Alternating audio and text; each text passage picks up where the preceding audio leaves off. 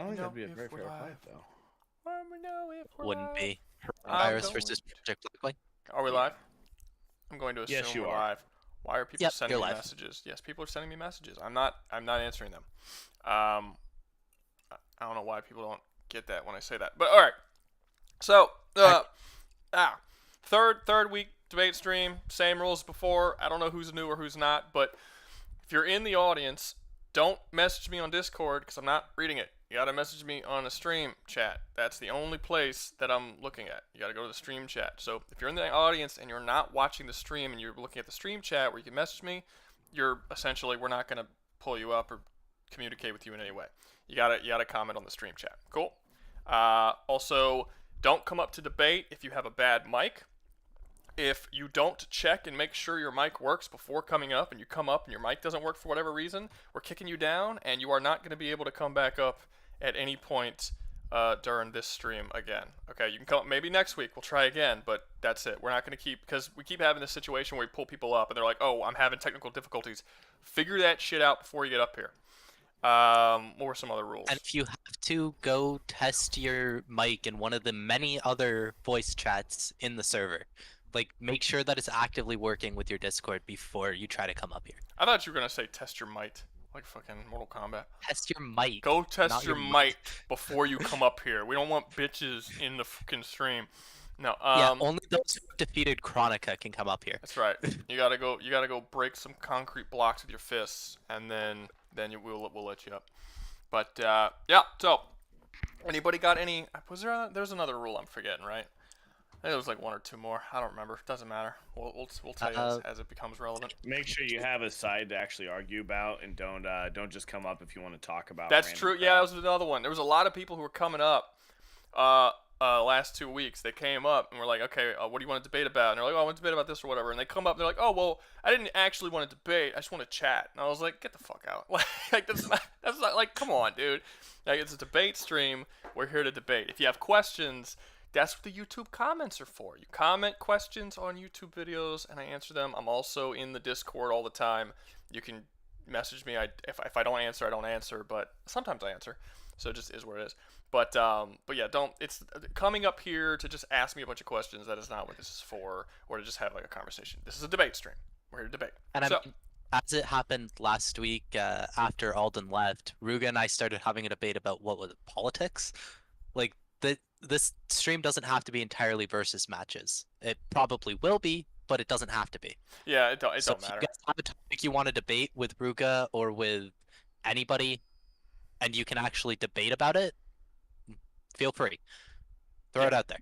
Yeah, there's no limit. All right, so who's got a topic? Let's see some topics down in the stream. Chat. Also, I'm fairly certain this is the first time that we have gone the first 7 seconds without any swear words or demonetization threat. What? No, I've done that before. Most of my videos have done that. Except for like there was for the two streams. What the for the streams? you talking about? The last debate stream I did. It was the first 2 debate streams that did that. Or no. It was a debate stream and then something else that did it. Anyway, it doesn't matter. Somebody message down below, tell me what y'all want. What are some good debates? This one, yeah. Where's Wildrum? The Heron virus from Dying Light versus Project Blackwing from Star Wars. I don't even know what that is. I'm defending Blackwing. Discord name is Trevor. Does anybody know Dying Light? Wait, you can't. So you're setting up a debate. You want to debate for Project Blackwing, but you're going to say that the other side has to debate the Heron virus? That sounds to me like you're setting up a rigged match. Cause I definitely say Star Wars is probably shit stomping on that. Why don't you pick a virus and let them pick whatever virus they want to pick instead of them having to pick Heron the thing that you want for them. Star Wars definitely does win there though, because that is a force virus and it's also a universal contaminant. It's not confined the way the Dying Light virus is. Yeah, a simple going out to the beach and sunbathing stops the one from Dying Light. So okay, exactly. well, Russian Peanut wants to debate for Project Blackwing, whatever that is. Does somebody else? Banana Man's doing Flood versus Tyrannid. Didn't we do that one too? No, we did versus- Tyranid versus Zerg. We didn't do Flood versus Tyranid. Okay. No, we did actually kind of touch on Flood versus Tyranid when we did Halo versus Warhammer, because we talked about how the Flood, if they infected the Tyranid, would probably just get more than enough biomass to create a Grave Mind, if not a Proto Mind. All right. Well, I mean, he wants to have a full-on debate about it. If we just touched on it, then I mean, they could do it. But does anybody want to put anything up against Project Blacklight, Black Knight, Blackwing? Blackwing. Project. I was thinking of Dying Light. Does anyone want to put something against Project Blackwing and debate against Star Wars Project Blackwing with Russian Peanut? Oh, fuck. Peanut. I don't even know what Project Blackwing is, so I don't know why I'd be throwing to debate it. I don't know. What is it? I'm assuming it's a virus, right? So Project Blackwing was a bioengineered force virus that Palpatine created as part of his contingency plans. That sounds like that would It's destroy legend material. Dying Light. I don't know, maybe like It 100% would. maybe like the prototype virus against it, or what's another or maybe like something that takes out viruses. Hell, throw the Flood against it. Yeah, that's a virus. You can put the Flood against it. It's more of a parasite. One. Necromorphs is what he's saying. Yeah, but that's still Russian Peanut. He's still trying to set up matches against his fucking choice. No. Does anybody want to debate? Does anybody want to debate against Project Blackwing? Anybody? If not, Oh, I did see earlier, James, the sailor, said that he was here because of the Persona vid. So, James, if you have something that you wanted to bring up about the video, put that in the chat as well. That is debatable, and not just you being like, well, this one small fact kind of thing. Yeah, like if make you it have an actual debate. Well, Message it in the stream. Message it in the stream what you want to talk about, and we'll pull you up if it's done. And if no one wants to debate against Russian Peanut with the Project Blacklight thing, we'll take different fuck. I'm having a brain fart. Just say other matchups. Say other options. Ideas. Yeah, other ideas. There we go. Couldn't remember the word idea. There are 14 of you in the audience on Discord. There is 35 of you in the stream. So there's got to be someone. I mean, there's a bunch. All right. James says he's not currently ready, so all right, get ready, James. Q versus Allied Master Computer. I don't know what that is.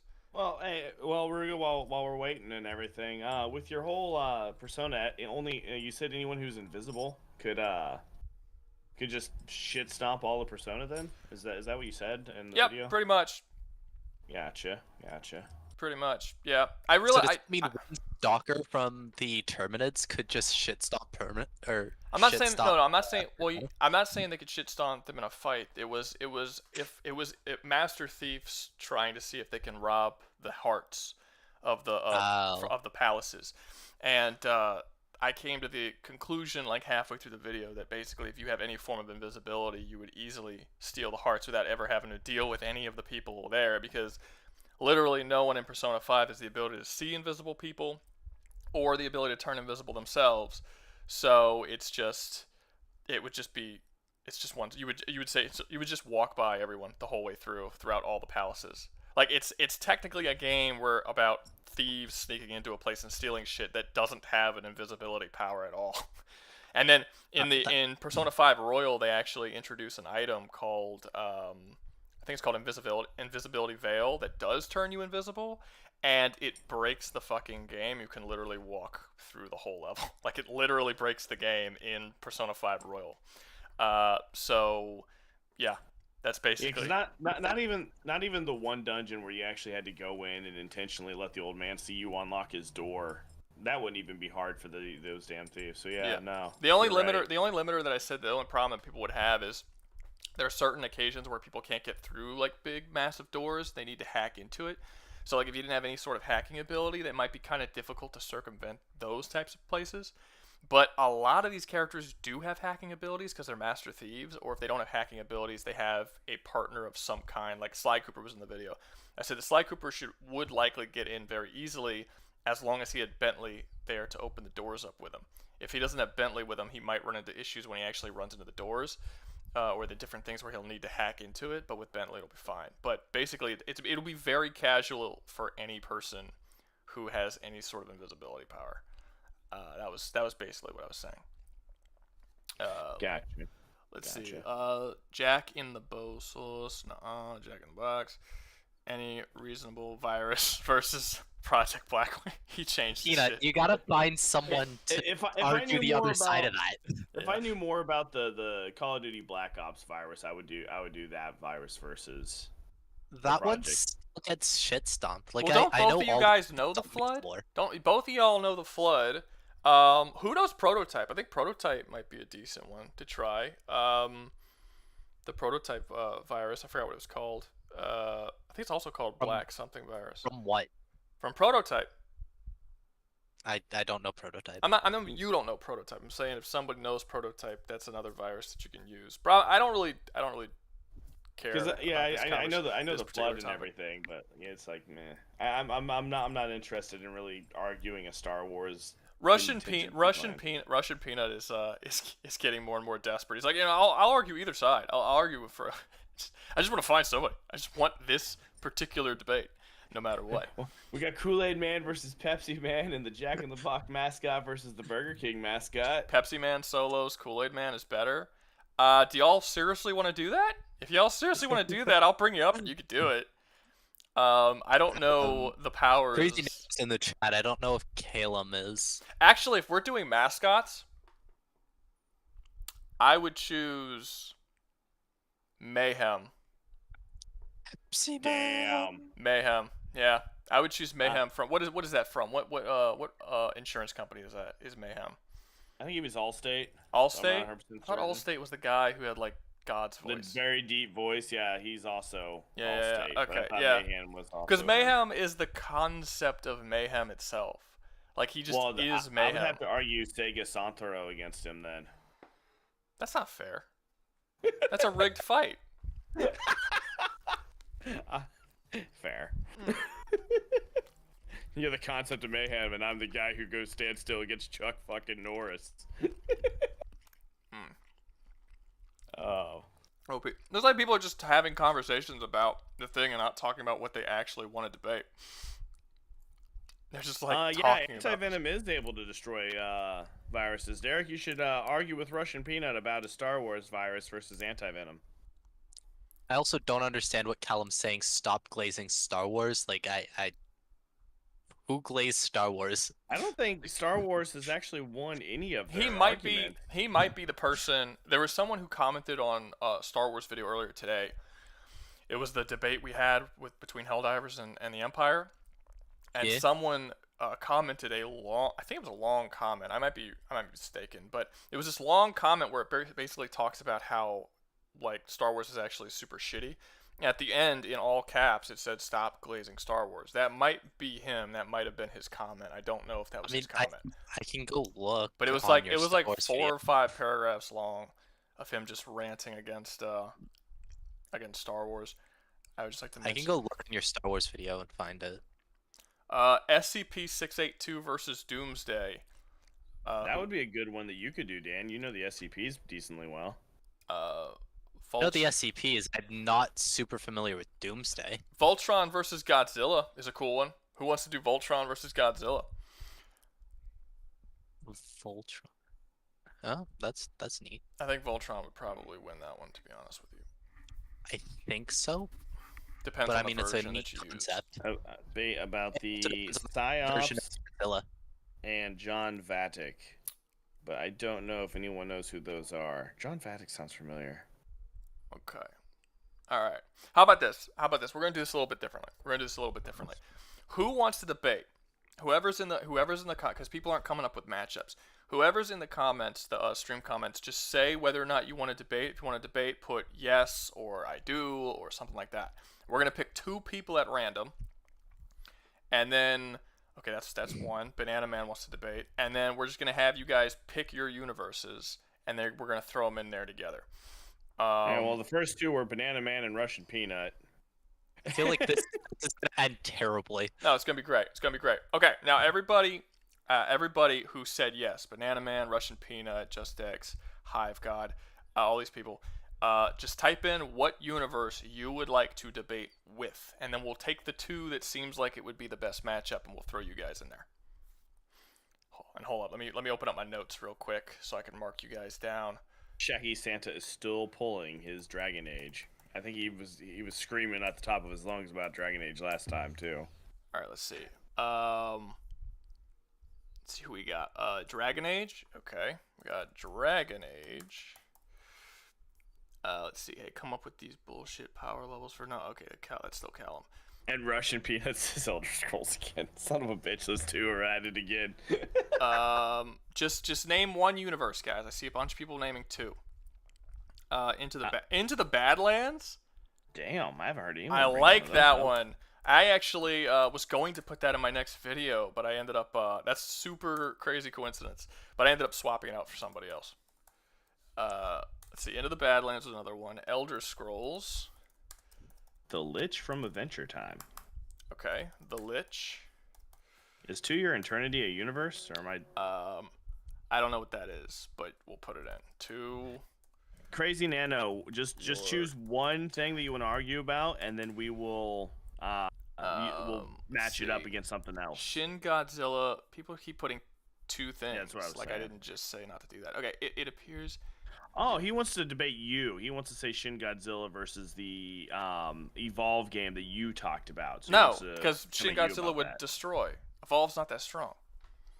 Yeah. They're like the size of small houses.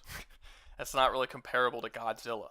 So you got Halo on there again. You would step on them. Another Helldivers. Makes sense, but people say Halo, Helldivers. All right, Halo. Lot of your... We've done that a lot. Shit. Yeah, we have done it multiple times. Willy Wonka. Awesome. Adding it. Why not? Prototype. All right. Where the fuck were you earlier? Prototype. Where we had a dude who wanted to debate fucking... He said he had a section earlier where he said his messages weren't coming through for some reason, and that was the first message that hit the chat. Super versus 3-bot problem. We got Wolfenstein. Wolfenstein's not a bad one. Let's do Wolfenstein. People really want 682. Guys, 682 is not that strong. I know he's called God, but he's not let them make the argument themselves. Well, it's versus Doom. If you want to debate that, you can. If somebody wants to debate that 682 is the strongest shit ever, and you want to debate against Dan because Dan thinks he's a bitch, then you guys can do that. I don't care. Why do I think I'm a bitch? What? Dan thinks 682 is a bitch. Guy. I was saying you think 682 is a bitch. How about the Doctor or the Master from Doctor Who? How about the Doctor or the Master? Okay, we'll just put Doctor Who for now. All right, let's see. We got a decent number of dudes here. Anything else I see? Crisis. Kirby. I think we got it. We've gotten a Kirby every single time so far. We'll get Kirby. We can do Kirby versus 682 if that's something somebody wants to do. Since everyone thinks that 682 is so damn strong. Fallout. The Doctor. Are you guys saying multiple stuff? Leon, you've said like 4 different characters. Are you actually want to debate these characters? You just want to see them be debated? That's not the same thing. Because y'all are fucking up my list if y'all are just naming whatever. All right, Jim Sebastian's got his first one on here. Toriko.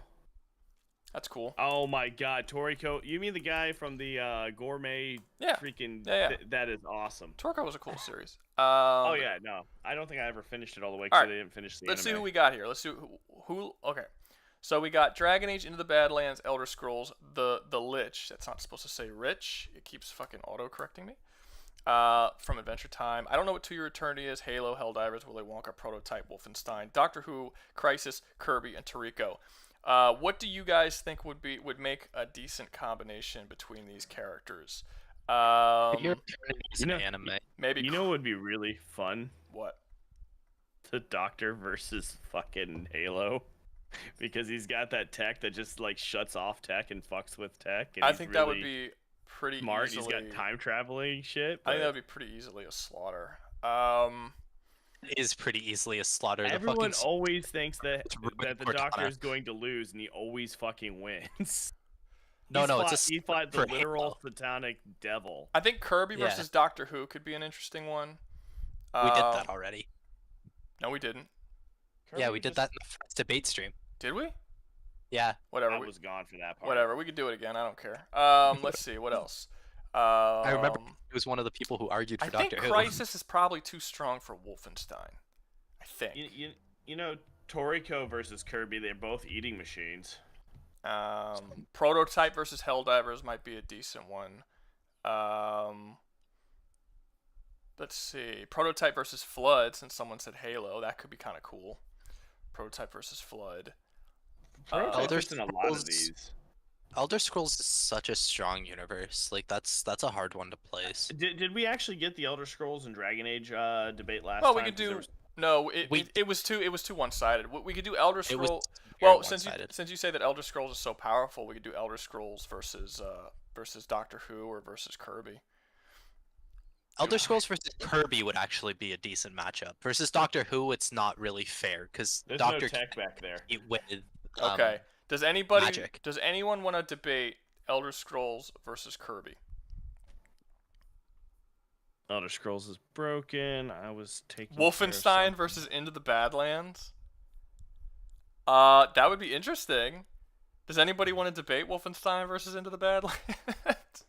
Who was the guy who said Into the Badlands, and who was the guy? Oh, I'll argue. Okay, so Crazy Nano wants to argue Kirby. Does anyone want to argue Elder Scrolls? I actually had Crazy Nano up here for Kirby the first time. Ella, you're the Elder Scrolls guy. Is he the guy who put Kirby that he wanted to debate for Kirby? No, Ella's the one who wanted to debate as the Elder Scrolls guy. No, who wanted to debate for Kirby? Was it Crazy? Originally. Think so. Okay, well that's why it said it. Alright, so Crazy for Kirby, Ratchet and Clank World versus Warhammer 40k. That's another good one. Does anybody want to argue Warhammer 40k versus Ratchet and Clank? I'd be okay with that. John Vatican kill most normal people with telekinesis. Game Lord, do you want to be Ratchet and Clank in that? Because I think it'll be easier to find people who want to debate Warhammer than for people who want to debate Ratchet. It's basically a post-apocalyptic post-you flick with a good story. Man, John Vatic is getting a lot of love in here, considering he's got a lot of hate from the fan base. I don't know who John Vatic is. If he's the guy I think he is, he's from Warhammer 40k. Okay. Oh yeah, you're gonna debate Ratchet and Clank. Okay, so if the first person who says that they want to debate Warhammer, I've already said that he wanted to do Warhammer. All right, invite them both up. Game Lord and whoever the other person is. All right. Game Lord, Discord name, please. Game Lord, gotta do the Game Lord. Game Lord, I gotta do the Game Lord. Hey, Battle Chicken. Deus Ex Machina and The Matrix. Is it because they both wear sweet ass trench coats? I think Deus Ex. I don't think Deus Ex loses that one. If you put Neo or the agents, I think specifically about the Deus Ex Machina from The Matrix. Oh, which is the robot. Agents. The robot. God of the machine. Yeah, it's a thing. It's a thing he has to deal with. But do we even know what that thing's powers are? It shows up on screen for like 5 minutes. I don't think we know its powers. Game Lord, Discord name. Yeah, hurry up. Y'all taking too long. I don't think I have a Discord. How do you use it? Oh. That's a problem. He was gonna be Ratchet and Clank. Damn it! I was gonna be like, man, I can take it if it's the other side. But all right, so that's gonna be a no, man. Game Lord, you can't come up if you don't have a Discord. That's the whole point. Cat back in the audience for now. All right, so let me see. Dark Souls versus Ooh. But Shaggy, weren't you the one who wanted to do Dragon Age though? I feel like that is more fair, yeah. Okay, so we have all the names here for FrontSoft. All right, so if somebody wants to do Dark Souls, if someone knows Dark Souls, we could bring up Dark Souls and Dragon Age up here, and we can have. We have Alden in here for Dark Souls. Alden, are you prepared to debate Dark Souls? Yeah, I can go. Okay. Let Shaggy come up. It's always better for me to get my argument done early, I guess. All right, let Shaggy come up. Also, is there anybody who wants to be their seconds? We can have 2 people. We could do a 2v2. So does anyone else want to debate Dark Souls or Dragon Age? And while we look for other people for Dark Souls and Dragon Age, Shaggy, Discord name. Yeah, he was in here last Oh, week. right, no, he's Darkman 67. I got you. I remember. That dude's been up like Took me a minute. 3 times already. All right. Yep. Yeah, he's one of our most prolific arguers. Prolific? I mean, most common maybe. Let's see. Only thing. For Persona. Well, right now he's driving me quackers. So. All right. James, you can come up and debate about the Persona vid if you actually have something to debate about it. I asked you a while ago what you wanted to talk about, and you still haven't told me. So he disappeared. He actually left a note in here that he was taking care of something and hints and wasn't ready at the moment. So now he can tell you what's up. All right. Well, let me know what it is. So, yeah, tell us what's up, and we'll bring you up if we think it's worth the time. All right. All right. Or if Ruben thinks it's worth the time. I don't really get a say. So you want me to call you Shaggy or Dark Man? Well, not necessarily if it's worth the time, works, just if it's an actual debate, as opposed to just being like, you know, I don't know, some comment about the video. You know what I mean? All right. So we still okay. So Darkman, you were Dragon Age. Did we have someone for? Did we have a second for Dragon Age or a second for Dark Souls? Anybody in the comments? If not, we're just gonna go 1v1.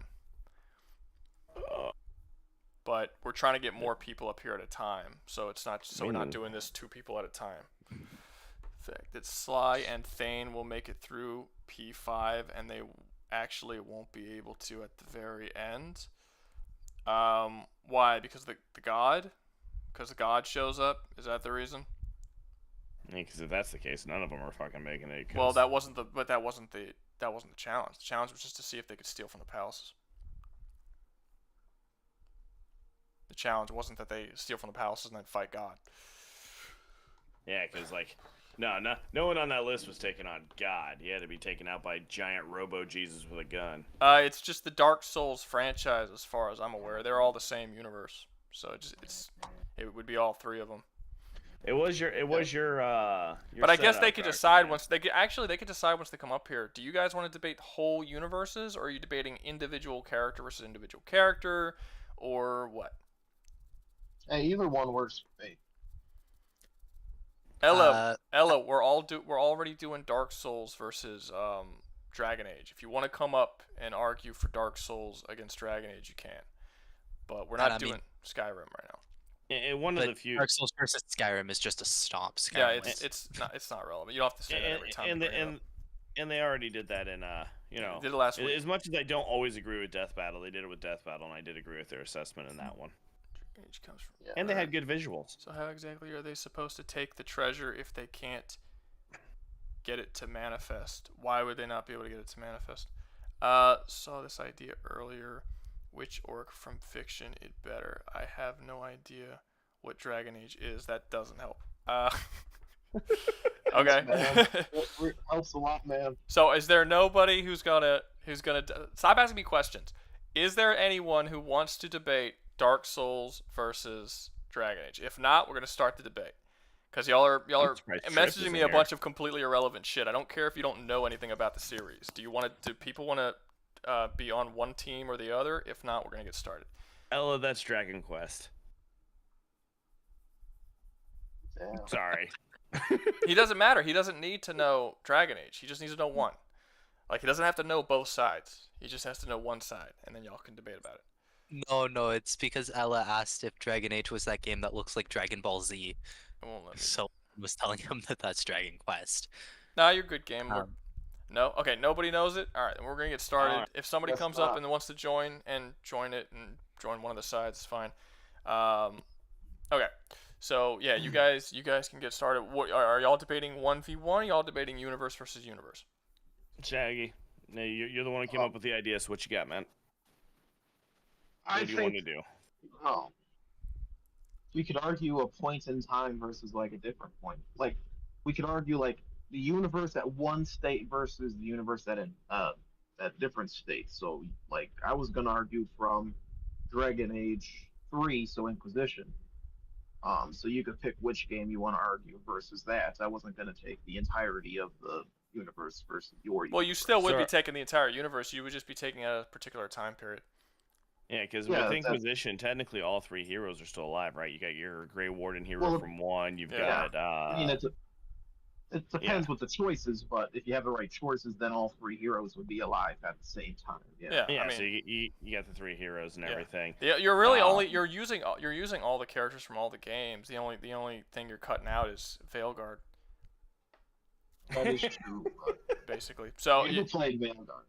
No, I have not. I don't think. I think very few people have. Okay, so you're doing. So the answer is universe versus universe, right? Yeah, that works. Okay. All right, that'll work. All right.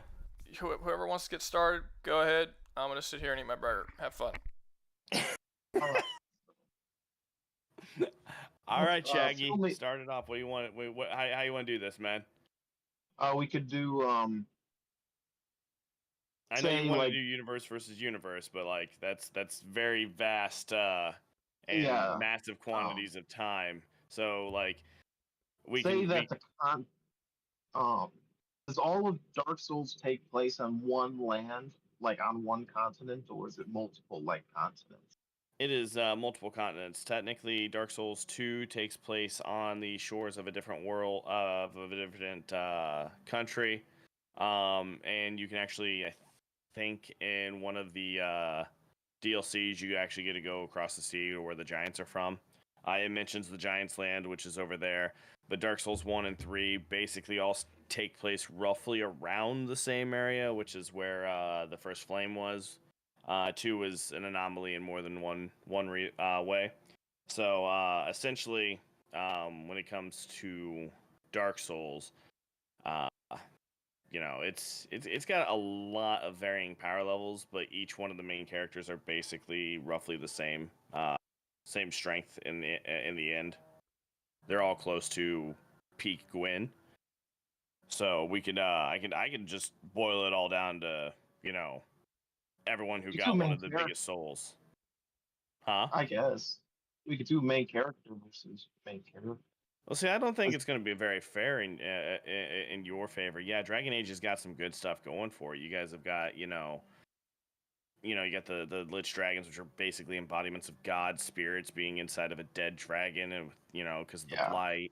You've got all of the ghosts and blood magic, but the thing is like, you've also, when it comes to Dark Souls, you've got immortal beings that cannot die unless you manage to hollow them with an iron will, because, well, if they lose their willpower, that's how they hollow.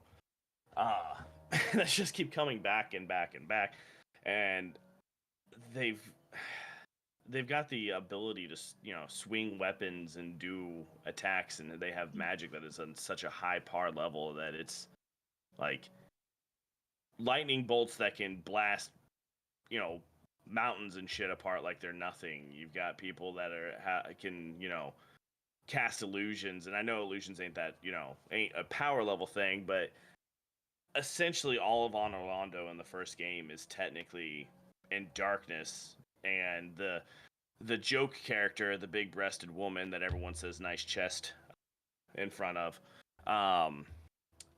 is just an illusion. The sunlight is pretty much just an illusion. The city being is still in light and still in pristine condition is just an illusion. So is that all coming from one person, the illusion, or is that that's just that's coming from Gwyn's son, Gwendolyn. He's put the illusion on the capital.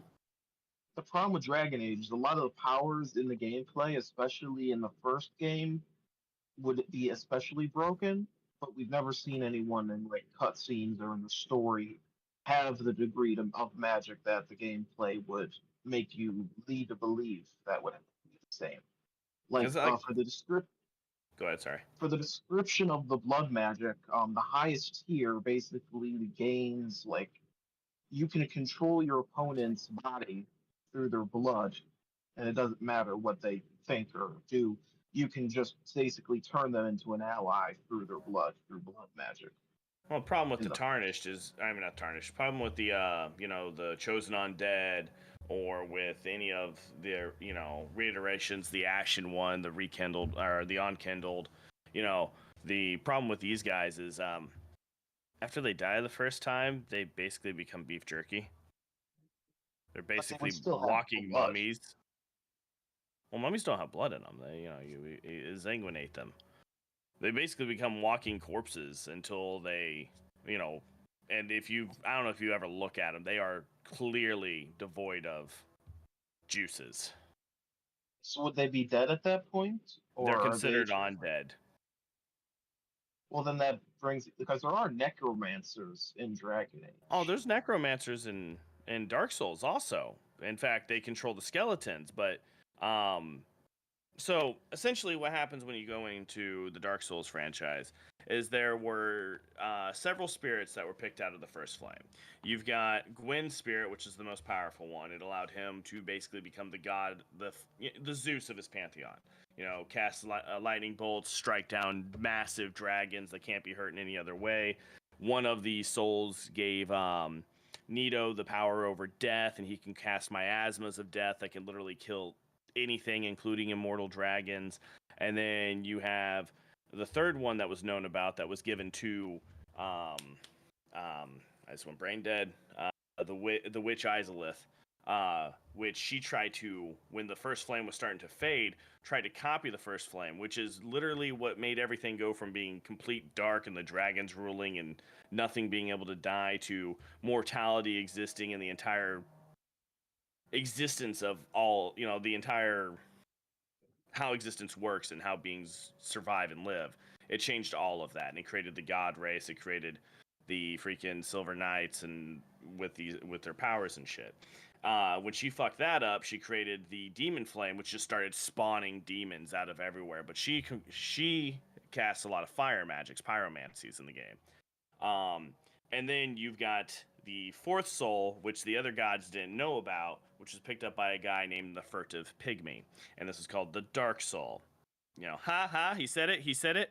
And this is what powers all of humanity.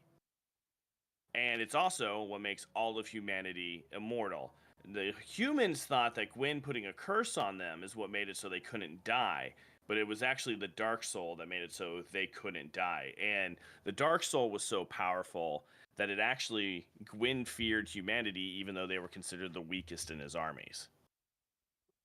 Because at one point, the main character, the Chosen Undead, comes through, slays all of the god tier characters, takes all of the souls, and then beats Gwyn's essentially hollowed out corpse after he relit the first flame.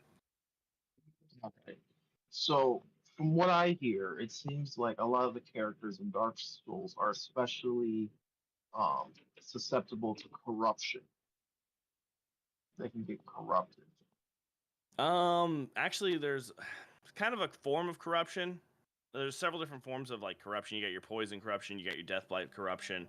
But when it comes to their sanity, they don't tend to get corrupted, and they've also got spells that cleanse their being of forms of corruption.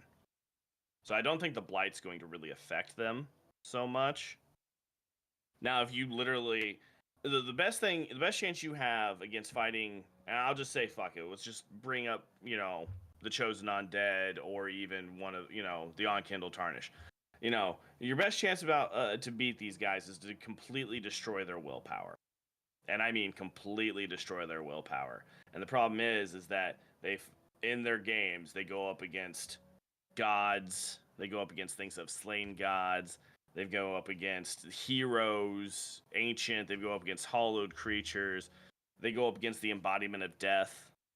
And their willpower doesn't waver. It just keeps coming back. As long as you're willing to keep playing the game, you never lose willpower. So I guess it's more of a gameplay mechanic. But essentially, they just keep collecting souls until they become powerful enough to relight the flame that runs the entire universe.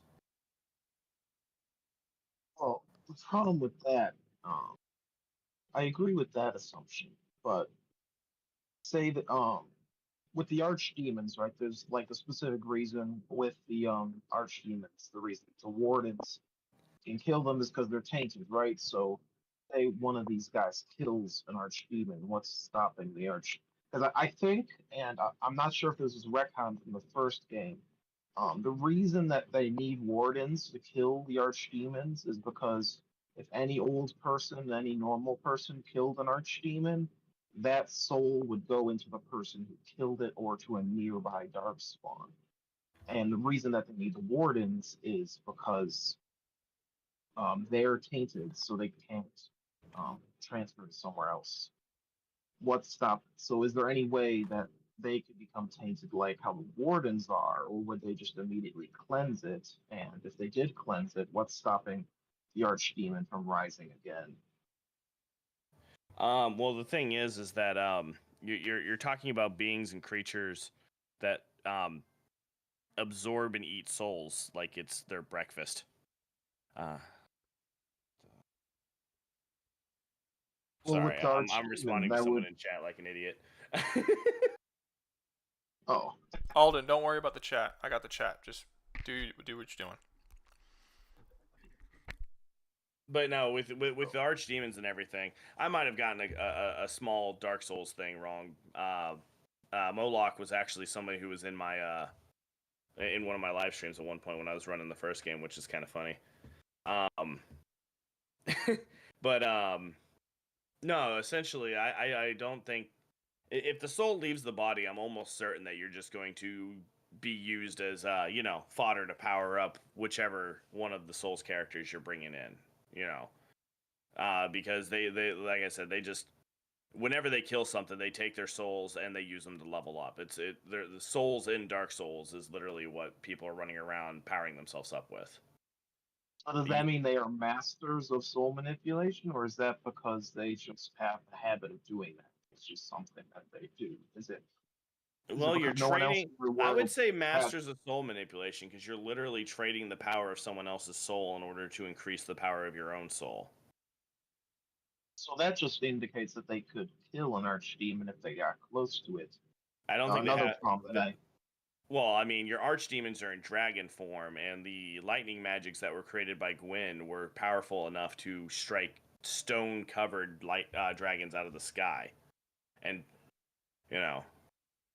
well, do they have access to this in game, or was that Oh just yeah, something like you can get a hold of Gwyn's most powerful spells. Funnily enough, they get weaker. I think the miracles. I'm almost certain get weaker the further into the franchise you go because the gods that created them have been dead longer. I think that's how the lore goes, if I'm remembering my Vati video correctly. But essentially, you get access to because lightning is the archdragon weakness. Yeah. Yeah, because they've got the lightning, they got fire spells, they've literally got any spell that you see one of the gods use, you pretty much, or one of the god tier creatures use, like Sithaskelis, he's got crystal spells, and the only thing you can't use is like explode the crystals into the ground and blow up all over an entire battle arena, essentially. yeah.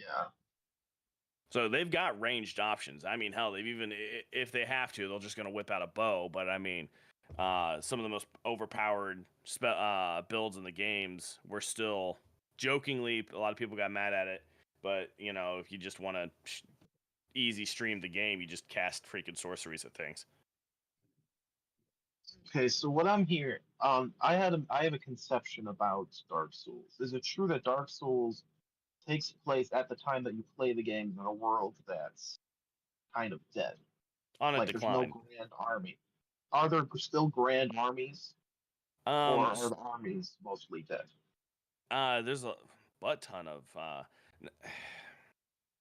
so you do see a lot of the Black Knights throughout the game. You still see several you still see several freaking Silver Knights throughout the game.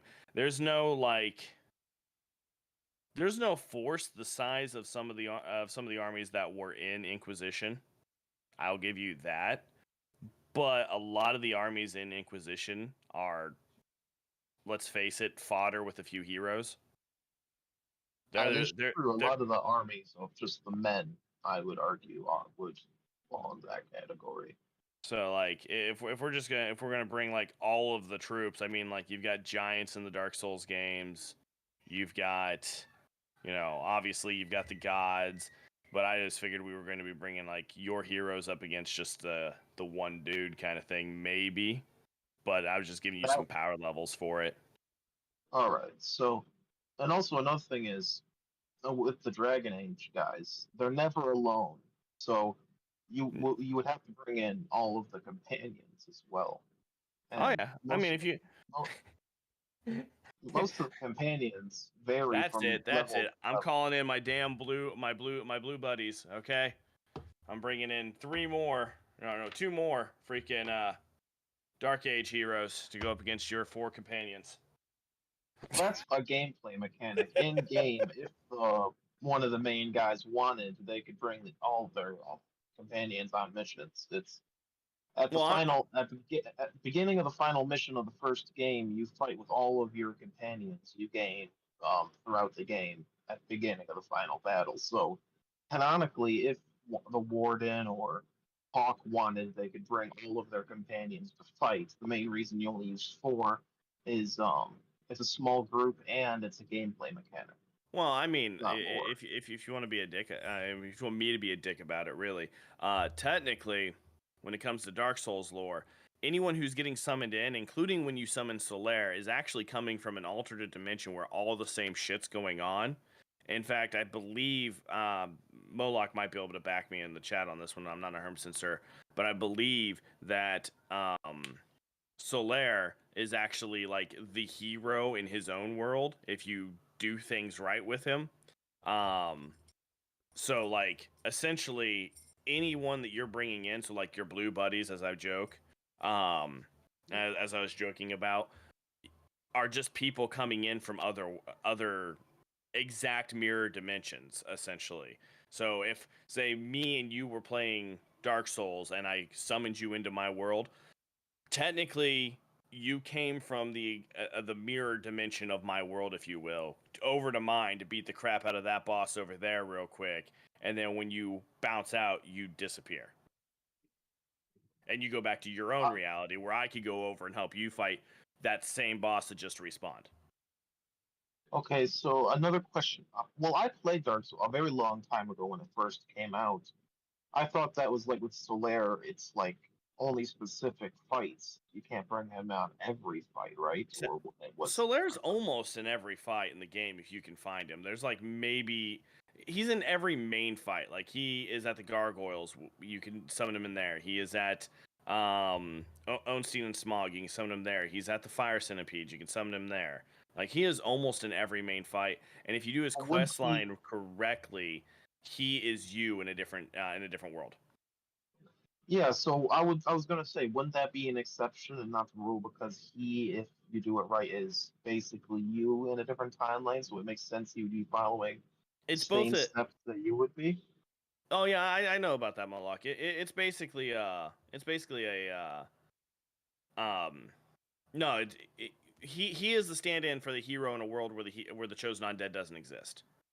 So it's not so much a gameplay mechanic as he is like, it's hard to No, explain I this in a wasn't.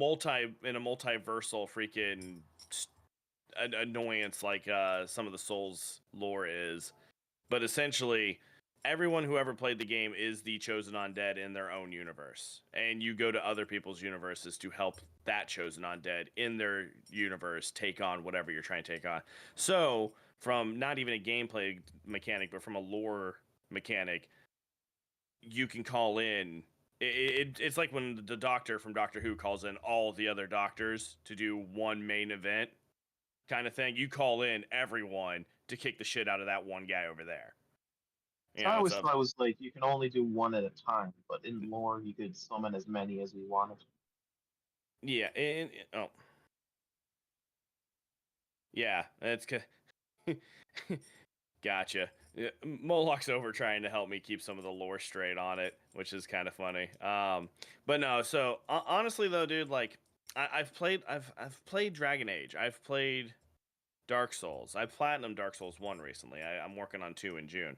On platinuming it. I've beat all of the Dark Souls games. I've gotten most of the way through Inquisition, so like I know I know the big secret that, you know, everyone didn't want you to know about now that it's a 15-year-old game or some shit at this point. And then they Yeah, ruined the whole freaking ending of that game in the first 5 minutes of fucking the new one that we shall not speak of. but exactly. Um, but yeah, so like you know, I know about, you know, how powerful they get, and you know the wolf god, you know, being as powerful as he is, I honestly don't even think he scratches like Nito's power level. And Nito sleeps most of the time. He just distributes death across the land. Well, He just makes sure things die. He's not exactly in a death itself, but he did do stuff involving that. He doesn't really have a large presence. Pretty sure his power got stolen. We're talking Nito, right? Nito, yeah, he. But no, I was just comparing Nito's power level to Wolf. No, the Dread Nito, Wolf from. No, Nito, as you see him in Dark Souls, he had his power taken during the uprising against the god, of which Pinwheel was involved in. Yeah, I knew that. It's very obscure lore. Oh yeah. No, I watch. I tend to watch a lot of Vati videos to get a lot of my extra lore outside of playing the game. So, yeah, it's been a while since I've watched the Dark Souls 1 and Brother's Code's pretty good too. So did Sparrow come in here to help out Darkman, and I've got a Moloch then? Yeah, I would presume. Okay. Sparrow. Yes. Sparrow. Me. Sparrow, are you here? He's muted. I see that, but he needs to not be muted, or he's going to go back in the audience.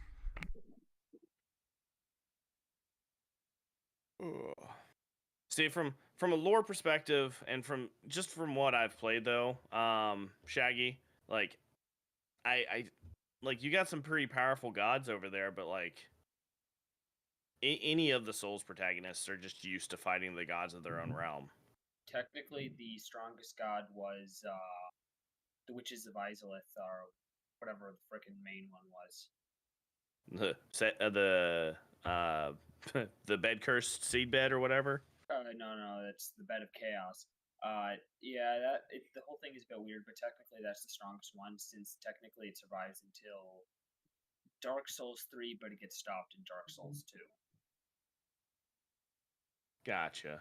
Oh, you're just talking about the fact that the second flame, the Chaos Flame, survived. Oh no, the Chaos Flame survived because it wasn't really destroyed. It was just untethered from its place in Lost Izalith. Gotcha. Sparrow, you able to talk now? I saw that his mute symbol disappeared. All right, Sparrow, you know the rules. If you come up here and you didn't test your mic and find out, you're getting kicked, and you're not being let up again tonight. So I'm going to give you 10 seconds. You guys can keep going. In 10 seconds, he's going to be removed if he doesn't say anything. Yes, Crash Bandicoot would probably die to Souls, Brian. No. Oh. Oh, I thought I heard him talk. All right, that's it. All right, so Moloch, with you being on the dark side, I'll let you patch any holes in my logic that I threw out earlier, because I know you were. What? I think that's for the best. I'll just patch the holes. Yeah, because I know I probably messed up a couple things, but I'm almost certain that Dark Souls power level is higher than anything that shows up in Dragon Age. It really achieves. It's kind of hard, with the lore and all that. It's the lore. You could, depending on the interpretation, you could say either Dark Souls 2 or Dark Souls 1 is the height of power level and all that. I would agree with that. Dark Souls 1 would probably have to be, because I mean it's closest to when all the gods actually got their souls from the first flame. But that is true, but another thing is you have some of the stuff that's in Dark Souls 2 with the Burnt Ivory King and all that, stuff like that. Yeah, that's fair. But no, you could include the Burnt Ivory King as a hero of sorts.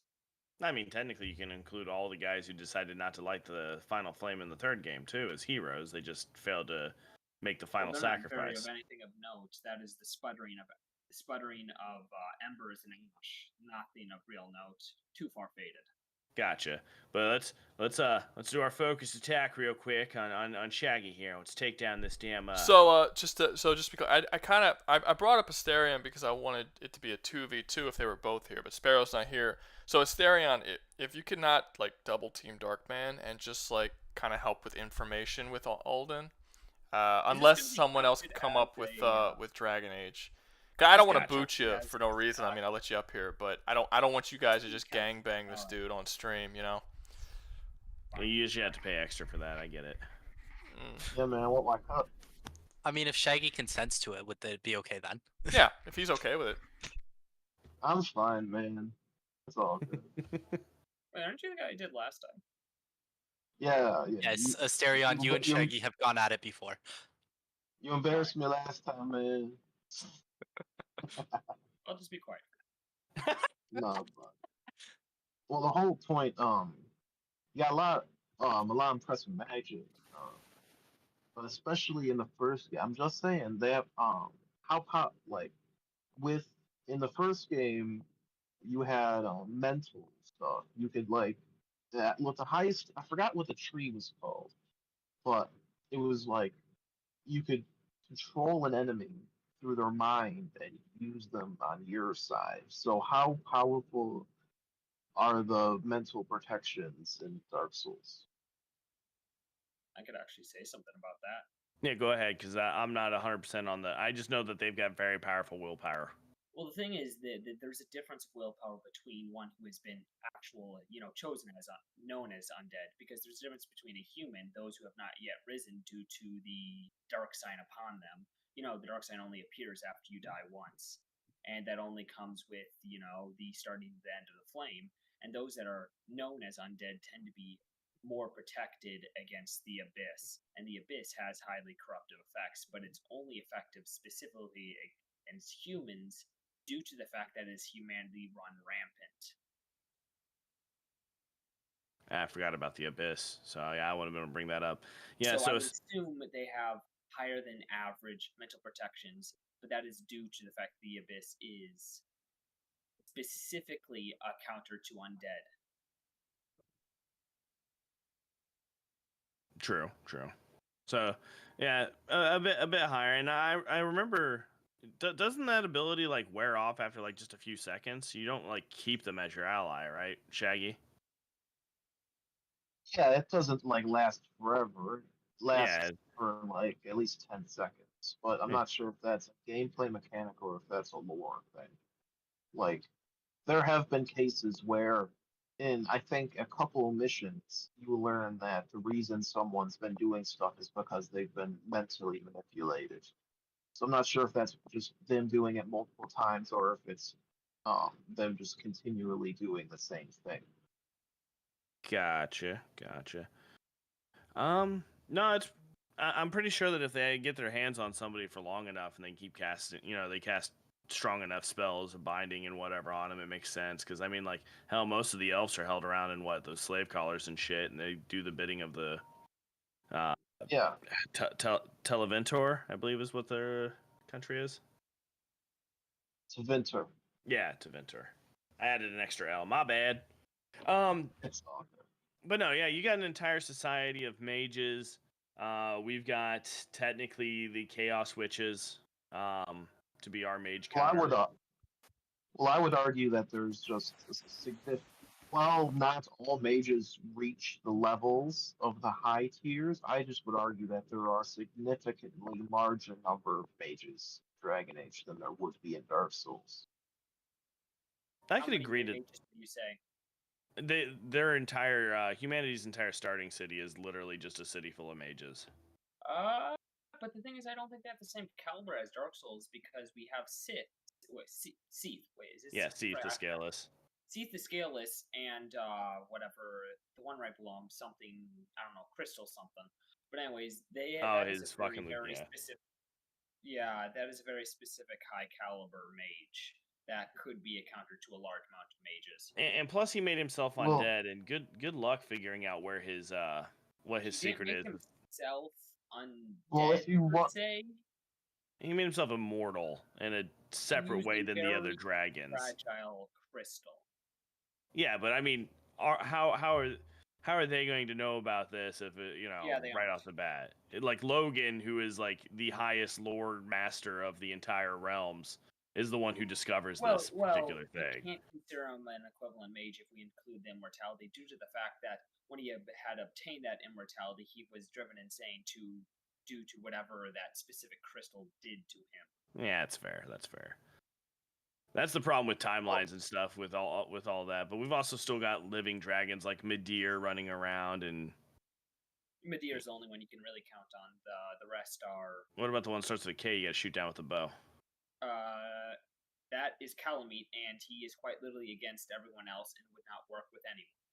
Oh, I'm just saying, like, if it's both worlds against each other, like, anything that gets close to that area would get just fried by Calamite, Basically, if because... you really want something I'm powerful, not, you just dig out all the dragons. I think that there are a very large number of dragons, and especially grand dragons in Dragon Age. So just bring out Manus, and that's pretty much not really much can stop Manus due to him being father of the abyss. And Yeah, but the when problem I with... played the DLC, wasn't he in the past? He's not present, is he? well, that's He doesn't Yes truly and no. ever die. The abyss never goes away is the problem. Like, even when he gets dispersed and he's got shards of himself as, like, a lot of the enemies He throughout the wouldn't rest of be the game. well, he wouldn't be fully formed and be able to act like with his full power then. Oh no, the shards of Wouldn't he himself be- are all very powerful too. They're all very... you. Well, they're you're very not- powerful, but they you don't wouldn't understand what reach like the shards max power. What, The Moloch? shards They are. wouldn't- Can I say this real quick? The Yeah. shards do not exist in Dark Souls 1. They only exist in Dark Souls 2, and they turn into his daughters, which have wills of their own. Yeah. And they can be both working for what Manus was doing and against in the escape, in the extent of, I believe her name was Alsana, which worked with the Ivory King. Gotcha. Right now we keep doing lore dumps on everyone, and I think we should bitch slap some power levels out here real quick and actually start explaining on why we think our side wins. Izalith, because she can burn entire frickin' forests of stone. So we got her, we've got Gwen, who's got the lightning that can literally carve through a mortal dragon's stone skin. It only works on dragons, but that lightning hurts everything. It does, but it only That's everything, but isn't it like? Well, isn't the dragon susceptible because that's their one weakness? Like, yeah, it would hurt other stuff. I mean, fire Nito can kills consume. dragons too, and so does Seath the Scaleless. So I mean, all it's not about just stripping off the scales. Yeah, you start taking scale. They give you a strip tease and they drop dead, you know. And like, and unless you've got very like all weapons up against them, like your basic, you know, no, even all weapon. It was Calamite. If you bounce, no, not Calamite. Which one was it? You just bounce off of them and you break your weapons in Dark Souls 2? It was an instant weapon break every time you hit everywhere but the chest piece. Up until they updated the game with Sins of the Scholar of the First Sin. I have no freaking clue what you're talking about. The big ass dragon that's in Dark Souls 2.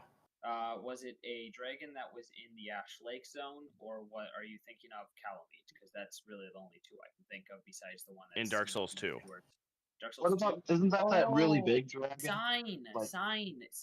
Yeah, Sign is Sign is considered likely an ancient immortal dragon, but we're not exactly sure because he's filled with poison. I'm just saying he's the one that if you hit his armor, your weapon immediately breaks unless you hit him in the chest piece. That's because he was quite literally no, it doesn't instantly break.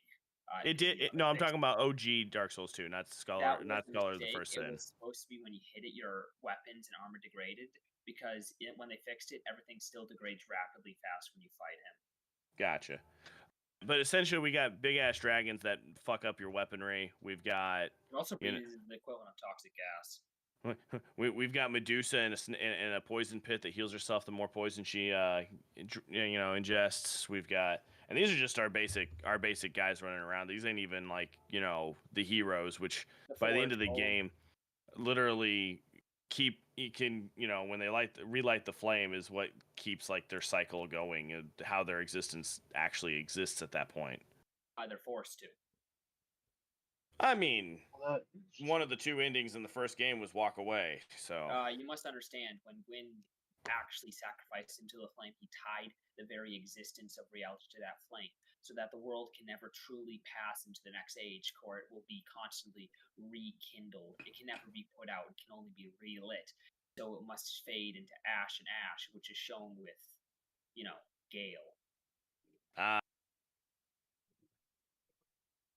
The only one who escapes. What do you got, man, for power levels? Like what is some of your, oh my god, this is my coolest thing my guy can do? Because I know you got some lightning spells and you've got some control abilities. Yeah, we got control abilities, and then we have a lot of elemental magic. Like with fire, you have in the first game, you can conjure a very large pillar of fire that is the size of at least a small, like a large building. You have the ability to summon earthquakes, and then the cool thing about the Dragon Age magic is mages can work together to enhance spells. Yeah, it's more like a ritual spell at that point. Yeah. The Yeah, so Witches of it's Izalith not- did that when they came together to try to recreate the first flame. Smelter Demon managed to turn a mountain into a volcano. And just by Yeah. existing there, he's just one demon just standing there. You ever wonder why that there's a castle in the middle of a volcano? That's why. That makes sense. To Vinter Mage in Inquisition, if you pick his path and you try to go against him, he could just send you into the future, so you're not a problem he has to deal with in the present. Well, since the future of Dark Souls is very confusing, technically that just wraps around and you just end up right where you began. So, what do so they have wait, time you're to telling me select that that? Tevinter's Mage's entire plan is the Aku plan? Yeah, cool. Yeah. That. Just send him into the kind of. future to not mess with, so you don't have to mess with him at that point. Yeah, but this worked on the Inquisitor, who was like the third most powerful because you have Hawk, and then Hawk is the most personally powerful, and then you have the Warden. And the Warden was so persuasive, he managed to convince basically all the armies that he came across to basically side with him. I don't know what you're talking about, dude.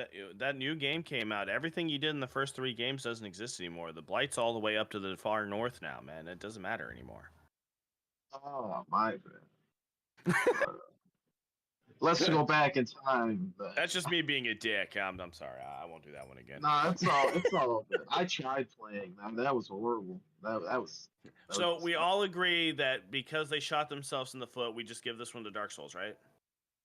Would presume so. Like, yeah, probably Dragon Age. Because in the fourth game, it just says everyone dies in the south, and it's just the north that's alive, and no one in the north. Say, though, Dragon Age could eke out wins in specific situations. Like, let's say if we were to put them against singular kingdoms, like let's say they invade the kingdom of Drang Lake, as it is in game, they're gonna win because Drang Lake is dead and is post-apocalyptic and all that. Yeah, it's like a zombie apocalypse. That was one of my major. That was a major thing I was gonna say. There was just a like the size of the armies that we see is not the size of the armies like canonically that they are. They're much larger. The biggest proof of that is in Elden Ring. I mean, you look at like their little, which isn't Dark Souls, but you look at their little camps and they're like, this is their entire army. But you look at the cutscenes when it's like they went to war in the Shuddering War, and it's just like the entire outskirts of Lindell just covered in troops, So yeah, I don't no. really like Elden Ring, so I can't tell any lore on that. I know Elden Ring better than I do Dark Souls, but I know Dark Souls enough to argue it. So. I love Well, I Dark think Souls that's too. Well, the thing about I was gonna say is just with the size of the armies you could build in Dragon Age, if you get Orlais and Ferelden and Tevinter and Navarra and the Kunari, if you get all of them to work together, which is possible. I think if the Warden and Hawk and the Inquisitor were trying to build an army to take on your one of your kingdoms, I think they could do it.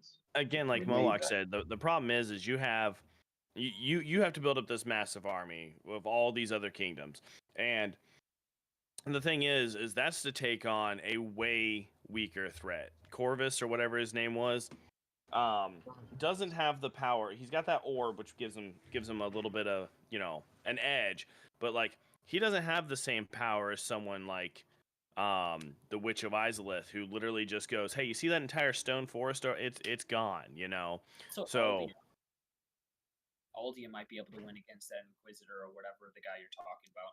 I don't know Dragon Age. Oh, that's me being a nerd and playing so many games. It gives me kind of an advantage in some of these arguments because I know what most of the people are going to throw at me. I'm like, haha, I know about that. Let me counter it real quick. One red lyrium, if they have enough around your guys, when to corrupt them. Lyrium is the blood of gods from your universe. So if and it corrupts your people. I don't know if It might fall under the thing, like I said, that Rouga uses in a lot of his arguments, where one thing that affects stuff in your universe might not affect stuff in our universe. We don't have enough data on how it would work. Also, That even is. What's up, Moloch? with the weakest kingdom, Drang Lake, technically has a very strong character that could possibly defeat that army, because Aldi, a scholar of the first sin, Oh, he's is powerful. technically immortal because he tied his life to the first flame. Yep, and he can't die as long as the first flame exists. He also never dies in game, and theoretically never died. Yep. So, I mean, I'd say So what the you're upper. saying is a majority. So what you're saying is a lot of your heaviest hitters are functionally immortal.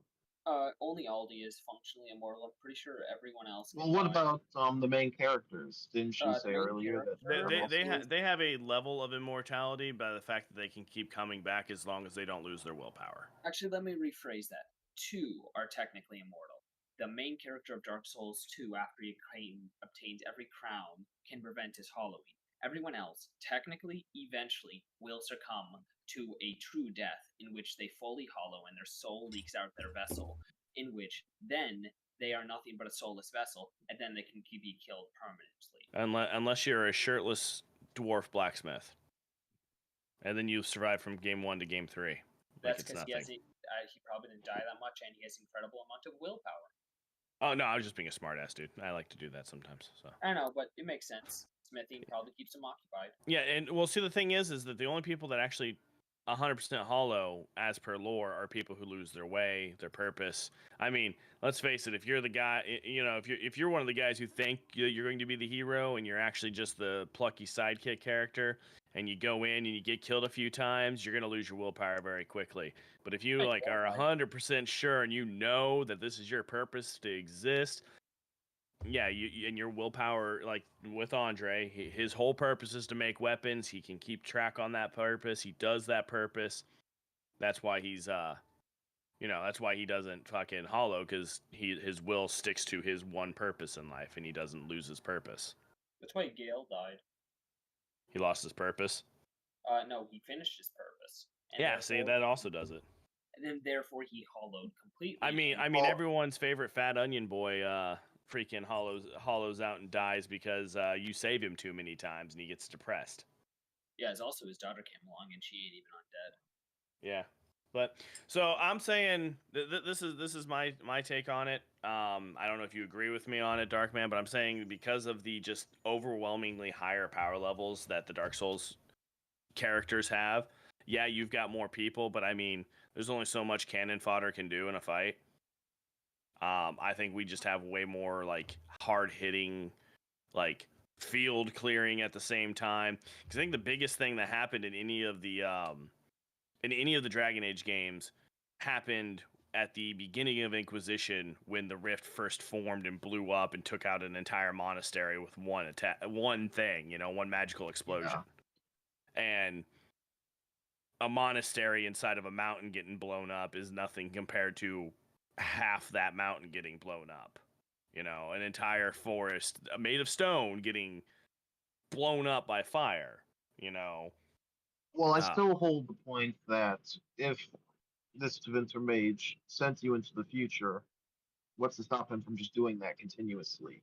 Moloch has mentioned that because of how time is weird in Dark Souls, it would just flip him back around to where he'd be back where he started, essentially. And you go into the past and to the future, technically, by getting a hand job by Manus in the first game, so.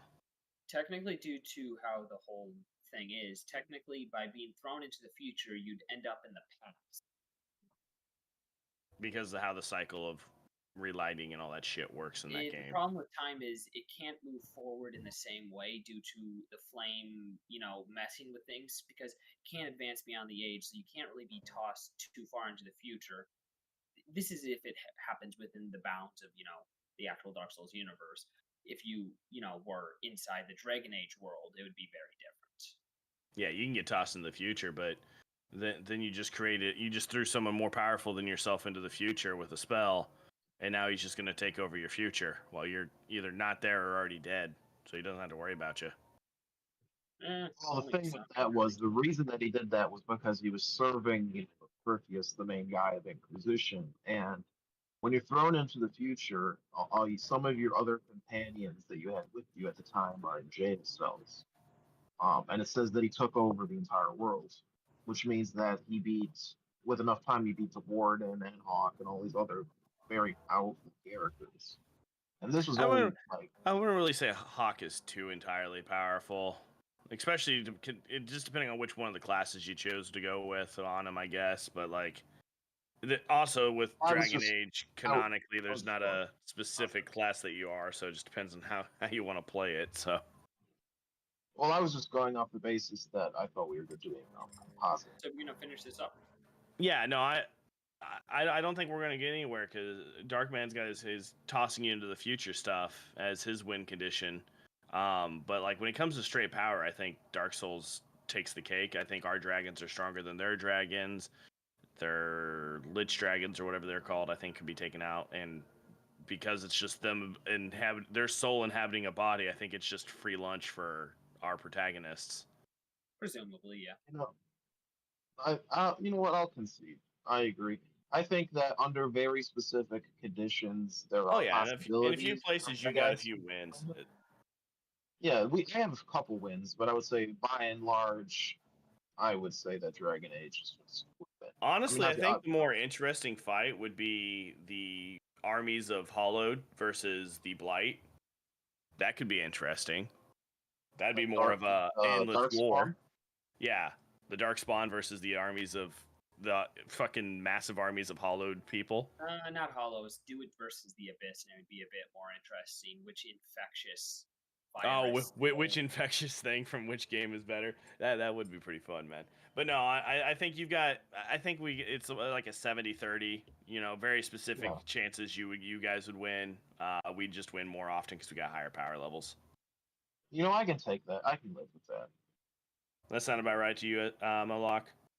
Yeah, it sounds about right. Though I do want to correct myself to that Darkman on my last debate real quick, if you don't mind. Is that all right?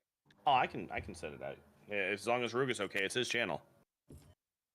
Yeah. Last time I said the Numidium, the battle only lasted a few minutes. I was incorrect. It lasted 1 hour, but it somehow started thousands of years before and would last for hundreds of years after. Gotcha. But it would still curb stop my entire universe. Yes, it still would. I was just light work, no reaction. Just complete devastation. It also somehow manages to phase back into main reality and then phase out again. Gotcha.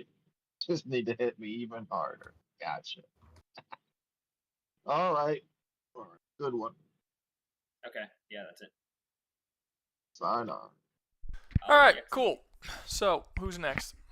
I know that Russian Peanut wanted to come up. What was Russian Peanut had one? I saw Mega Man versus Samus, and I saw that Russian Peanut said that he wanted to debate someone on something. I'm forgetting what it was.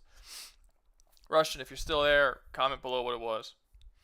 I also see Samus versus Master Chief.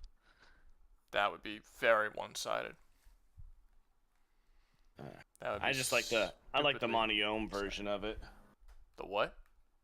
Monoyome was a visionary freaking video designer. Like he can do a lot of crap with CGI shit. Back in the early days, he's actually what made Red versus Blue not just be people looking up and down with guns. And he did a lot of really cool things like Haloid was Master Chief and Samus meeting up in a fight against a butt ton of Covenant. He did Dead Fantasy, which was Final Fantasy versus Dead versus Alive. Dead or Alive universe. They just fought each other and shit. A lot of fun shit. Gotcha. All right, so Russian Peanut says it was the Lich from Adventure Time versus something Mannimarco versus Elder Scrolls against Hive Lord. Okay, Dan, Peanuts. Well, not Peanuts right there. Hive Lord, who are you in the audience so I can invite you up? He says Hive. God. Whatever. Make sure that Hive. you invite Karovan the Glorious, not Russian Peanut. Russian Peanut is his alt account. It doesn't have a working mic attached. Then what? So he's got 2 people in here? Who's the other one? Yes. Taroban the Glorious. He's literally the second one in the. Why are both of his order. accounts here? I don't know why he didn't disconnect his Peanut account. Whatever. Alright. Bring me back for Mannimarco. Well, we could do it at 2v2 if somebody wants to support the Lich as well from Adventure Time. Hive God is Hive God. Hive God is Hive God. Hive God is Hive God. I see no Hive God. There he is. Oh, you found him? Yeah, I found him. Yep. Alright, you've been invited. Jump in when you're ready. Alright. Mic Nope. tests. Okay, guys, you both came in muted. Jesus. Yeah. Mic test. Hello? Oh. Hello. Alright, you sound good. Hello? Gloria, speak. Hi. I mean, his Hello? mic's working. Yeah. You good? Yeah, I'm good. Don't worry. Alright, cool. For some reason, my fucking... for some reason, there's sometimes I just can't... There we go. Okay. Alright. There you go. Put your volume up a little. $5 from XSL Production. Mm-hmm.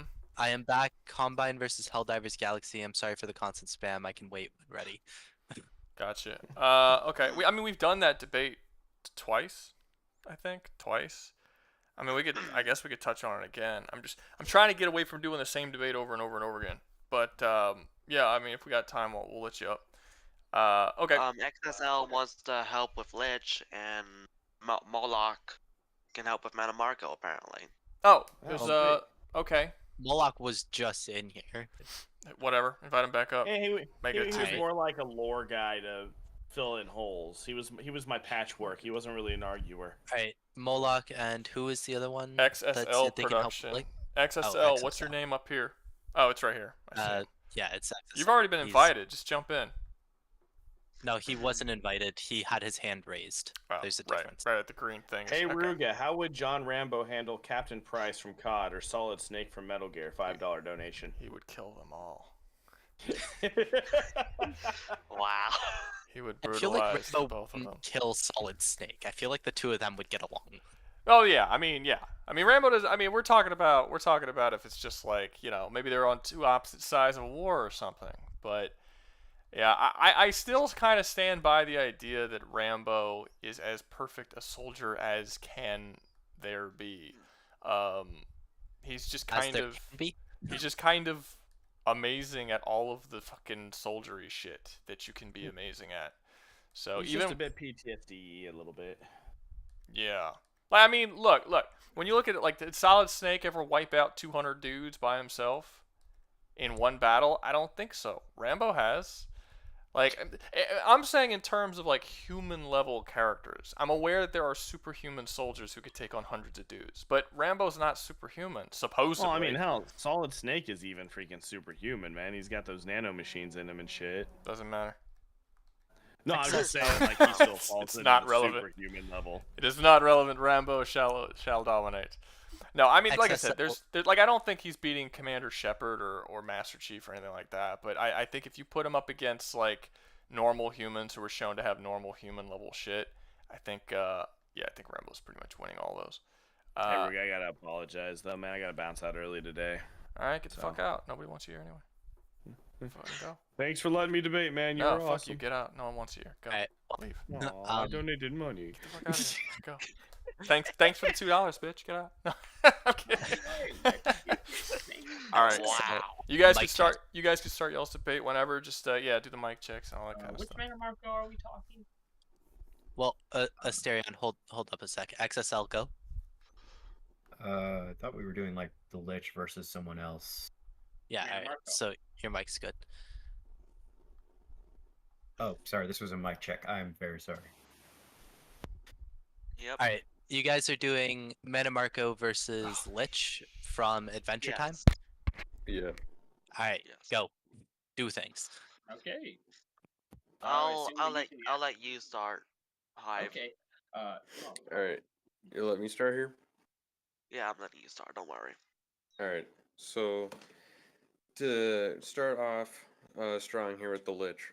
So the Lich within Adventure Time was stated to be one of the most powerful beings within the realm of Adventure Time, being said to be able to destroy and kill everything within the multiverse. And mainly only having the main weakness of someone with actual pure of heart to be able to bypass most of his taxes, which pretty much include some command taxes. Like if he tells you to stop, then your entire body just freezes, or if you're not like powerful enough, like will, then he could pretty much just like tell you or command you to do stuff. He's not the most proficient like hand-to-hand fighter. He's a lot more of a sorcerer spellcaster. And another thing, so are we using just pretty much base Lich as max power, or are we using like comp Lich here, because Lich comes in like a few forms throughout the series of Adventure Time? I think we should just do like base Lich versus like base Mannimarco. Daggerfall Okay. Mannimarco. I Mannimarco. want to bring up one thing about the Lich that you might misinterpret just a tiny bit. Okay, sure. Him ending the multiverse type thing is not exactly what he is. His character is the concept of he will win because eventually everything will die. He's just moving things much forward with his plans. Okay. He does not have the capabilities of doing it on his own. The only time he had that power was Because chemo. I believe it said actually somewhere, I don't remember exactly what it was, but a lot of people bring it up in other arguments with the Lich, with a screenshot of something saying that the Lich could and has the sorry, excuse me there for a moment. Holy, has the capabilities of destroying the multiverse as well, like just killing the stuff in it. Obviously, I'd have to actually fully find that and fully clarify that. So I'll probably run off of what you mainly said, how he's just kind of like picking up the pace and whatnot with what his plans are. All right. Let's go over some abilities before we just. So with yes, his command ability where he is able to tell people to do things and it will happen to them. It is kind of just a entire force and imposed of his will, and it did take only one person who could resist that, which was Finn, who is pure of heart and is also a sort of cosmic entity, with him being a reincarnation of a catalyst comet who does have the capabilities of reshaping the events that go on in U. All right.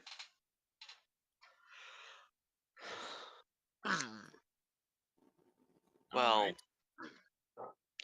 about the about Mannimarco though.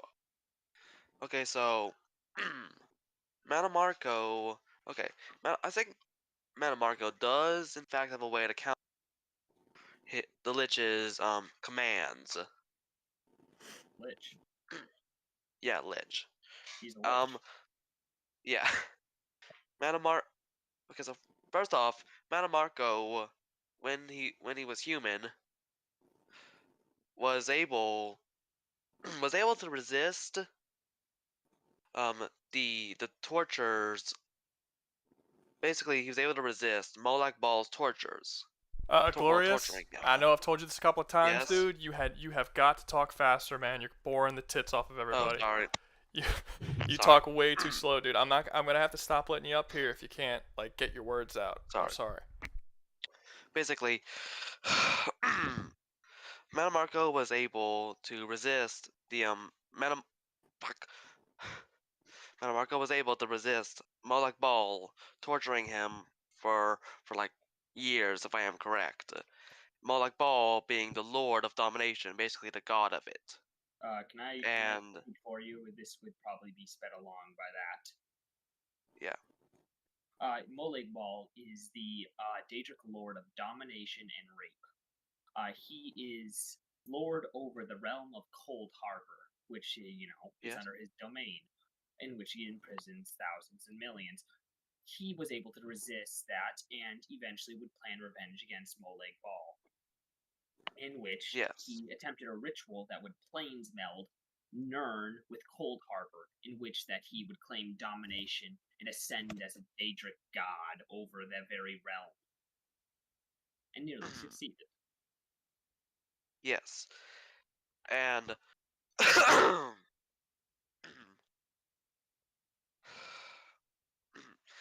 and basically, and the Daedra are obviously very, very powerful, being unlike the Aedra, aka like the Nine Divines, Salos, those guys.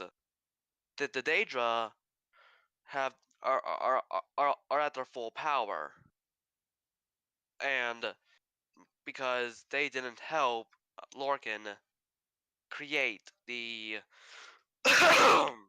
create They didn't help create the Lorcan universe. create Nirn, so they have all their Yeah. power remaining. Yeah. And and sure, and yeah. Then there's also the fact that Mannimarco is one of the most powerful mages in Elder Scrolls. Well, arguably one of the most powerful. And another going by that, and by the fact that some mages can like move islands and and even create them with sheer magic. Mannimarco would upscale that. Would most would I most do gotta likely say- upscale those feats of magic. Also, that a good strongest feats of the Lich in Adventure Time were used with Prismo's Wish, and otherwise he has not shown very much significant feats that would in any way be effective against a Lich, which Mannimarco is.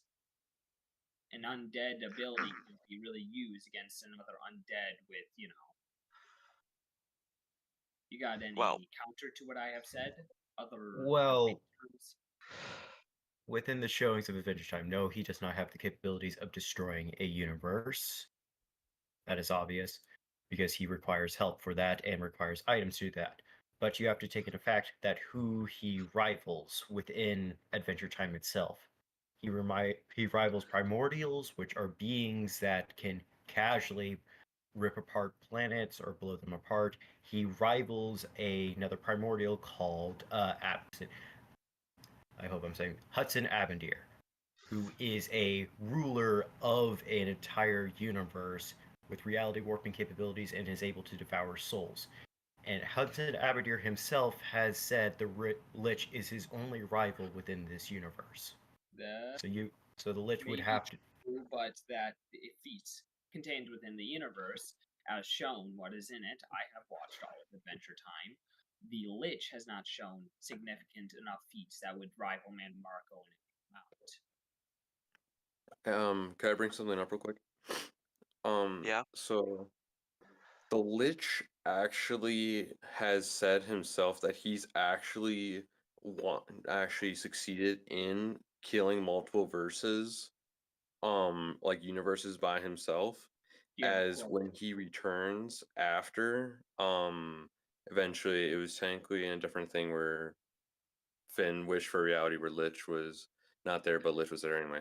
Anyways, so that reality of the Lich succeeded in spreading at least a decapitated hand of him throughout the universe. And then when we see that decapitated hand back into the main universe, it says that Finn had bested him in many worlds, which pretty much clarifies that he was beat in many worlds, but not all of them. So the Lich, was able to wipe out entire universes by himself, not just from Prismo's own wish. The problem with a very specific saying, just because he wiped out all reality didn't mean it took him an extended period of time. But the thing is, you cannot say power which has not been shown or has not been explained, and therefore the power as shown, he is not particularly that powerful. I will say his best power feat in universe and that you can't scale is to the mushroom bomb that blew up a chunk of the earth, since that was his power altogether at once. That is his strongest feat. That is canonical in the universe, him blowing up a chunk of the earth that was America. Yes, that is true.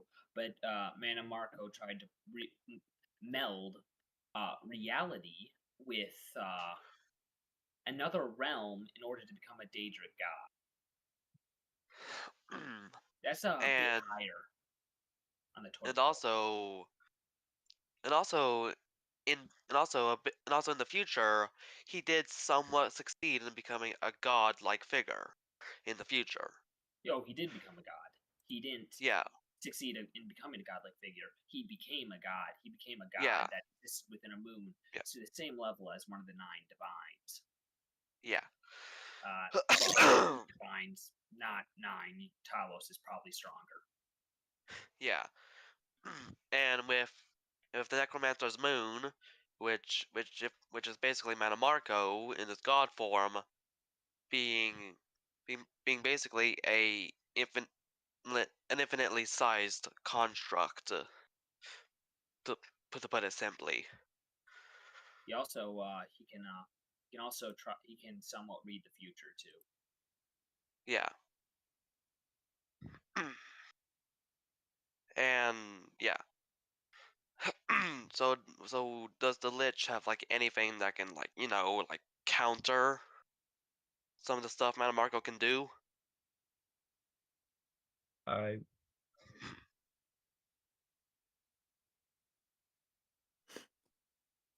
When you said Mannimarco can, or was at least shown to be able to warp reality, correct? Yes. Yeah, the planes now. he can. Yeah, Okay, because that is as well as something the Lich is and was shown to be able to do was also warp reality In what way? several times. Huh? yeah. In what ways? He was okay. So during the introduction, when he was talking to Sweet Pea, when the Lich took over Sweet Pea's body, he was able to warp the reality around him, and I don't remember exactly their names, to show them the history of like the world and where he eventually came from. He was able That's to mind warp the projection. reality. That's not reality warping. That's mental projection. That's a psychic ability. Alright. Yes. So And Incredibly, even if it was reality, warping, that is incredibly low level reality warping. yeah. There's you can go. there's also the fact that Mannimarco, if I am correct, in Oblivion, did fight the hero of Kvatch. Nope, that's not him. That's not him. Oh, wait, what? That's a different Mannimarco. That Oh, is okay. that's basically it's the equivalent of taking a very important person's name to gain, more prestige within an organization. All right. Thanks for clarifying.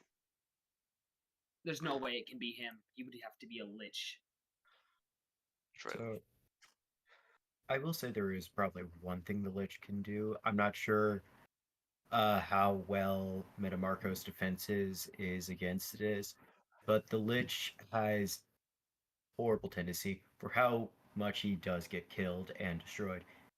He always comes back, but he also has the ability to possess things that are way stronger than him, such as the concept of life and death, which he does in the show.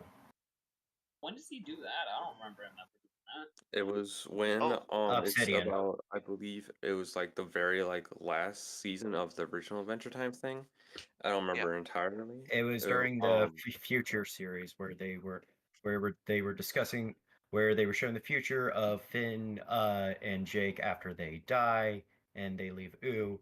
The Lich himself has come down and possessed the embodiment of the child of life and death who can destroy entire universes, which those death worlds is what they are, and can just wipe them out however he pleases, And and he's able to control that being. the Lich himself even said that life and death was below him and nothing but like an actual pawn in his grand scheme. So that's just something he clarified when he was talking to Finn and Jake at that time. Has Well, Mannimarco shown the Are you talking about ability to new resolve? death? Are you talking Yes. about new death? That is very different considering the fact the previous death could be killed by his own son. So he's not You exactly. mean the venom of life? The venom where it just creates pure life. Yeah, but that character doesn't have any strong feats either. about the thing about you with the Lich saying that he's above life and death. First off, he says that, yeah, but we don't have a but he doesn't but we don't have a way to prove that he's correct. I mean, Well, like, he says that, yeah, but he could just be like very like strongly, making himself be look more powerful than he is. well, as This far is as we gonna were go ever nowhere. shown, like, This is an actually, like, incredibly subjective debate that's not going to go anywhere. I can already tell you that. This is the whole thing of she said, he said. We can't really prove anything against each other because this is all incredibly subjective. well, within the show, Lich has never actually been shown to ever like full on be killed or fully like eradicated, only until whatever that other like spin-off of it, whatever it was, like Fiona and Cake or whatever, was Lich ever actually shown to be fully killed and like never like return within that universe anyway. And that was only by Gold, the strongest being within that universe.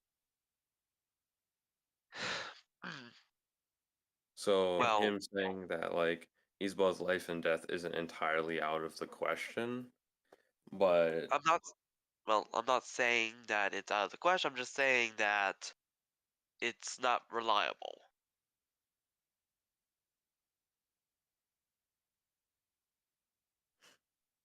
the main thing that, at least for me, when like seeing the show, is that the Lich never really like hypes himself up to like say stuff that like usually like there's no way that he could possibly have done it. He's not that kind of person and wanted to get like really cocky. So him saying that, obviously it's mainly going down to like he said this, but there's also some other stuff like the fact that he has never really truly been killed and whatnot, as well as him literally taking over the personification of Life and Death's son, which the son did have all the powers of death itself. I gotta say this real quick because I gotta go. But yeah, this is the type of thing where you can't really say on either side would win because everything is incredibly subjective. Because there's no defined power levels in either one's really that much. So the whole thing can't really be decided in any amounts. All right.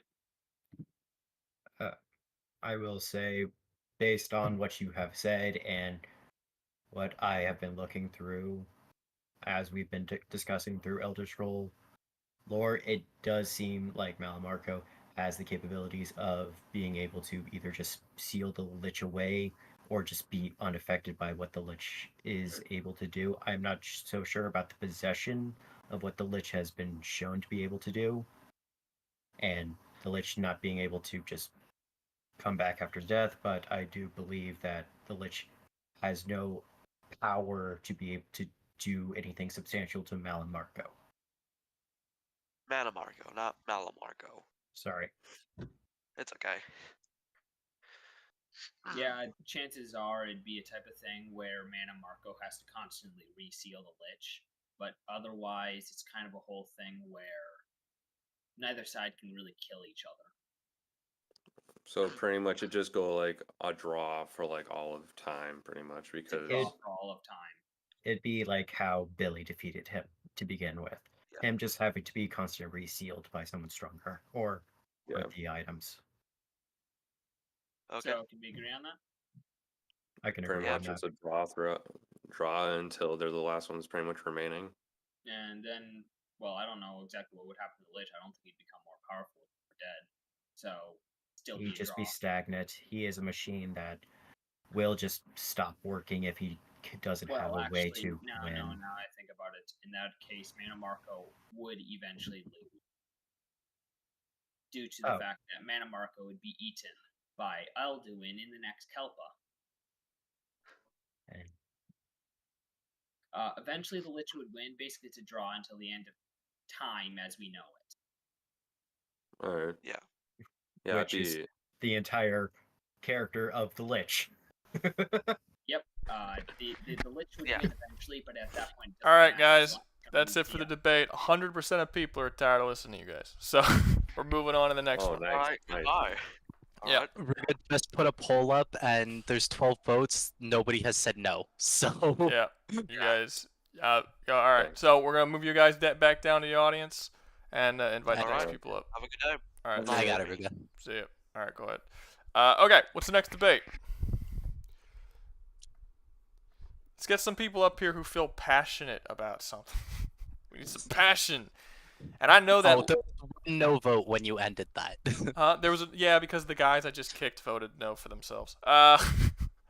Samus versus Warhammer. That's one. If someone's willing to be on the other side of that. That's very one-sided.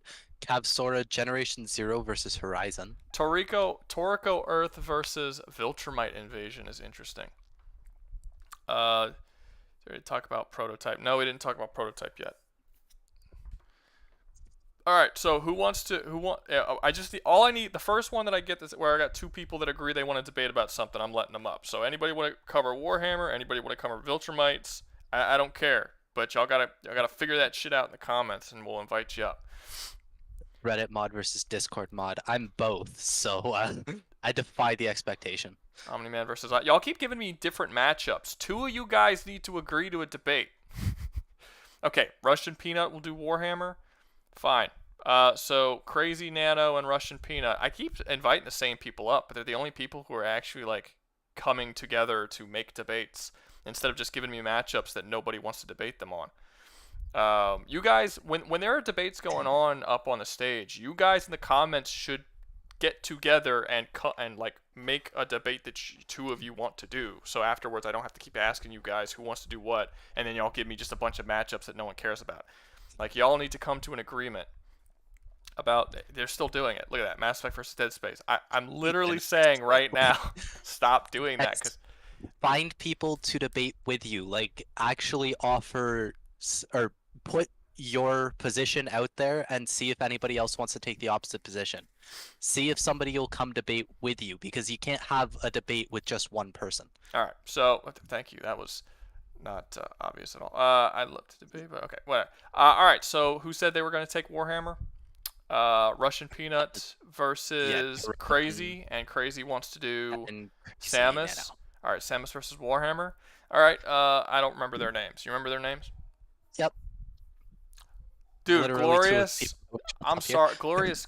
You talk so slow, man. It's just it's like you drag out all of the debates super long because you don't talk fast enough. I'm trying to speed up my words. No, I understand. I'm not. It's not like it's. I get it. Like it's just if you can't run, don't join a race. Like that's what I. So it's a debate. It's where you have to argue with people. Yeah, it's not meant for people who can't talk fast. It just isn't. It's not your fault that you can't run fast. It's fine. It just is what it is. But just don't join a race. That's like you just have to get better at talking to people and talking faster. And this is not the place for you to figure out how to do that. So I'm sorry, man. But Pumper. Hey Rouga, how familiar are you with Team Fortress 2? Not at all. I played it, but I don't know like the lore or the characters or anything. I never got into it like that. It was free on Steam, and I played a couple matches here and there over the years, but I didn't get super into it. But no, I'm sorry, Glorious, but you debated once today already, and you got to get better at talking to people, dude, before you come up here and debate. Okay. Because you just drag the debates out way too long. So do we have somebody else for Warhammer? Warhammer 40k. I mean, it's a popular enough series. You'd think. I know you said that you'll debate Warhammer, but you kind of have the same issue as Does he? Glorious. I don't remember which one does. Cavasaur is. Does anyone have about Horizon? Because I'm on a Generation 0 side. It's Horizon, that game, the robot. Yes, slaves. Sorry, I'll debate Warhammer. Cavasaur. I don't remember who Cavasaur is. He's kind of slow too. I don't know. He's the one with the dragon picture in the Discord. Yeah, he tends to stumble over his words a bit. I mean, bring him up. We'll see. I don't remember. Bring him up and we'll see. Just Ruga's know. giving you a chance. Yeah, just I'm gonna start being a little more hard on people who can't get their fucking arguments out properly. I haven't done that the first 2 streams, but some of these debates get dragged on way too long. Not because people are going in circles, but they just won't fucking talk. Like and it's again a lot of times it's not their fault. Like we had a dude who had a stutter, and it just is like it's fine. I get it. I'm not hating on you, but you know, if you're in a wheelchair, don't join a fucking race. It doesn't make sense. You know what I mean? I mean, you can join a marathon in a wheelchair, but you're not gonna win. That's not a race. A marathon's not a race. A marathon Yeah. is just like running for charity and shit. But yeah. All right. XSL. It's what was it again? It was Samus versus Warhammer. And I don't think they agreed. I don't know. What do y'all? Is it Samus versus the entire universe? Is it the universe of Metroid versus Warhammer? Is it a particular character versus a particular character? You guys need to come up with that. I was just thinking that Samus was dropped into Warhammer. All right, upping your volume. All right, talk again. Was I too loud? No, you're the opposite. Or too quiet. Your voice is, you can barely hear your voice. You got to fix that. Sorry. Yeah, okay. I can fix it right now. All right. But I was thinking just dropping Samus in the Warhammer universe. Okay. With Cavasaur, maybe a villain or two. you cool with that? Yeah, I'm cool with it. All right. Okay. Now, does anybody want to join? Do you want to make this a 2v2? Is there anybody out here who wants to join and help defend Samus or defend Warhammer? So we can get more than 2 people up here. Anybody want to? Warhammer, please. Okay, invite XSL up. Why is it that every time It seems like it's the He's same like muted. 5 people who always want to come up. it is, but also every time I get XSL in a chat, he's always server muted the first time. I literally had to undo his server mute before he was able to join the debate. I don't know. I'm not doing it. All right. Who wants to From the support Twitch campaign. Samus? Does anybody want to support Samus? Anybody else for Samus? Reasonable Contrarian. Reasonable Contrarian's talking about the Metroid manga, bro. If you know it well, do you want to come up? It doesn't matter if you just got here. You can come up. Yeah, I don't care. You want to come up and you can help Samus against Warhammer? Also, to the 30 of you who are on the stream, there is a link to the Discord at the top of the chat. If you click on the link, it will take you straight to the Discord where you can join all of us in the voice chat. I'm not sure if it doesn't matter. Do you want to debate with Samus or not? Y'all can discuss that once you're up here. I don't really care what's canon, what's not. If y'all want to restrict it to only canon stuff, that's up to you. Just let me know if you want to come up. If not, we're gonna get started.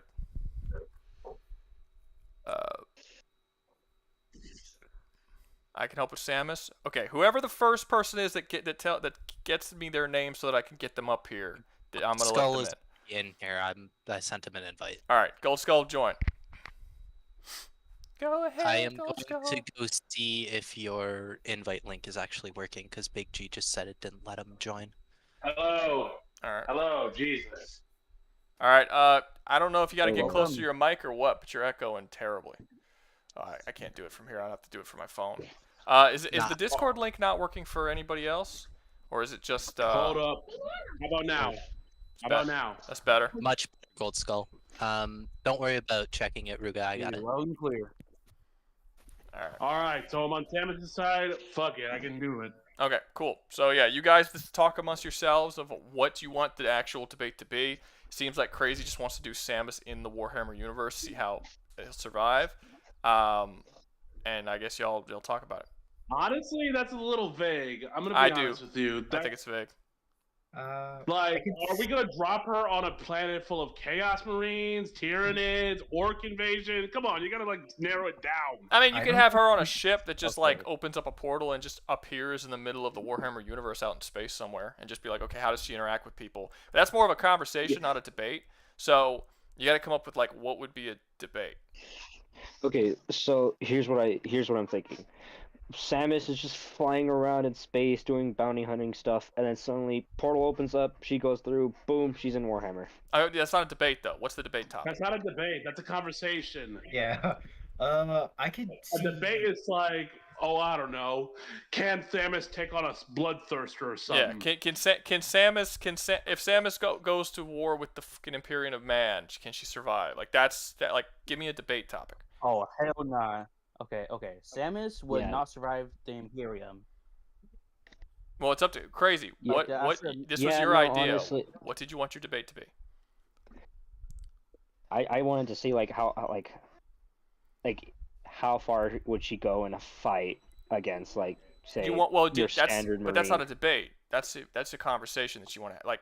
What is the debate? This is a debate stream. Please. Like if you want to say I think she'll get this far, and then they disagree, then you have a debate topic. But you're just saying, oh, I just want to find out. That's a conversation. That's you could go do that in a different chat room or something if you want. This is a debate stream. Okay. Personally, I'm- though, Samus can get surprisingly far, but there is a stopgap. Okay, so it sounds like Gold Okay. doesn't even think she would do all that. Just pick somebody. Who do you Okay, think okay. could be a good fight against Samus, and then y'all could do a debate. Honestly, That- why not that get the was- poster boy of that was- Warhammer himself? Put Titus in there. Oh. Titus, yeah, honestly, Titus versus Samus. There we go. Are y'all good with that? Titus is gonna win. Oh, Really? I would have assumed Samus would win, but I'm not gonna get. Samus, Go I ahead. think, would win because Samus has more of a variety of firearms, as well as the simple fact that what is Titus going to do against a freeze blast in the middle square chest? yeah, Dude, Sarah might variety could of do. weapons, my ass. Variety of weapons, my ass. Titus, as an Ultramarine, has quite a bit of strength and has no fear, so he could just sprint to Samus Flintlock Wood style, just grab her by the neck and just beat her to a fucking pulp. You do realize but that Samus is as agile as an my Eldar, argument against right? that would be Samus was in a similar situation like that, and she like suplexed the guy. And- Also, need I remind you that in the most recent game of Dread, if Titus grabs Samus and she gets pissed enough, she will suck the life force right out of him. I'm about to say. If I'm not Sarah mistaken, her putting Samus a 1v1 against any normal Space Marine and not anyone like besides We Titus. said Titus. Yeah, still Titus has limits, and this would not be much of a fair fight just because of the limits of how Space Marine armor is. And Ceramite can protect against a lot of stuff, but not what I've seen what Samus is able to do. Can we also remember the fact that Samus also has a plasma function in her arm cannon? You know, one of the most powerful things in What? Warhammer. Wait, what? Samus has a plasma cannon option for her beam cannon. her Jesus. unibeam or whatever.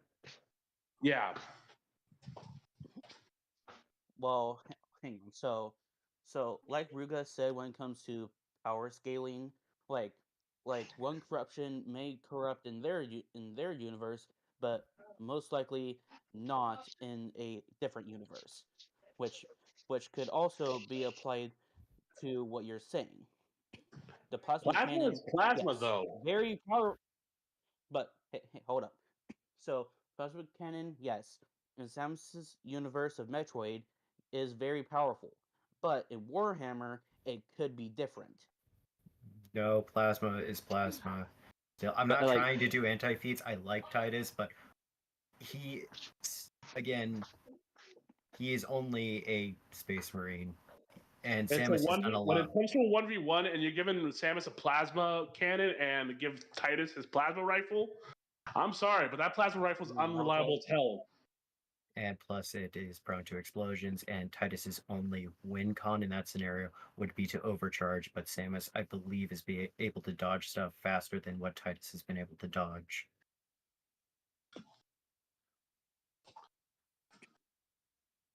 Okay, so, since apparently Titus is dead in any Ultramarine known to the Imperium, what other faction could we face Samus against? Well, like I said before, a bloodthirster might also give her a challenge, and she be susceptible to corn corruption. Yeah. How does it work? How does the corruption work again? Basically, corn corruption slowly Okay. turns you into a mindless, drooling, bloodthirsty killer. And Samus, against a bloodthirster, she needs to be tactical. Otherwise, that thing will literally break open her armor like a tin can. Okay, well, she's got tactics. We've seen that multiple times. So there's no doubt that she would be able to avoid the bloodthirster. But the thing is, when it comes to corruption as well, I don't know if Samus has ever faced off against this kind of corruption, though. Who's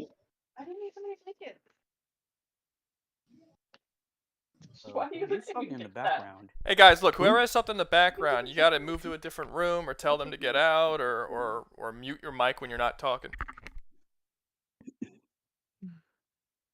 Who is talking? Y'all can continue. Who's in the background? So honestly, when it comes to any Chaos Demon, I think Samus has a hard time. But besides everything else, I think she clears it, unless you guys believe that any warp magic might hamper her down. So the warp, yes, will give her some trouble, but I'm talking like factions, like how would she do against the Necrons? How would she do against the Orcs, the Tyranids, the Eldars, both dark and just the basic ones? How would she do against I don't know, the Tau? Which I'm sure she would own the Tau. Well, yeah, to a point. I don't think Samus could reasonably take on a swarm of Tau, especially when they come with the fucking mechs.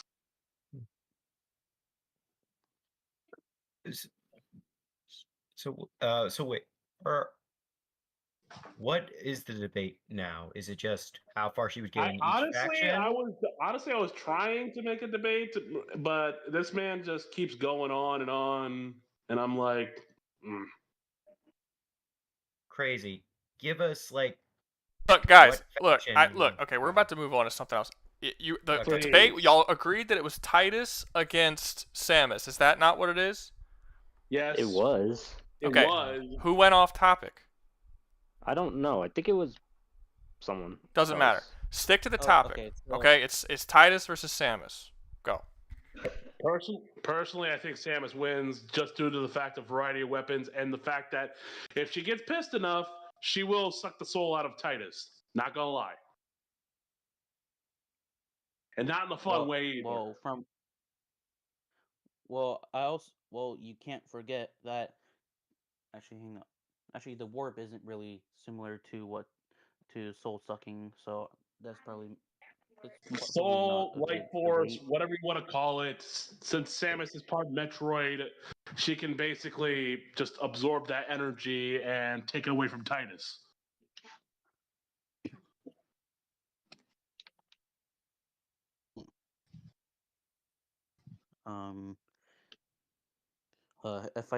If I just had my friend up here, he would be really bitching about this, but right now he's not online, nor can he really talk if he were.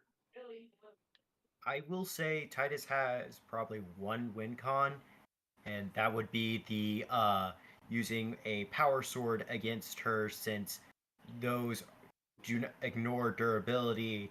It just depends. I don't know how well Samus does in melee I can see contact. Samus struggling against a power sword. I'm not gonna lie, but the thing is, if we're gonna compare Samus to Warhammer, her agility is like that of an Eldar. She can basically bob and weave that sword while she lands hits on Titus. Yeah. Yeah, she'll just make tire him out. Yeah, I don't see any win cons for Titus besides the power sword or probably the Meltagun, but that still, I think her armor is just way too tough for it. Wait, there's also the jump pack, which gives him a aerial advantage. But All right, I'm not guys. sure. All right, I'm not y'all. Everyone's Yeah. voted you guys out. Yeah. Everyone's voted you guys out. Gosh. Yeah, I'm sorry, but you guys are taking way too long. Y'all aren't sticking to topics. Y'all don't really know what y'all want to talk about. That's pretty. Okay, who has a really good debate that they know that they want to debate? They're solid about. They're passionate about on both sides. Don't say, oh, I have a debate, and then come up here and be like, oh, well, I don't, oh, I just kind of want to talk. I'm pretty sure I was clear about that at the beginning when I talked about the rules in all three of these things. You have to have a debate. So crazy. I'm sorry, dude, but I'm not letting you up here again today. Like, you know the rules. I talk about it all the time. You have to have a solid debate before you come up here. So, who's got to go? Fascism versus communism? Luke Young says Ninjago verse versus Cult of the Lamb verse. Also, I figured out the issue with the Discord link. What's up? The link you created was a direct link to the Stream Bros chat, which can only be accessed by certain people. It shouldn't have So- been. It shouldn't have been. I went to the. All right, hold up. Let me. I'll. It shouldn't. But I have another link for you already, so we'll I'll post just put it. it back in the chat, and Yeah, you just, can. just post it. Yeah, and then I'll fucking pin it and whatnot. It's also in the chat 3 times now, but whatever. I didn't see that. Let's see. Replace pin message. There we go. Okay, so it hasn't been working for anybody? That explains a lot. No, it was working for people, but like it would direct them straight to Stream Bros, so it would show a disconnect error on Discord if I you don't have gotcha. access to that chat. It's a really stupid way of doing it. But anyway, that one should lead either right to the rules chat or just to the server itself. All right, cool. So it shouldn't be an issue.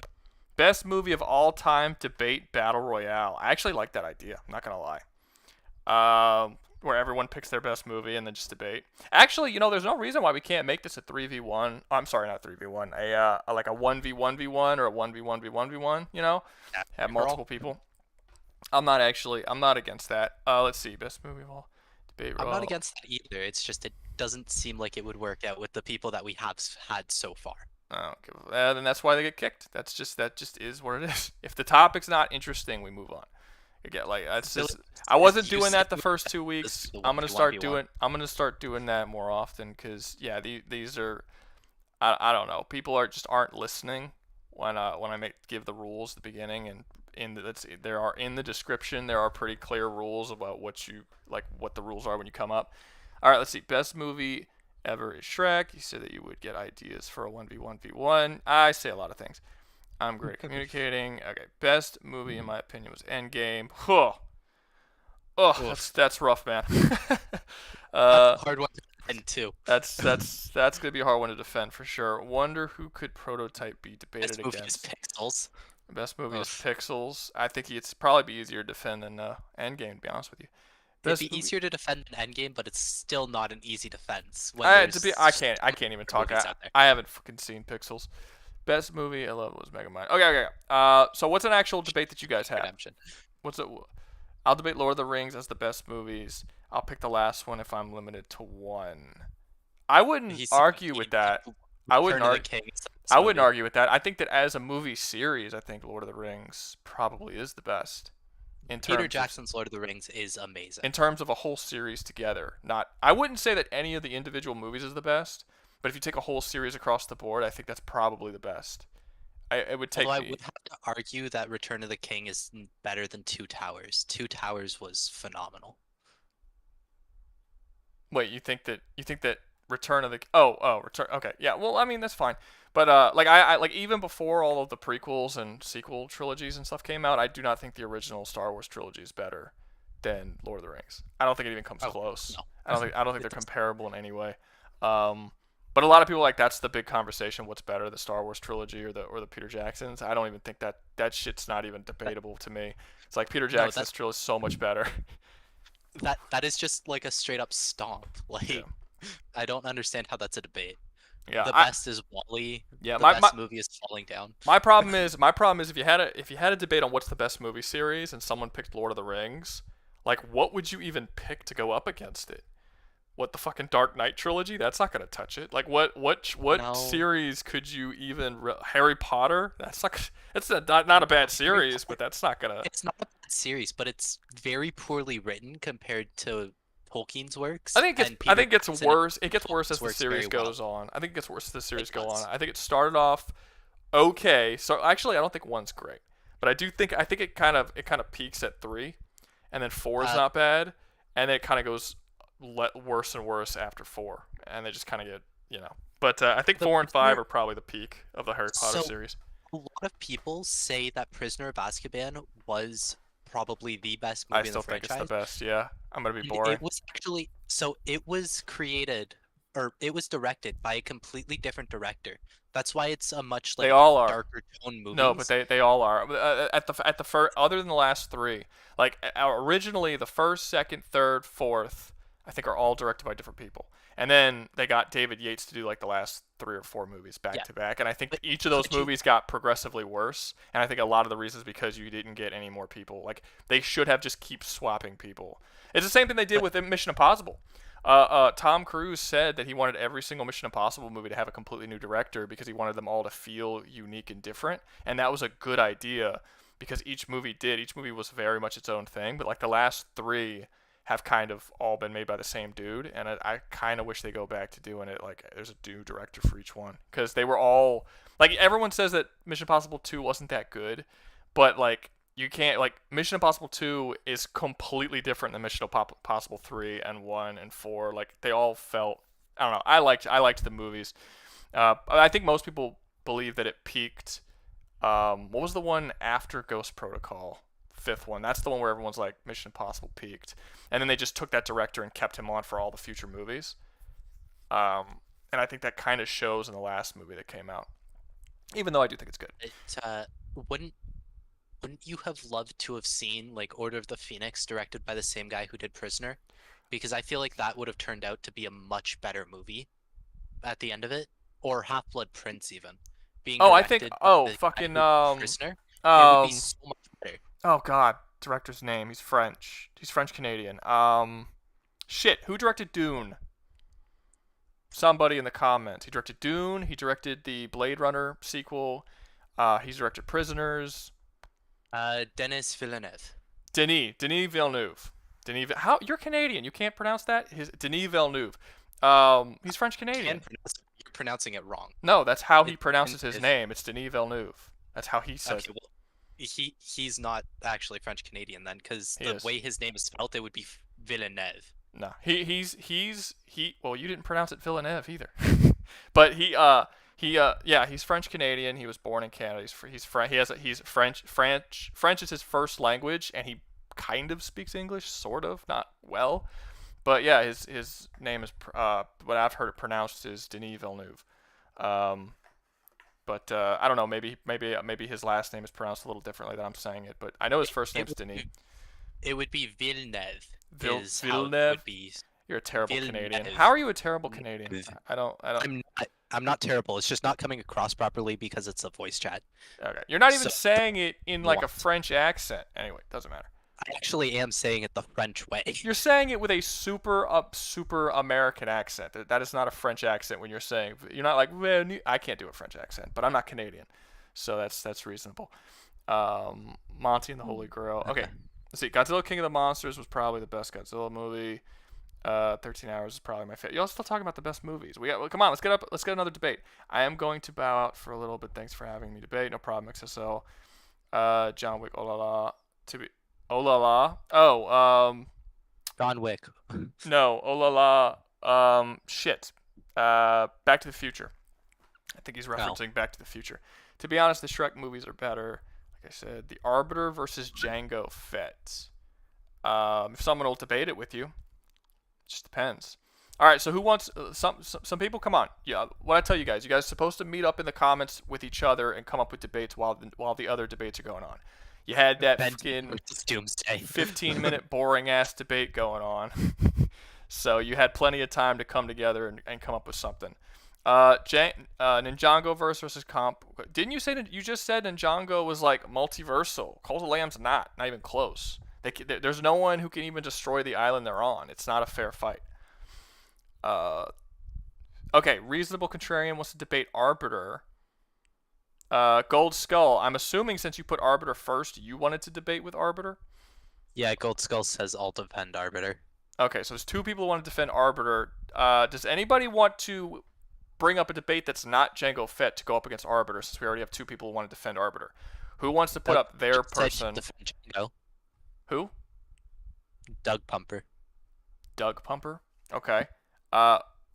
Where'd you read that at? I don't even see that over here. Right below. Oh, I see it. I'll join defend Django against Arbiter. Okay. Well, I mean, it doesn't have to be Django if you don't want to defend against Django. If you want to if you want to put up your own dude who you think would be a good match for Arbiter, that's cool too. I don't really care. Let's see. John's Battle Royale. John Wick, John Rambo, John 117, John Helldiver, etc. Some of those are way more powerful than others. like John Rambo solos. See a battle. John Rambo, obviously. Yeah, no, he solos. No, I mean, John Helldiver technically would solo that.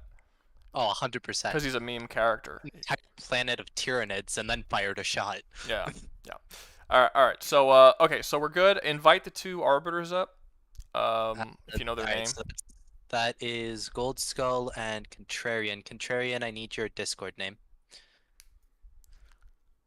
Gold Skull, come on up. And then,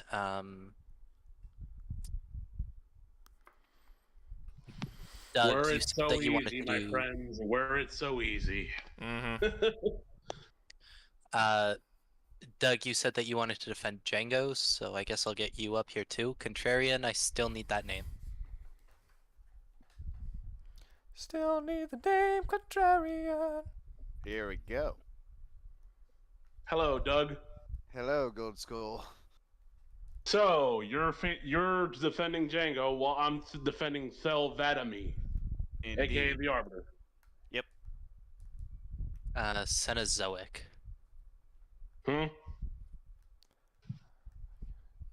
Dude, you're not... I'm sorry, what? In the audience, Contrarian.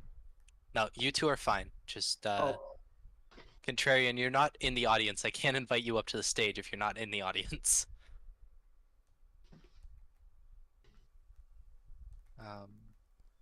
The confused guy, no. Kane. Hey, can I make a suggestion for this match? What? Our combatants are only limited to 3 weapons and 1 equipment.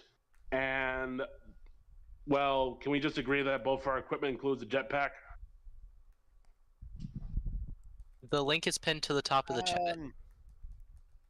I don't know. I mean, that's not really Django's thing to just be that limited. Not to mention, I don't even think he has more than 2 weapons to begin with, so I guess that would be alright. Because I'm giving Thelvadami his the energy sword, plasma carbine, plasma rifle, and his jetpack. Okay, I mean, I think that. I mean, do you think he can't win without stripping him of all his shit? Thelvadami is a 8-foot tall alien with a split lip. What do you think? I mean, that's not a yes or a no. Tell me yes or no. I'm not solving riddles. I think he can win against Django if it's bare knuckle boxing, my friend. Okay, so you don't think he can win?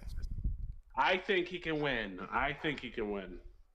I don't see it. Not like just Django has fought more skilled. Like I said, you don't have to debate Django if you think he could win. But like saying at the very beginning of the match, if we could strip the one side of all their shit just so it's fair, is kind of you giving up at the very start. No, I'm not. I'm trying to strip Vadami of all his shit. Because if we're giving Vadami all his shit, then He's also got that stealth motherfucking drive. Who are you defending? Who are you defending?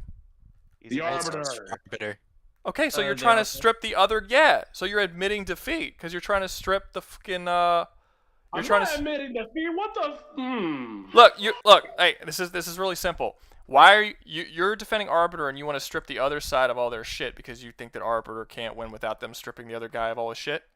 No, he's saying that he's trying to strip Arbiter of all his shit so that Arbiter is a more fair fight. Okay, so guy on the other side who's not defending against Arbiter, do you think it's a fair fight if Arbiter has all his shit? Yeah, I see that being a fair fight if Arbiter has all his shit. Okay, then you don't have to strip Arbiter of So do I. anything. All right. All right. So- Now Wolverine, whose side are you on? Wolverine was also here for Arbiter. Let Wolverine. What side are you on? The Arbiter side. Okay. So does anybody want to come up and help defend Django, and make this a 2v2? So Dung Pumper. I actually have a question. What's up? So, like, how does this tag team debate thing work? Like, do we take turns or No. Or You is just everyone no. finished? If no one else comes up, you'll just be fucking gangbanging Doug, which is what I'm trying to.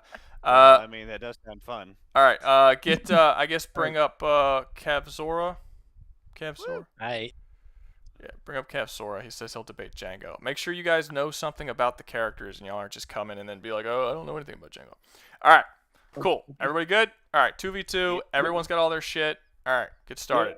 Remember, if you're too boring, I'm going to fucking post a poll where people can kick you out. So, go ahead. Who wants to go first?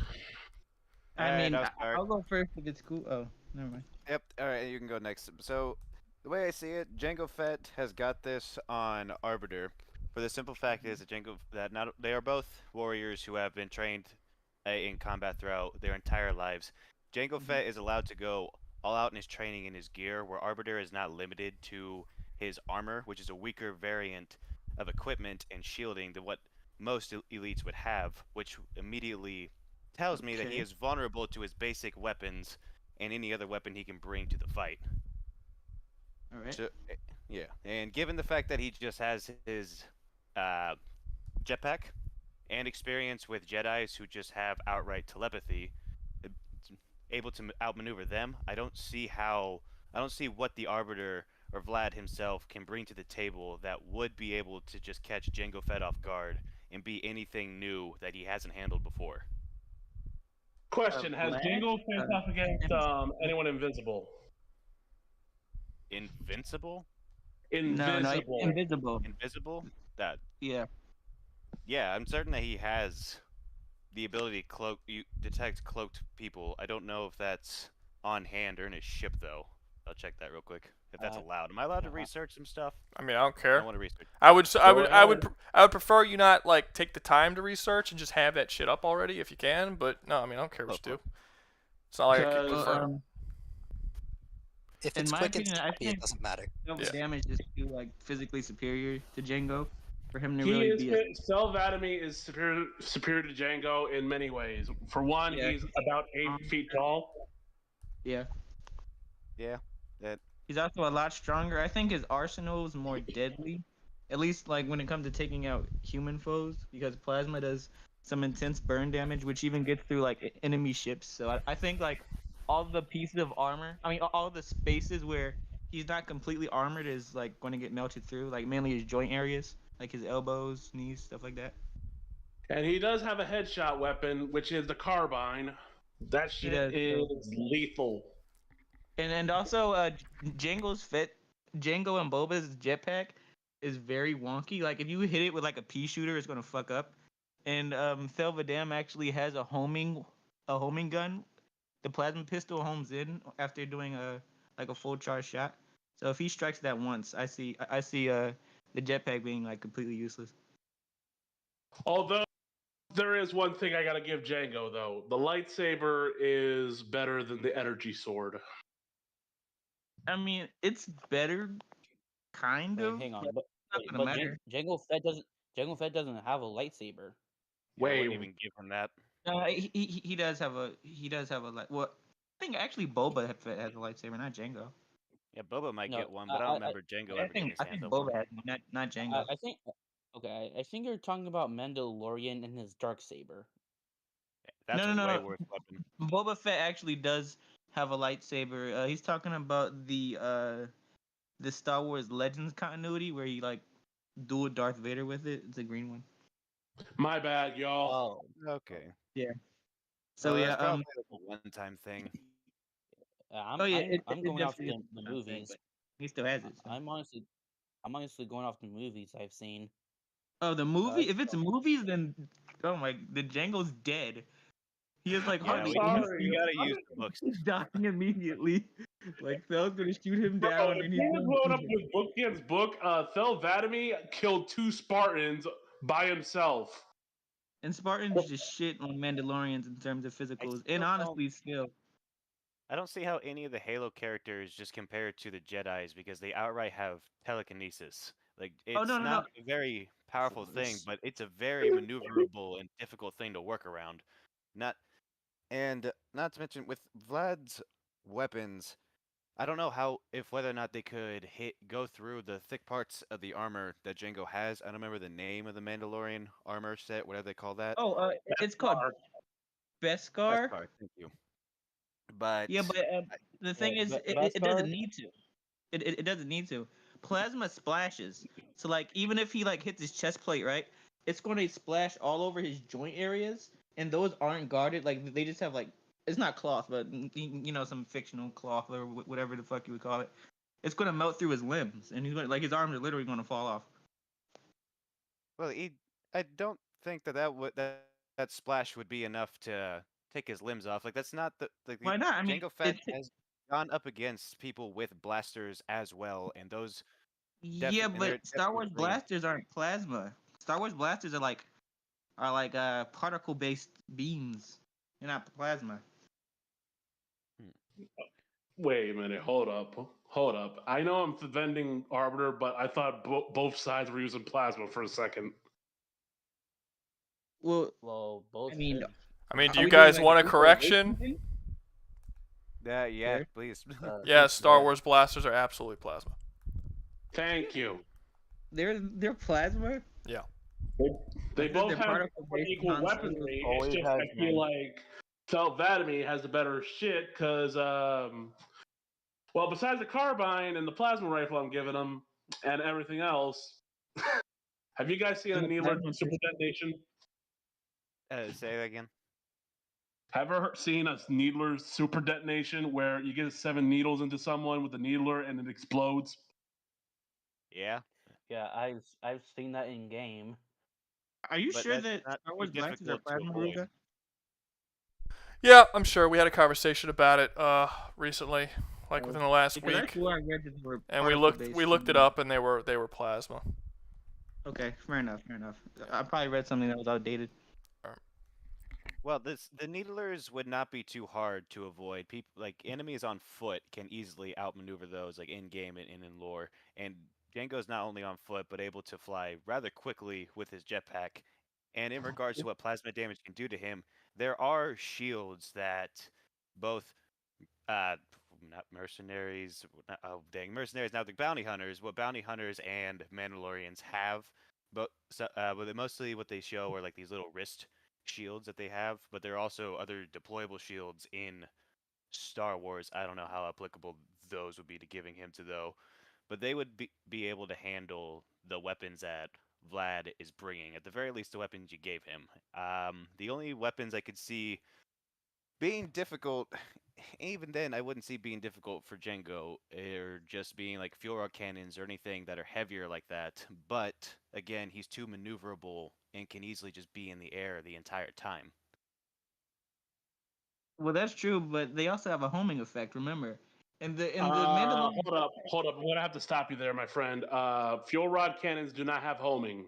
No, At not least, the fuel rod cannon, the plasma pistols. oh, the plasma Still pistol. be Yeah, an avoided. overcharged shot will take out someone's shields, no matter what. It's kind of like a mini EMP. It does have a homing effect, but even in game, it's possible to miss that shot. Like it's not. It's. I mean, It, yeah, it's it's not. possible, but he has more than one. He's not just going to I, shoot once and be like, "Oh, dang." Well, if he's gonna so shoot the okay, plasma, I have go ahead. I have actually shot a plasma rifle in Halo, and yes, it does have a tracking ability, but it is very possible and pretty easy to miss. And it would also have to immediately cool down after because it has to be a charge shot, not just any shot from the plasma pistol locks on. That's true, Not but it only really. takes like Yeah. a second or two Yeah. for it to cool Well, off. okay, so if we're talking the plasma pistol, I haven't seen it track, but yes, the charge ability is Oh, very powerful. But if we're talking about the plasma rifle, yes, it does have a tracking ability, but very easy to miss if the you're charged like a plasma pistol newbie. absolutely tracks. The plasma You could pistol actually, may have like an EMP shot, but the dual plasma rifles that we're giving Vadami here, that shit shreds, no matter what the, you are. the plasma pistol isn't really an EMP shot either. It's just the force is so powerful that like instantly evaporates enemy shields. Well, you have to also deal with the fact that not only does if Vlad has any ability to shred Django, Django is able to shred him with just his basic pistols because Vlad is limited to his basic Arbiter armor because that's in lore what he's stuck with. So there really isn't That's only any. in Halo 2 though. Vlad changes his armor in Halo 5. That's not the same. Guys, my friend, I'm sorry, but I did kind of say we're taking Vadami from Halo Oh, 3. Halo 3. Okay, fair enough. Yeah, I we don't don't see want to Halo deal with 5 that as mess. canon. I'm sorry. Yeah, I Halo mean, 5 was it is, oof. but sure. Well, Let's okay, just So I'm but sorry. I know he's got a better armor in 5, but like I'm not using that one because I'd rather not go back to Halo 5. I'm sorry. okay, but the only thing that's outdated really on on Thel's armor is his invisibility cloak. Like it doesn't last forever. That's the only thing that really like cripples him. It isn't that it's like weaker or that the shields just aren't as good or anything like that. His shields are fine. His cloaking needs 8 seconds takes 8 Recharge. seconds and then takes 8 seconds to recharge and then 8 seconds to have on. So Indeed, yeah. Okay. And since we can admit that both of them have things that can shred each other, it's gonna have to come down to a physical fight, isn't it? And if we're going there, the Arbiter is gonna absolutely crush him. most Assuming definitely. Assuming that it's like we're both saying both have guns that can kill the other, so. Right, but I don't see it coming down to just a physical fight. I don't even think. I know that Star Wars weapons do eventually run out of ammo. They won't run out anywhere near as fast as Halo weaponry does. So that if it would come down to a drawn-out fight to the point of fist, that Django would have his weapons for a longer period of time. And I mean, he has a lot of shots. They do have a lot of shots. I don't even think it's ever going to come down to fist, nor do I think will either person run out of shots before the fight's over. But Django also has a variety of explosive equipments that can end the fight pretty quickly just sitting on him. There are grenades and his jetpacks, missile launcher, and maybe he has a wrist-mounted missile that could be Boba Fett, but he does have the flamethrower, which is an absolute. Yeah, that'll be a surprise. That'll be a surprise. And in Halo sure. 3, the flamethrower absolutely annihilated things, but I don't know how comparable that is to Django's wrist flamethrower. Well, the flamethrower in Halo 3 is mainly super effective on the Flood. Like it just absolutely destroys them. My friend, in Halo 3 ODST, where both the flamethrowers exist, it absolutely shredded brute armor, and that shit was not light. Oh, I didn't play ODST. I only played the main series 1, 2, 3, 4, and 5. I've played 1, 2, 3, and ODST and Reach. Yeah, I didn't play. May I say something? Sure. Yeah. Okay, so my thought on Arby versus Boba, no Boba, Django Fett is, I know, I corrected myself. Anyway, my thought on it is, if Arbiter and Django Fett didn't have any equipment but their bare hands, Arbiter would win, unless Django Fett had a knife. But if we're talking about gear, What? A knife? What? A what? I think he needs more than a knife to kill Django Fett. I mean, to kill Thelvadam hand to hand. Thelvadam is like a superhuman physically. He fights Spartans, and they're incredibly amplified. And not to mention the man's 8 feet Okay, tall. Okay, I don't know if 8 feet tall is enough. Okay, There's plenty have of aliens in okay, Star Wars that are along those lines, and but the Spartan thing, yeah, that's a okay, huge guys, feat. guys, Yeah, he killed a lot of guys. them Haven't before you he even seen became the Arbiter. haven't you seen that one Marine or whatever that guy was kill a actual Arbiter with just a knife and like a few gunshots? Believe me, he was very lucky. Oh That does yeah. not happen every day. The Arbiters were Halo Wars. absolutely decimating ground troops. The Spartans alone are the main reason why humanity survived. Like, think about it. Spartans, they can lift tanks over their heads. Female Spartans. And Arbiters are physically comparable to them. Like, I mean, that's an Arbiters. And Zengeli are physically comparable to them. Like, they can fight and kill them. They can break through Guys, their bones. we're kind of going off topic. I'm not gonna lie. I'm just saying that Thelvadam What is do you still mean off physically topic? superior even with the knife. Okay. Gold Skull. How are we going off topic when I'm trying to get back Oh. on topic of Django Fett versus Arbiter? I thought we were falling off the rails. My bad. You're all good. Anyway. We're just trying to get the stats, but go ahead. So you guys have seen that animation, right?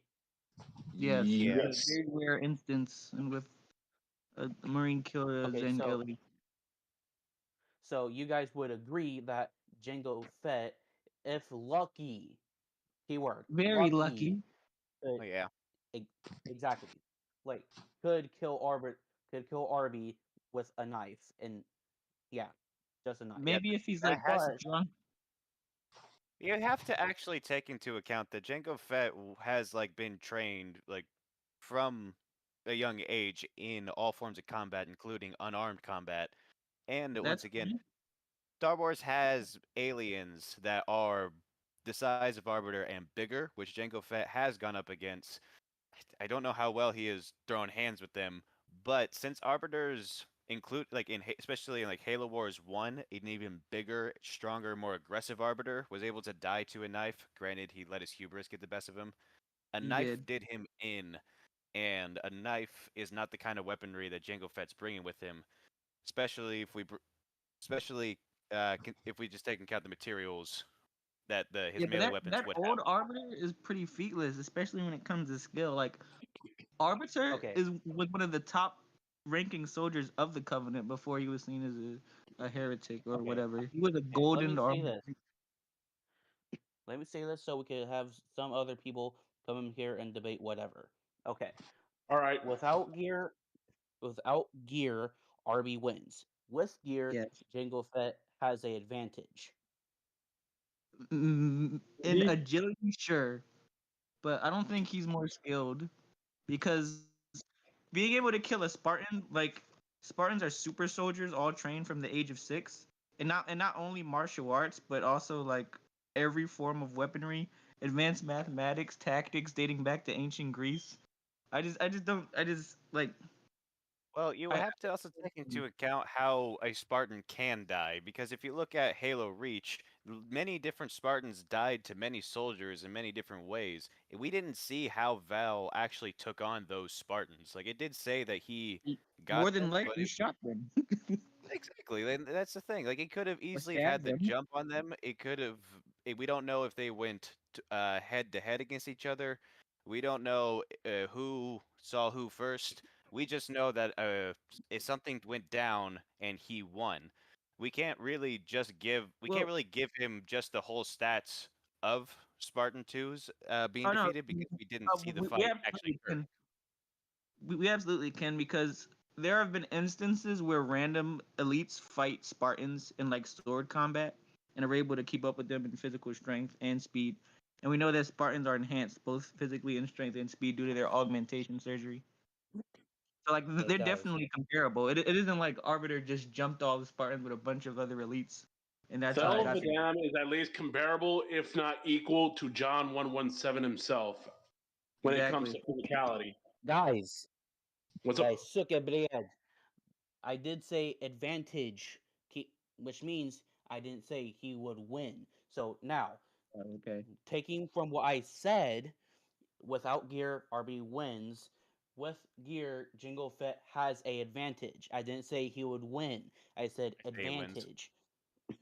Although I So, will say one thing: if it's can ship we on ship agree? combat, Arbiter's getting tanked. Nick, dude, shut your Oh, bitch yeah. ass up. I'm trying to talk. Anyway, let's just agree Jango Fett with gear would have advantage. May not win, but advantage. Without gear, RB would win. So let's move on and have some other people come up to debate whatever. Got So it. like, who won then? Because you say that RB Depend- wins naked, and Django just has an advantage with the gear, but we're not sure. Well, Yeah, like, I'd still depends on say what he route we're wins. going. Well, Depends the only on what advantage I route see we're for Django is like mobility, but okay. Okay, mobility, Django wins. With brute force, RB wins. There, we're done. Oh, okay. Is everyone in agreement with that? Sure. Yep. No, if you're not in agreement with that, say you're not in agreement with that. I mean, I mean, he is more. He is more like he does have more mobility. I'll give him that, but that's the only advantage I see with the gear. Arbiter has better stats. I think his weaponry. Okay, so is you more guys, so destructive. y'all don't agree with it. I think Right. Arbiter wins both instances. That's all I'm saying. Okay, No, well, I so you don't think agree. Arbiter has- I guess I don't. I guess I would. I guess I agree. The Arbiter, I guess, bare knuckle brawl got him, but no, give him the gear, their usual gear. It's Django's. I just don't see anything Django has like that can permanently put down Arbiter before he dies. Like the Mandalorians, they aren't really that different from what the Halo universe has to offer. Like they have like Zangali have dealt with troopers who can fly, and they've dealt with brutes who are physically superior to both humans and Zangali. So like I just like what out of pocket thing does Django has that it can like secure him the W here? Because we both know he's weaker. Like physically. Well, he has on person at all times multiple explosive equipments and gadgets So- just to help him throughout the fight. Arbiter mostly just sits on hand with the cloaking device, maybe a piece of equipment based on how Halo 3 functions. The Arbiter. Django has more equipment sitting on hand and more versatility at his disposal, which is enough to again handle a Jedi, which can just use literal telekinesis to deter any physical uh, attack coming its way. Like I don't see how I don't see what form of what in Halo compares to that aside from the Didacts, but that compares to a Jedi. Well, I'd say in terms of pure durability, most Zangali should be more durable than a Jedi. I mean, yeah, they have the telekinesis, but Mandalorians are trained specifically to fight them. It's kind of like a rock paper scissors type of thing. Like that's why they have the flamethrower in general. Like it's hard for Jedi's to block it and everything. Okay, And Wolverine, Wolverine. I literally said my point, and yet you're still trying to debate yeah, it's because it. I don't. It's while because I also didn't. going. I didn't. I didn't I'm concede. actually done. Okay, I'm actually my done. guy, I'm yeah. actually done here because I think I agree with Cassavary here saying without gear, Arbiter has the advantage. With gear, Django has the advantage. In all I just honesty, don't know whoever wins just gets.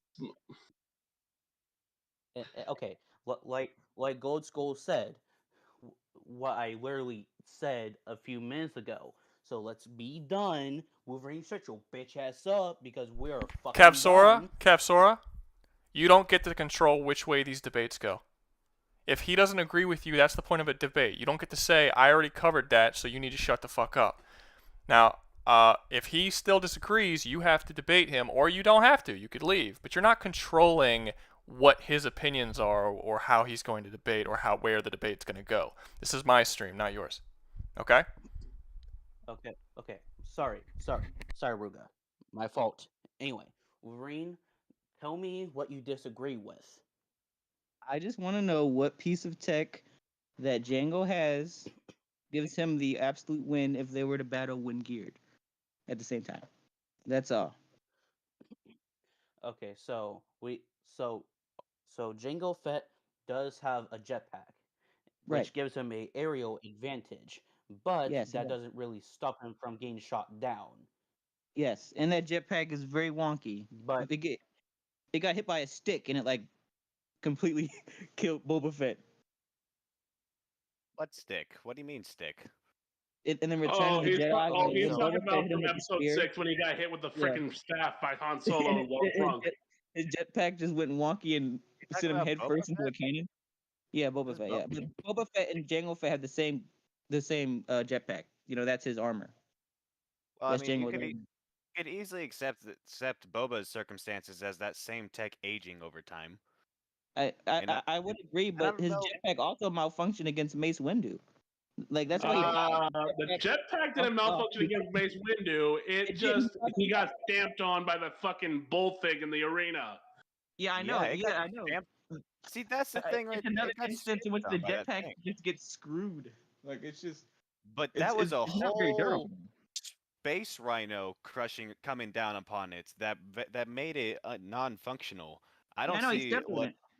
Now imagine it getting hit by something as strong as people that can lift tanks over their head. Okay, when's Arbiter Like, gonna you know? rush up and punch his jetpack? More I mean, it's He's not already like it's a hit it with little different. I'm They are sorry to go physically against you, but comparable more to likely, my Spartans. friend, Spartans the do have way he's going to Superman make that speed. jetpack blow up or malfunction anyway is if it hit with a carbine, beam rifle, fuel rod, or a plasma grenade.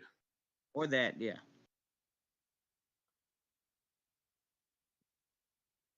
I can give it to you Okay, guys that a so- good well-placed shot would mess up that jetpack, but I don't know how efficiently Vidal would be able to do that.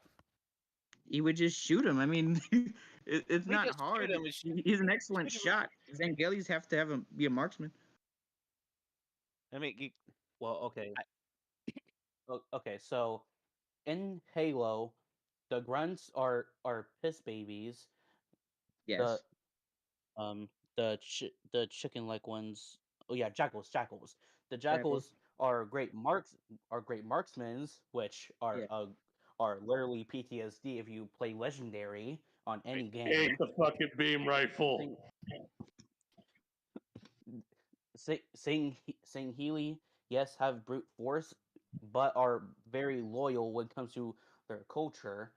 Brutes They're also are the highest. brutes. They're also the highest trained amongst the grunts and the jackals. The Zangelis are called elites for that very purpose because they're the best. yeah, of the they best. are a warrior culture. So like, I'm pretty sure he's a very good marksman. They He's are gonna a snipe warrior that culture jetpack with a good and honor take down. system. Well, we're also comparing that culture, like that culture's significance, versus the Jango Fett and the Mandalorians. Yeah, the Mandalorian is I don't know why it confuses me to say the Mandalorians are the faction that he's from. They are also a warrior culture that stems from that, and I wouldn't say that what the elites have to offer are on par. Like the Covenant are almost super faction. Super faction? Superpower is what I meant to say. When it comes into the Halo setting, the Banished are really the only people who put them on the back foot and give them any real problems until this great schism comes about. Mandalorians are actually going about and facing various opponents outside of their range and skill and actually pushing themselves. Yeah, but Mandalore was conquered. Like you are aware of that, right? Yeah, Mandalore was conquered. But still lived I'm sorry to burst your bubble, but St. Helios was conquered by the Prophet because they had a bigger gun. I know. I'm just saying they're not like they're on different levels. They're both warrior cultures. I wouldn't even say that their planets being conquered even makes a difference in this. Both of their cultures survived being conquered, and the Mandalore has to survive on their own. The elites got a helping hand from the prophets, and they're meddling with Forerunner tech because elites never touched that stuff before they showed up, and then the Forerunner. In fact, funny fun fact about that: it was considered illegal to touch that stuff by St. Healy standards. Yeah. That also isn't like that isn't an argument against them though. They just realize that hey, these guys have super advanced tech. Why not go with them to use it? I'm pretty sure if the Mandalorians were in a similar situation, they would do the same. I mean, sure, but the another thing you also have to keep in mind is that when it comes down to that tech and their use of it, the elites don't use that to their best. That's another thing. That's another thing that I keep in mind with the Covenant and Halos in particular. Whenever comparing them to other fictional universes, they, because of their political system, they don't advance their technology as quickly as they could or as far as they would. They don't. So the fact that their plasma rifles and shots are these big balls of energy and not these beams like you would see in Star Wars, I think is part of that. Aside from also just gameplay reasons. I mean, I'd argue the plasma rifles are more effective, especially when it comes to killing people, just because of the horrifying effects of plasma splash damage. Like it literally melts people. Like beams are clean, that goes right through you or whatever. A lot of people can survive. Well, not a lot of people, but people do survive like stormtrooper shots and stuff. In Halo, literally everyone has to be armored or you're dead. Like you can't walk off a plasma rifle shot. Yeah, there it gets isn't- messy. Well, there isn't It's really like much. someone doing acid on you. It's like that. I mean, that's fair, but an acidic property is not really going to be much help against Django. But the Mandalorian armor, the Beskar armor that he has, shows. Holy crap! I skipped a point. First, lasers in Star Wars punch through most armors seen in Star Wars, including even armored droids and clones and whatnot. The Beskar armor is one of the few armors that actually shows to be very resistant to these shots, and I know it does have the gaps, but Talking about Baskar? yeah, Beskar. Those gaps I think are gonna be what does Django in my opinion, because they're prominent and they're plentiful. Because yeah, Django's chest and stuff is protected, but when both of your arms and like a little bit of your forearm are exposed, and he's hitting you with a weapon that has like, for lack of a better term, splash damage, it's gonna hurt and it's gonna melt through limbs like butter. Well, that's a similar effect to what lightsabers have, and I'm Yeah, not but Django certain. doesn't have one.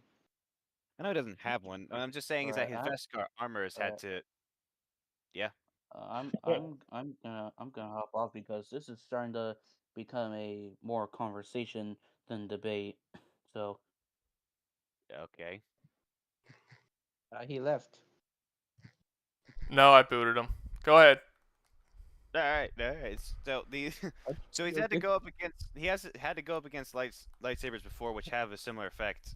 I'm certain his armor has been struck with it before. I just found out something about Django while researching. He actually has a retractable vibroblade in his gauntlet. You do know you're supposed to be defending Thel, right? But okay. I'm doing research as well. We're trying to figure out what's correct, not who's Oh, right. okay. My bad. I'm trying to do research while also, But still, it doesn't matter with the massive strength damage, especially if they come to blows physically. Like, can you parry someone who's like 100 times stronger than you? I mean, yes. I mean, I don't want to be like this. I've practiced HEMA before. Yes, you can parry a strike for someone who's way bigger and stronger than you. No. This is like Fist? HEMA or whatever. Like, I don't think you realize like the magnitude of the strength difference. Like, you're fighting other strong people, right? Zengelis, like I said, are stronger or as strong as beings that can lift tanks over their head. That's how strong Spartans are in full armor. That amount of strength is just going to crush Django if he tries to block it. Like, it's literally going to break.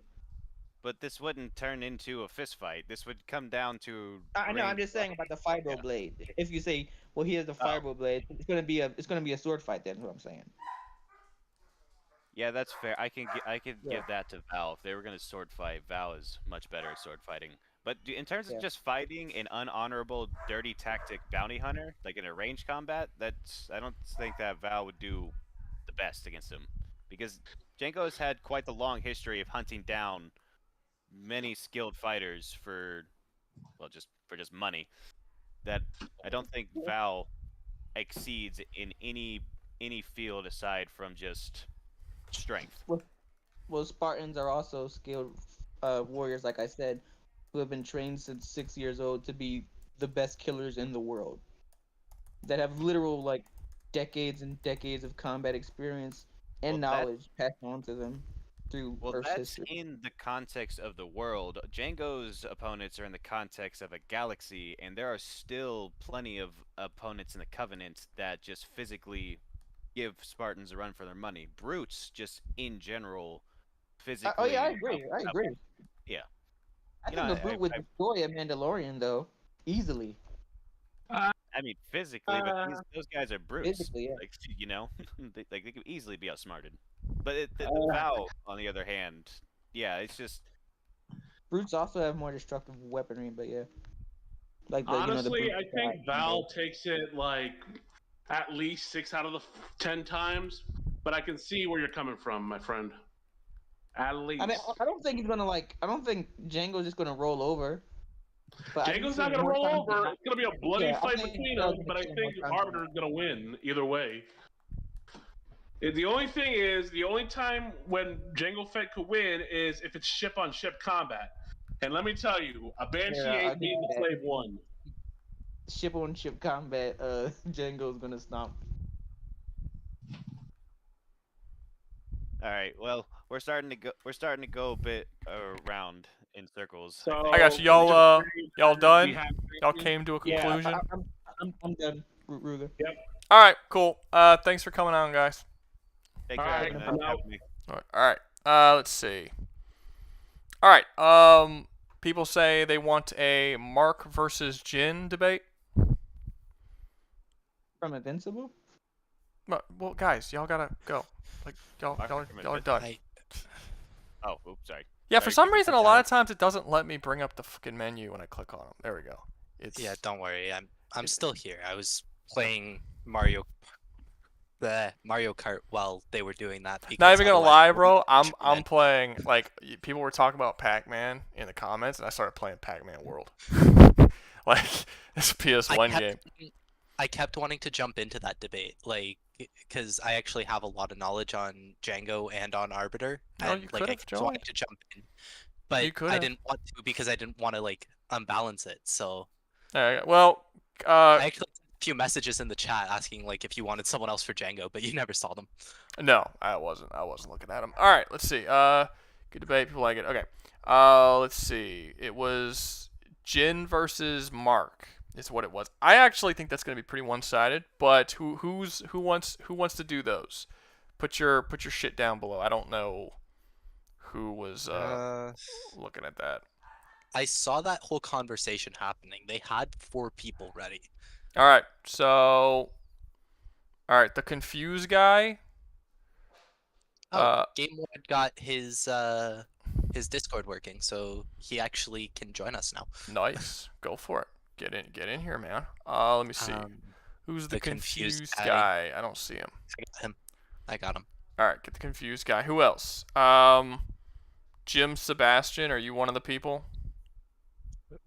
I don't know who the 4 people are. Whoever the 4 people are, say. I don't want to. I'm not looking for you. So please. Luke Young, you were one of the other ones. Luke, what's your Discord name? Confused guy, unmute and tell us who the 3 other people that you were talking to were. To be honest, I don't. I wasn't paying attention to the names. All right, then. Her name was Luke, Red Tower, and just the other one with the profile picture, the big man. Those are the ones I know.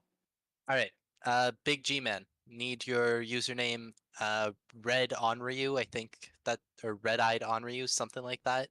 Need your Discord name as well, and Luke, Darth Gator. Darth Gator. There you are. All right.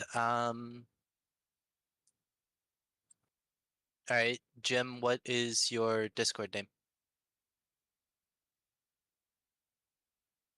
Jim Sebastian Wittenbury. Discord name.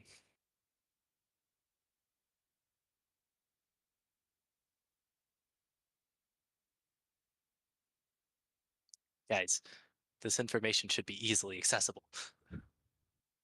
Big G Man, dude. All right.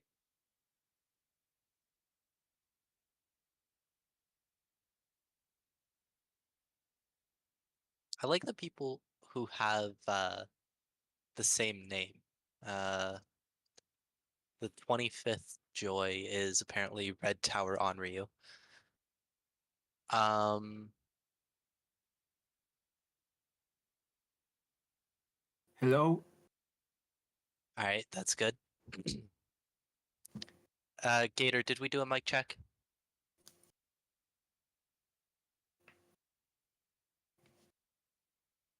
I'll take that as a no. If you don't get your mic working by the time that Jim gets in here, you're not gonna stay.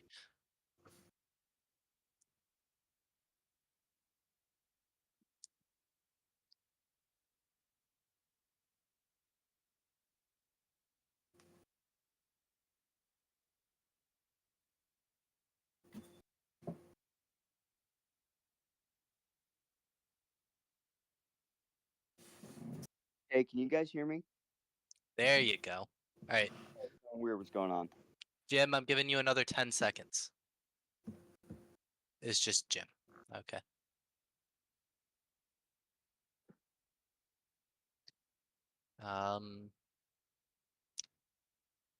Not a Slurtron. Wow. Jim, you aren't in here unless you're Jim.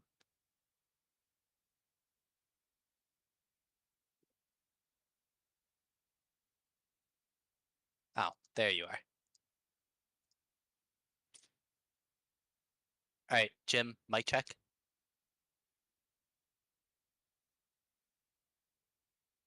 Had my shit muted and was just realizing I was talking to the fucking ether. I was wondering why you got so fucking quiet. Sorry, no. I was like freaking out playing Pac-Man, and then I didn't want y'all to hear me, but then, yeah, my bad. You tried to talk, and like I'm just sitting here doing all the mod things. My bad. Your mic is not working, so I will have to send you back to the audience. All right, that's it for the night for you. Sorry about that, Jim. I'm not. You can try again next week. He knows. He knows the rules. I've said it multiple times. Not a Slurtron has joined the audience, by the way. Okay. Well, that's nice. Okay, so the three that we have up here, who is supporting what person? I'm supporting Mark. Okay. Yeah, I'm supporting Mark as well. All right, so you're supporting Jin. All right, we need one more person to help Doug support Jin. Does anybody in the comments want to also support Jin? Because I don't believe he would win this fight. That's why. I would be arguing against. I would be arguing against my beliefs, sir. Because you refuse to argue if you lose. Yeah, I actually wanted to ask if you were the one who wanted to argue for Jin, because you have the most experience. No, I know a with Jin. decent amount about Jin. I don't think he's gonna win that fight. Hell no. I think Jim, we gave you a chance and we said the rules. Your mic wasn't working. I sent you back down. That's Rouga's rule. Wait, what's going on? What? Jim was trying to come back up again. No, I told him you have to check your fucking mic before you come up here, so we don't have to waste time trying to figure mic shit up. I've said that several times in all three streams. You guys need to follow the rules, man. We can't wait on everybody every time we come up here. Okay, so does anybody want to, even though I kind of shit on it a little bit by saying he can't win, does anybody want to support Jin in any way? I still think you should do it just because. Just because? Just debate for someone I know is going to lose? Like, just make it interesting. Come on, you haven't had a debate all night. I mean, I guess I can. But I feel like everyone knows my opinion on it though, so it'll be weird. It's like you gotta wank Jin like you death haven't battle. had a debate all night though. Like, come on. Well, normally I have people come in that people have debates that they want to have for me, but no one's had a debate for me. I mean, I guess I can. I suppose. Fine. You're Fuck. 5 seconds to yourself wrong. Wait, what's Guys, up? I believe we're going to doing it. Fine. I'll support the side I think will lose. Why not? Let's do it. So wait, who are we doing? We're just doing Mark versus Jin? This is Invincible Invincible Warthog. War I Mark. mean, sure, unless you can add Kazuma too. Wait, what? Where will be the better? Yellow stop. Wait, you guys are like super quiet. Hold on, let me turn y'all's volume up a little bit. I think you need to turn up your Discord volume. They're actually fine for me. I don't know. God damn it, the fucking thing doesn't What, work. Mark, were you saying, historian? Mark from Invincible. I mean, preferably the one in either the Viltrumite War or in the Invincible War. I don't know. We were I going. mean, with it can be Invincible War. end of series Mark because, again, like you said, it'd be an obvious answer. So a specific mark from a specific arc might be the better answer. It's gonna be up to you guys who y'all want to pick. I'm not gonna tell you who to pick. I'm pretty sure we settled on Invincible War Mark in the comments because he hasn't done any Thrag stuff, and the Thrag stuff is just wild. Yeah, we settled on that. Well, look, if we're gonna do this, might as well do it right. Just pick the strongest version of Mark. I don't. All right, cool. That's End of series Mark. Let's go. who's fought on a star and beaten Thrag, the strongest Viltrumite ever. That's fine. It is what it is. Right. All right, but I get to use, I guess we get to use the strongest version of Jin. So I guess that would be end of series Jin, Angel Jin, I suppose is who that would be. I guess so. So yeah, so we get to use Angel Jin. All right, so start with whoever wants to begin first. What's your argument? Well, in Tekken 6, Azazel was stated to was going to be destroying the planet once he reached full power. Kazuya in Tekken 8 absorbed Azazel's power onto his own, probably making him large planetary, I guess. And Angel Jin was able to fight him and beat him. So, yeah. What is this? To me, What is this? Oh, my bad. I mean, to me, the biggest advantages that Mark has against, no, I mean, let me rephrase. The biggest advantages that Jin has over Mark is that he has better fighting skill on behalf of Tekken being a more martial arts based universe than Invincible, because Mark doesn't have any martial arts training. He's just like a straight up brawler, and also Jin has actual long range attacks that could harm Mark. Oh, he has more than that. He has more than that over Mark. He hits harder than Mark. He has soul fuckery bullshit. He can banish Mark into another universe, which is by itself going to be pretty devastating for Mark. He also has a regen factor. He also has a regen factor that Mark doesn't have. There's quite a few things he has on Mark. I mean Mark technically has one, it's just not as fast. Yeah. And oh my bad. I mean the alternate dimension, I didn't remember that. What's an alternate dimension? Yeah, it's there's at the end of the game, at the end of 8 when you're fighting True Devil Kazuya, he actually traps him and chains him in another world. It's this other sort of heavenly plane of existence, and then he fucks him up. I mean, they break out and they go right back, but during the fight they do end up going to a whole other dimension for a little bit. Wait, how did they break out? The move just is over. It's a fighting game. So like it's a story related thing. Like he chains him in this other world. He's covered in chains, and then he does this massive fucking attack, and then it like shakes the world, and then they kind of get blasted back into the same world they are. But Jin's the one that traps him there, and Jin's the one that hits him hard enough that breaks the chains, and then crashes them back into the main world. But Right, the problem is that just because Jin can bring him into that world and bring him back via his power, we've already seen that Mark can't do that.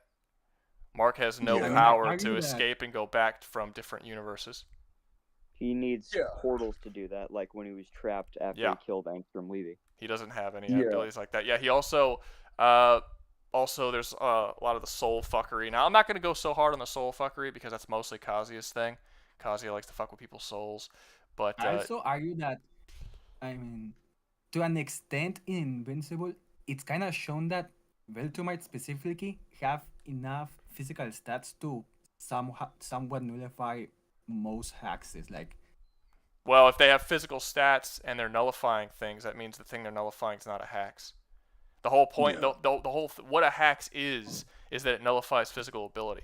So if your physical ability can overcome it, it's not hex by definition. Would you consider the chains as hacks? Like it has to be destroyed by Jin himself? It's unclear. The chains hold Kazuya, and honestly, just that enough should be enough because Kazuya should be more physically strong than Mark is. So if Jin does trap him with the chains, Mark shouldn't be able to break them. And if Jin wants to just leave him in there, I don't see any reason why he can't. I think that Jin, when he broke the chains, when he put him in those chains and put him in that universe, I think Jin was pretty. They were of equal power at the time, so it's not impossible to buy the idea that Kazuya probably would have broken out pretty shortly after being chained up. And the fact that Jin hits him and breaks his own chains to get him out is probably was the best thing he could do at the time when trapping. But there's no evidence that Mark would even be able to get out of there. And even once he does break the chains, there's no evidence he would be able to leave that universe and go to another one. We know that Kazuya and Jin can travel between universes because they both have moves that allow them to do that. In fact, in the story of Tekken 8, Jin straight up goes to this alternate world where he has to fight like Devil Jin in this sort of weird like mental plane or whatever. They're capable of doing things like that in the game. Yeah. So, but yeah, Mark can't do anything like that. Yeah. I think that in the case of Kazuma, the reason why the chains were specifically advantage, effective against him is because again the Angel Gene's power is essentially the counter for Kazuma's true devil power. So well, they were kind of the counter for each other. So like Jin's power is of purification, and Kazuya's power is corruption. So when both of their powers came and clashed with one another, they were actually able to completely wipe each other's power entirely. But again, that's something Mark can't do.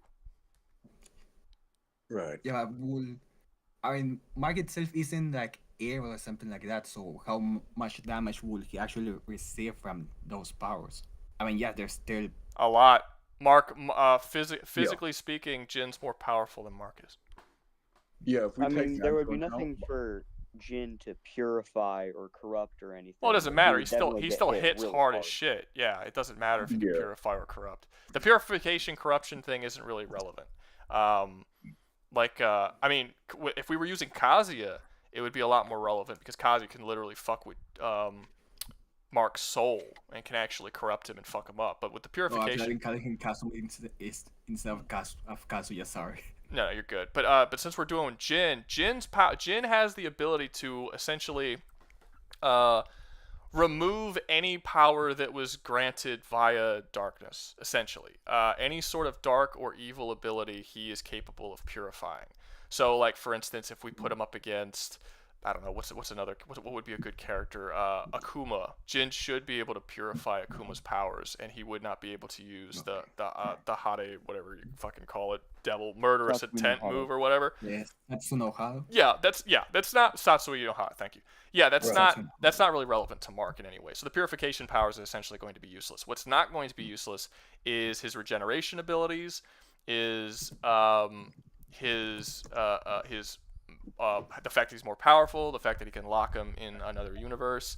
Those are the things that are going to be way more. Basically, if they get into a fisticuffs match, Jin should be able to outskill him. And honestly, just one hit would absolutely explode his fucking head. Like he'll just straight up blow up Mark's head with a single punch or punch right through his chest because of how much his physical strength is beyond that of Mark's, even at his strongest. Yeah, the issue Jin is going to face, which I believe so, is the speed category, where Mark, he scales above Omni-Man at the end of the series, far above himself at the end of the series. It's just stated that he's stronger, but since we can do that, just say he's stronger, we can also say that he's faster because Viltrumites, get stronger as they age. So he is consistently they can travel like vast distances from different planets as well, which in Tekken, like they go to space, but they don't specifically go to other planets Yeah, or even a moon, from what I remember. I do hate using this feat, but I guess I'll bring it here. In the show, it's shown that Omni-Man is just sitting right outside the horizon line, well, right inside the horizon line of a black hole, and like it's the suction of a black hole is strong enough to suck in light and time matter itself. But I hate using that feat. However, if we do use that feat, end of series Mark should scale astronomically above that because that version of Omni-Man has not shown anything capable of beating Thrag, and end of series Mark is able to beat Thrag. Wait, and so he is even I'm sorry. stronger. What was the feat again? What did he do with the black hole? He resisted the pull of the black hole. Yeah, he was. Yeah. Yeah, he wasn't in the black hole because Yeah, he was trying he to just kill himself, resisted but all of it. if he had entered the black hole, he would have probably Yeah, died. he just but escaped He was it. just like at the edge of the black hole. So he resisted the gravitational pull of a black hole. Yeah. Okay, so how powerful is that? I don't know exactly. I can look It's that up. powerful enough to pull in light. No. Yeah, light That's and time. not well. No. So yes, I mean, black hole, yes, size of a black quarter is holes equal to- are the suction of a black hole is strong enough to suck in light, but the suction power is not. It does not have infinite range. So like any light that enters a black hole can't escape it. So if you release light within a black hole, the light will not leave the black hole. But if you flash light at a fucking black hole from the outside, it's not like all the light out of your fucking flashlight's gonna get sucked in. That's not really how it works. The gravitational pull is going to be super strong, but you would have to tell me how strong that is, and if that strength is strong enough is more impressive than being able to destroy an entire planet, which Jin should scale significantly above. So I mean, the black hole was like considerably large. Like I don't remember where it was said that. sure, like, but the suction of a black hole doesn't have very large range. It's like if you go the closer you get to the black hole, the more intense the gravity comes. But you're actually relatively safe, not that far from the black hole.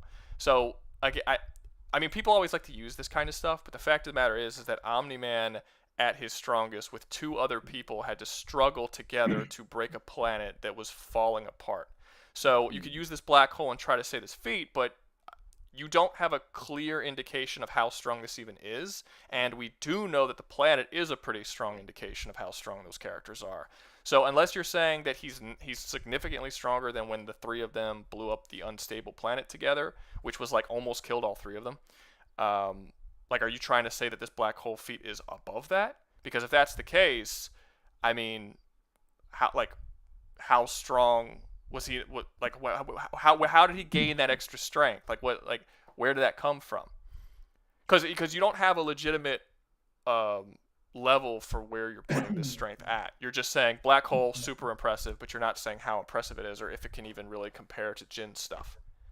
Well, I think they're saying it's a speed feat that they were able to. That he was able to fly so fast that he could escape it. Not that it was. Why would that be a speed feat? That would be a torque feat. That would be a strength thing. That wouldn't be a speed thing. Yeah, he wasn't even moving that fast. He was literally like standing. Yeah, that would be a strength feat. That wouldn't be a speed feat. If you're undoing a suction, I mean, look, in real life, speed is directly tied to force. Like you have to be fast in order to build up force. We know that, but that still requires strength. And he was still flying when he went through the planet. And again, it still almost killed him. So I just don't see. You would have to essentially completely reject the destroying of the planet feat in order to try and use this feat and say that this feat's more than that. You know what I mean? Like I feel like the planet feat is still the best thing we have in terms of how much force he can apply to something. I don't think there's any evidence that black hole feat is better. Yeah, Mark. I also argue that the version of Mark at the time was like he wasn't at his strong. Like it was Nolan who was at his prime. Titus who was very old. I mean, he was strong, but Dragon literally just decapitated him like instantly. And Mark who wasn't even at his peak at that time. Like he was strong, but he still got a lot stronger later on. Sure, I'm not saying he's stronger. I'm not doubting that, but you would you would still have to tell me how strong he got. Because if your only thing is, oh, we have this black hole feat, but we have no idea how physically strong it actually is, but we just know it's more, that's not really a clear indicator, because we also know that Jin is more, and we know that Jin is considerably more. We know that at bare minimum, Jin is at least 3 times more. But he's likely more than that because Azazel was absorbed by Kazuya. And Azazel was the one who was capable of blowing up a planet. So Kazuya was superior to Azazel, then he absorbed Azazel and became even more powerful, so at bare minimum he is over twice the strength of a planet. And then Jin got another upgrade which made him better than Kazuya, and he beat Kazuya, but they were relatively similar in power admittedly. So like you have a character who could absolute maximum assist in blowing up 1/3 of a planet, right? He destroyed 1/3 of a planet. Whereas Jin can blow up bare minimum 2 planets, but likely more than that since Kazuya was significantly stronger than Azazel. So the strength, unless you could somehow prove that the power increase that Mark got was 6 times what he was when he did the planet thing, I don't really see how you can argue he's stronger or even comparable to Jin. I read that yes, by end of series he could probably pull that same feat by himself. I mean, in the shadow they already put the image of the comparison between Nolan and the black hole. I don't know if you can see it. I don't know what do you mean? We can see what? In the chat, I don't know. Oh, I'm not worried about the chat. Just say what you gotta say. And yeah, like I don't know how to scale it. I mean, like it is basically like he's literally at. Like how to say? I don't know the terminology. Like the rings that form the black hole. Like he's like literally is standing right in the middle of it. Like I got you, but how strong is that? If you don't know how strong it is, and you're just saying that this is just super strong, okay, cool. But is it stronger than Jin's? Well, I don't know because I don't know how strong it is. It's not really a solid argument. Oh, all right. Thinking about this, yeah, all right. We know that Jin is physically stronger than Kazuya. We know that Jin is physically stronger than Mark and Omni-Man at that point in time. And that would, if you consider the black hole feed a strength feed that was still outclassed, that would mean Jin is still above that.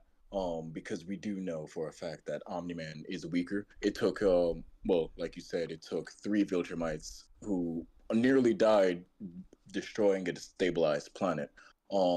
Thinking about this, yeah, Jin does outclass Mark in terms of physical strength and prowess, as in martial arts. We do see in the series that Mark does get his ass beat by anybody with more battle experience than him.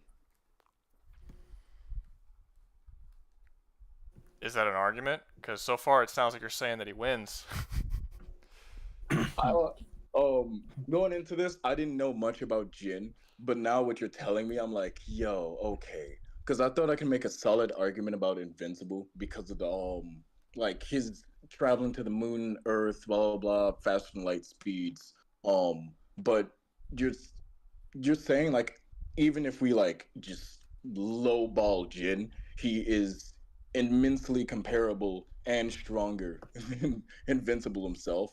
I don't know how much like I can defend Mark on this.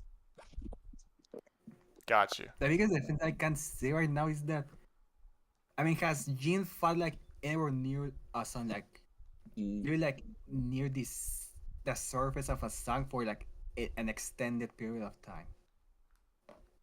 Yeah, well, that's heat resistance. That's impressive, but that doesn't necessarily mean that he's more durable. Heat resistance and gravitational resistance, because I mean the sun is that huge. I mean, I don't think many people realize just how big the difference is from the sun to the Earth in general as well. So you're saying the gravitational pull of the sun? I mean, the combination of the gravitational pull of the sun plus the intense heat of the sun. All right, but you do Also, have while to. while fighting track the strongest will to my in the series You, aside from him. all right, you do have to realize that during the fight on the sun, Mark did have armor that was specifically powered and specifically designed to nullify heat. That still melts down. I mean, yes, it gave him like a few minutes to like So keep look, on it fighting. really But doesn't matter. Look, the gravitational pull of the sun is stronger than Earth's, but it's only like 30 times stronger than Earth. It's not the billions that it's gonna have to be. Like it's not that much. So however much, let's say Mark is a 200-pound man. You know, if he's being pulled by the sun, even if he was on the surface of the sun, he would only weigh about 30 times that, which it would be nothing to Jin or Mark. It's not enough to actually make any bit of a difference.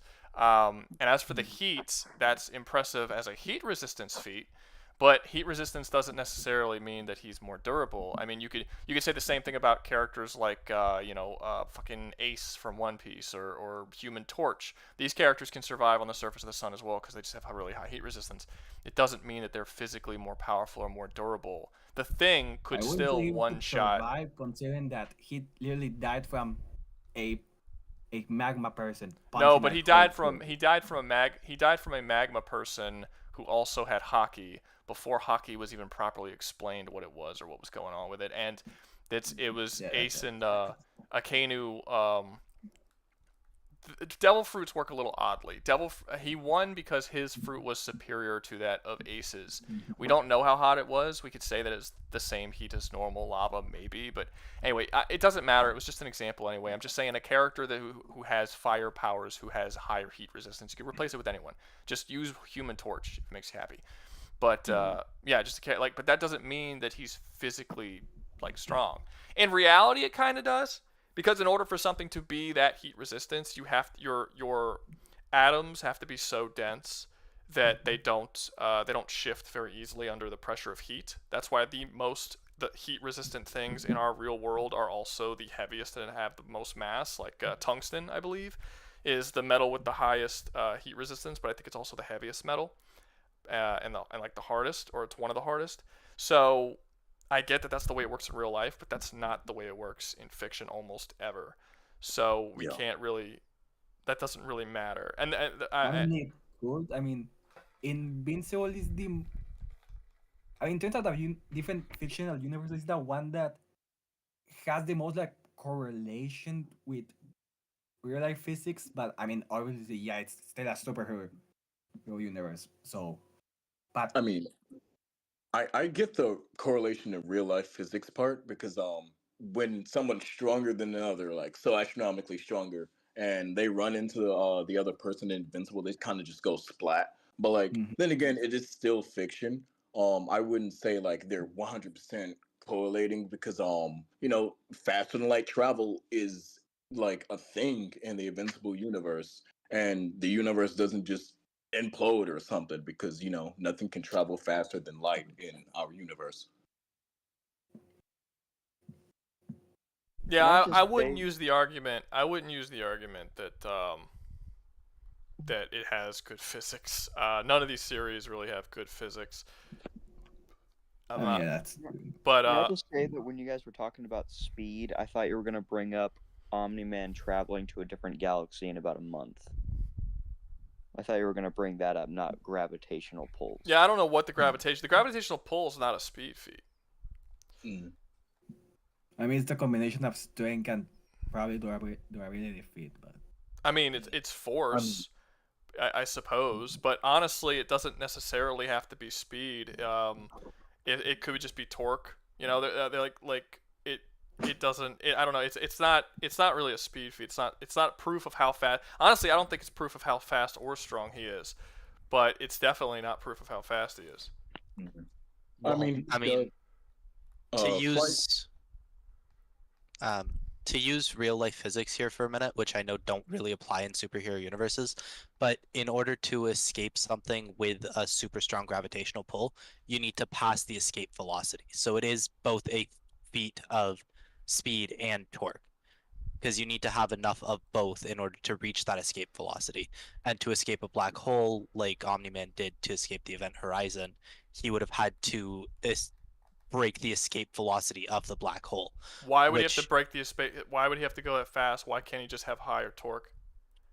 Because so the way that a suction force like that, or it's not really a suction force, it's more of a draining force. The way a draining force like that works is that like it pulls you down, so you have to go faster than it's pulling you in order to go out of it. Yeah, no, but why is that not torque? Why is that speed? No, it's speed and torque. Why? Because that's the equation. Like there, I mean, like you said, you can't really use real life physics, but in terms of like the way we can quantify it, the equation is that velocity equals force or it doesn't have to be velocity. You're going under a false premise. If something can't be sucked up if it's too heavy, if it has too much weight, if it has too much torque, yes, that would work. Speed works technically because speed going faster increases force, but torque doesn't require speed. You could still make it out with torque. There's no reason why you have to have speed in that equation. Technically, it wouldn't be sucked up if it was just too big to be sucked up. Technically, no. If it was too heavy, it would get sucked faster. That's the whole point of a gravitational shift like that. The heavier you are, the faster you sink. No, but you were saying suction. We're using, like, you said suction. I'm saying just in general suction. Like, what reason would it have to have speed and not just torque? Why would it matter? Torque is not related to speed specifically. It's not. It kind of. I'm not gonna say it breaks the force formula necessarily, but the whole point of torque, like a torque wrench or something like that, is that you don't need speed. It just increases the strength of which it pushes forward without actually having to go faster. You don't have to speed up how much you pull on something. So Anthony Leon in the chat, escape velocity depends on the gravity of an object. Example is that the escape velocity of Earth would be Mach 30. It's basically that. But that's because we can't have torque in air. See, this is something that you can't really do. Like, you can't have torque in air in real life because that's not how things fly. But in the Invincible universe, they could just be in the air still. They don't have to have speed or anything to stay up like we do in our real life. So they don't need to work with the same formulas that we do. Yeah, it's described as creating their own friction. That's what Omni-Man describes it as when he's speaking. Yeah, like in real life, it is not possible for you to just be in the air and ignore the gravitational pull without having some sort of force pushing you up or keeping you off the ground. In Invincible, you could fly, and they could do that. So yeah, well, speed's not a factor.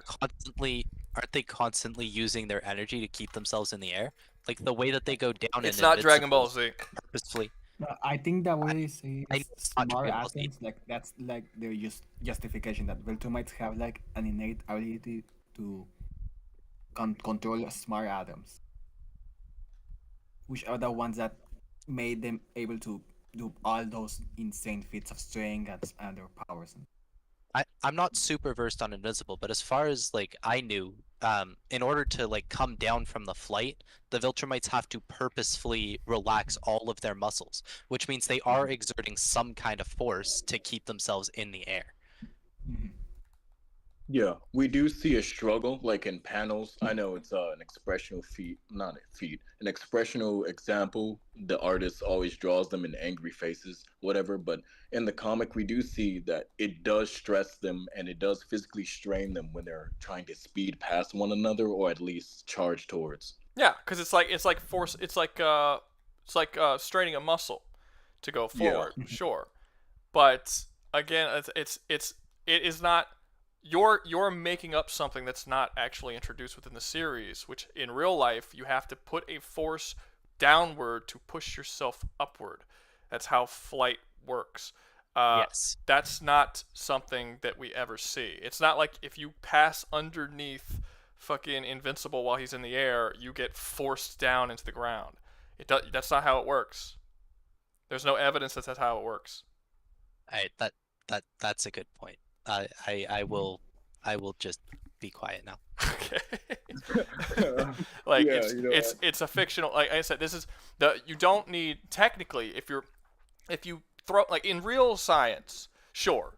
The only way that we know how to fly is to put force in some direction to push it that way so that it could break out of the atmosphere. But in reality, if all the rules of science were thrown out the fucking window, that's not really necessary. You could just like you could torque your way through it. Torque works. Torque doesn't require any sort of speed. Yeah, it could just be a slow-moving thing with extremely large amounts of torque pushing through basically anything. And if you can infinitely increase that torque more and more and more, you don't need the speed. Yeah.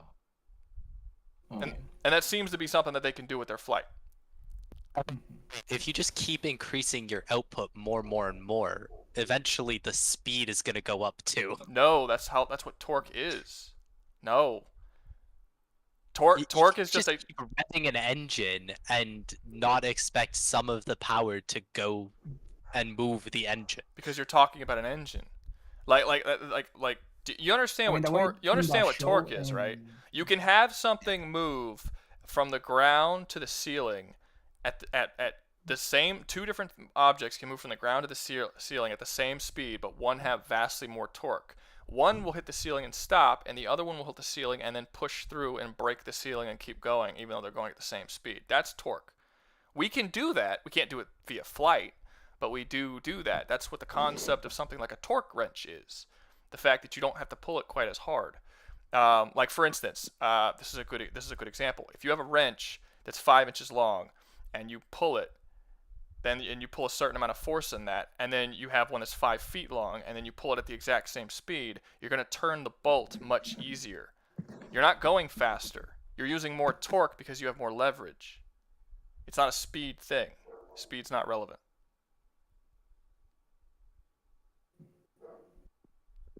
Yes, that makes sense. It's weird because the thing that makes it weird is that I'm applying it to flight.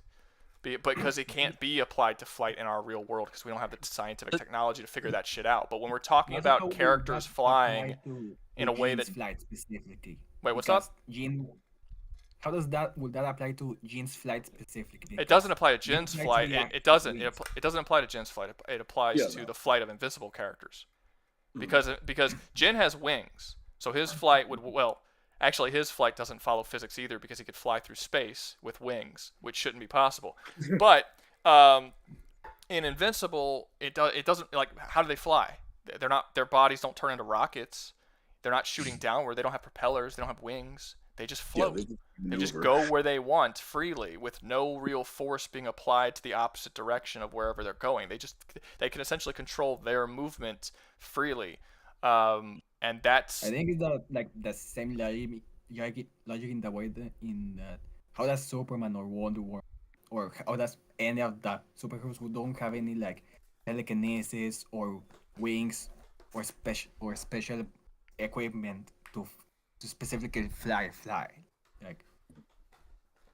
I don't think you can use. There's a certain point in fiction where you can no longer use real world rules because the fictions don't follow those real world rules. And flight with characters like Superman and Sentry and the Invincible universe, like that's one of them. Their flight doesn't follow any real world physics that exist within the real world. So you can't use real world physics to explain it. Yeah. And let's say even I agreed with you and I said, okay, yeah, it's a speed feat. You still wouldn't be able to tell me how fast that is. You wouldn't be able to tell me how strong that is. You wouldn't be able to tell me how good that feat is. It's an unclear feat because you don't know the science behind how strong the gravitational pull of that black hole is, how far away from that black hole was he, how would that gravitational pull change based on how far away from that black hole he was, because that's something that we don't even fully understand as a society. So it's an impossible thing to argue. What we do know is that it took 3 of them to fly through a planet and blow it up. Those are 2 things that we can clearly measure because we know the amount of force theoretically that it would take to blow up a planet. So we can actually measure what that is. You can't measure the black hole feat. What I can do is that apparently a black hole the size of like a quarter is strong, has enough gravitational pull to destroy a planet, and this one was like. How? How would it destroy? Would it tear it to pieces little by little? Because yeah, you could do that. Planet's made of rock. Would it just immediately destroy the entire planet in one go? Like how does this work? You don't know, and I don't think anyone It wouldn't be knows. Yeah, no, I don't think humanity knows that. No one knows. We don't know. This is all theoretical stuff. We don't actually technically even know. Theoretically, light can't escape a black hole, but we've never been inside of a black hole to even test out that theory. Yeah. I think the fact that it took us like a good while to actually get like a picture of a black hole, maybe that could. I mean, how long was like the scope for the telescope to take a picture of it? I don't know. Well, let's get back to the debate. So, right. You think okay? So you agreed that he's not as strong as Jin. You said that he's faster than Jin. You don't think he's as good at fighting as Jin. You don't think he doesn't have better regen than Jin, and he can't escape being locked into an entire world, another universe by Jin. So, do you think honestly that his speed is enough to overcome all of the other strengths that Jin has? Now that you're like, no, I'm kind of rooting for Jin. I do love Jin in a sense. I did grow up with him, although I've only played like 3 of the games. But like, I don't think speed is the saving grace Mark has against Jin. I do feel like any physical confrontation with Jin, Jin might win that. It will. I do believe from what you're saying, he has the physical power. Was it the physical power to destroy 2 planets, or was that a hacks? It should. We're unclear. Well, it wouldn't be hacks because he doesn't have any hacks that would cause physical damage. It would have to be physical power. With no. Okay, so let me be straightforward with this, or straight up with this. Azazel never blows up a planet. He is stated to have the power to destroy the planet. Now, it doesn't say world. They do actually say planet. That he will destroy the whole planet. So we do know it is the planet itself. He is then absorbed by Kazuya. The actual most force that we've seen Jin do was Devil Jin when he blew up, basically, like, he shot a laser at the world that essentially destroyed a very large section of it, larger than like a continent. Like, it was like the size of Russia or some shit. It was this massive fucking section of the planet that was completely destroyed by one laser shot that he did. He could freely use these lasers as much as he wants. But Devil Jin was defeated by Base Jin. They fought in another realm, and he beat him in a hand-to-hand combat. And then Jin, Base Jin, who was stronger than Devil Jin, became Angel Jin, who was more powerful than Base Jin. So right there, he should be significantly more powerful than that. That doesn't include whole Kazuya absorbing Azazel, and then Jin beating Kazuya. So, is it like, could he just punch the planet and blow it up? I would assume so, because the way the powers work in the Tekken universe is that they each have a certain amount of ki, and they can amplify their strength, their physicals, their speed, and all of this stuff with the amount of ki that they have. Azazel was going to destroy the planet because he has this sort of dark energy. It's like a dark version of ki, I suppose. But in theory, if Jin has more ki than Azazel, which he does because he defeats Kazuya, he should be able to destroy just as much as Azazel can, even more. And he does. He has significantly more. So if Azazel can destroy the planet, so should Jin. Would he do it with a laser? Would he do it with a punch? I don't know. I don't really think it matters. Either way, his physical punches would be more than Mark's. And the fact that he could physically defeat Azazel pretty casually, even though Azazel could blow up the planet, and take hits from Azazel, even though Azazel could blow up a planet, I think it's pretty fucking clear that it wouldn't really matter. Like if you're going to look at it, like, for instance, if I punch the ground, it does not matter how much force I release. Even if it is planet-destroying force, I wouldn't actually blow up the planet. Because my arm is not big enough or long enough to destroy the planet. That's not how it works. But you could punch somebody with a normal human arm with planet-destroying power that wouldn't destroy the planet, but you're releasing enough force that would quantify enough to destroy a planet. Does that make sense? Yeah, it does. Yeah, so I think that's probably more so what Jin does, is that his physical punches do have the equivalent power to destroy a planet, but like he wouldn't be able to just punch the planet and blow it up. But that's really just me sort of conjecture, because he's never actually done it. He doesn't want to. The whole series takes place on one fucking planet. Why would he want to blow it up? But yeah, we do know they're capable of doing it. And by 8, you have characters like our characters are shown doing massive ki blasts like fucking Dragon Ball Z and shooting massive blasts at each other. And the likelihood is that they could probably make one that would be able to destroy a planet by that point in the series. Yeah. Think of it in the sense of like, what if Earth was condensed into the size of like a bouncy ball, and it had the same durability? Jin would still be able to destroy it, but he doesn't have the ability to cover the surface area of the planet. He may. No, that's what I'm saying. He actually may, because if you look at Kazuya can make ki blasts, like giant ki blasts, and he makes a relatively small one and chucks it at Jin, and Jin deflects it, but it was supposed to blow up the entire island. Kazuya also says during the tournament that anybody who loses the tournament, he's going to blow up their whole country. And there's no indication within the series that he's not capable of doing this. Everyone takes him seriously and buys that this is something he is capable of doing.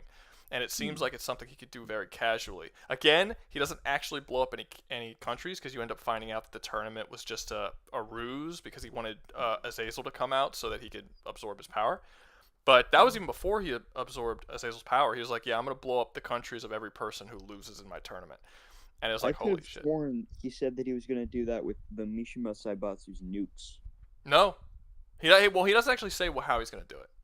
He doesn't say how he's going to do it. But at the beginning, he talks about how he's going to blow up all the countries if they lose. I think the assumption is he would do it. I don't think they ever mention a nuke. I don't think a nuke is ever even launched. No, I imagine a nuke was probably launched in 6.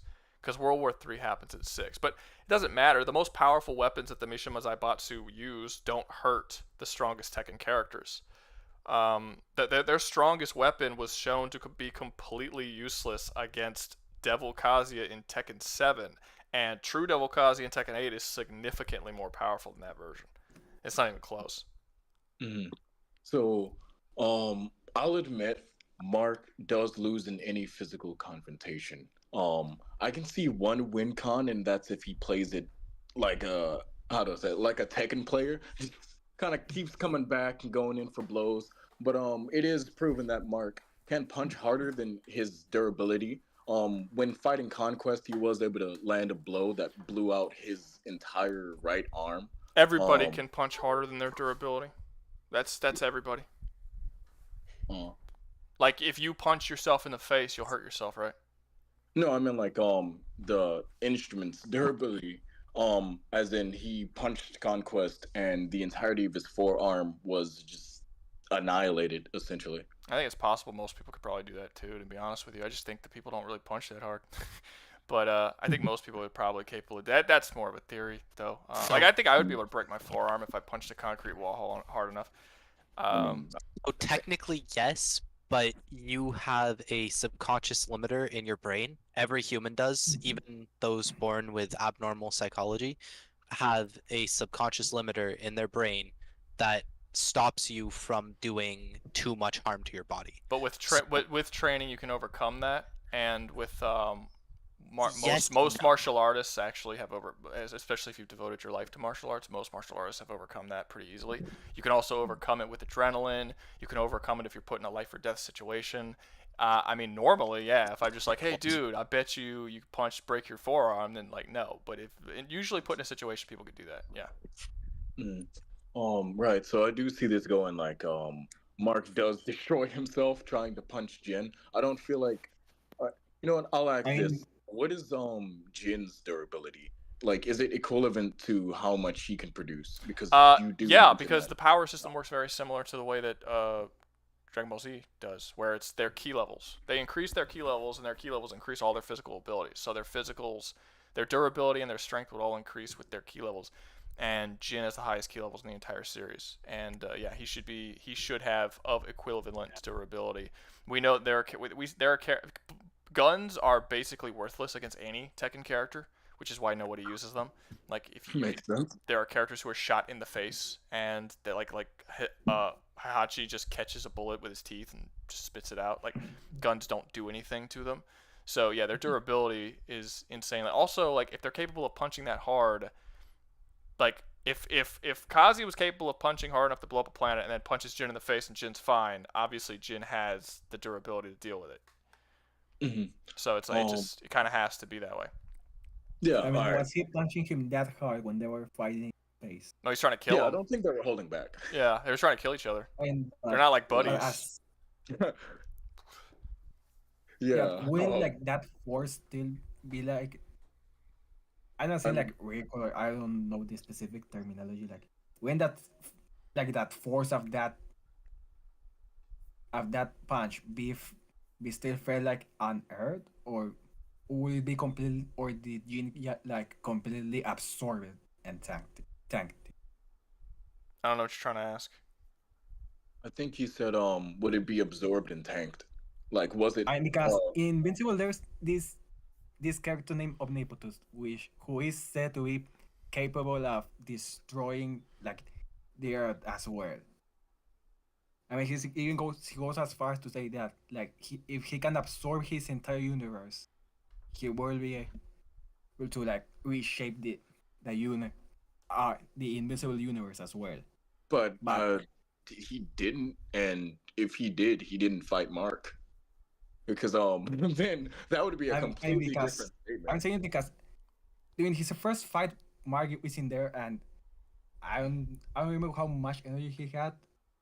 I don't think he had that much energy, and he was eventually like he wasn't defeated. Mostly, he was like pushed back into his reality because all the other heroes couldn't beat him physically, and then he came back. He easily defeated every one of all the heroes, and then which he had already like I have like a name here, like he said he already absorbed the energy of his world, and he's in his world.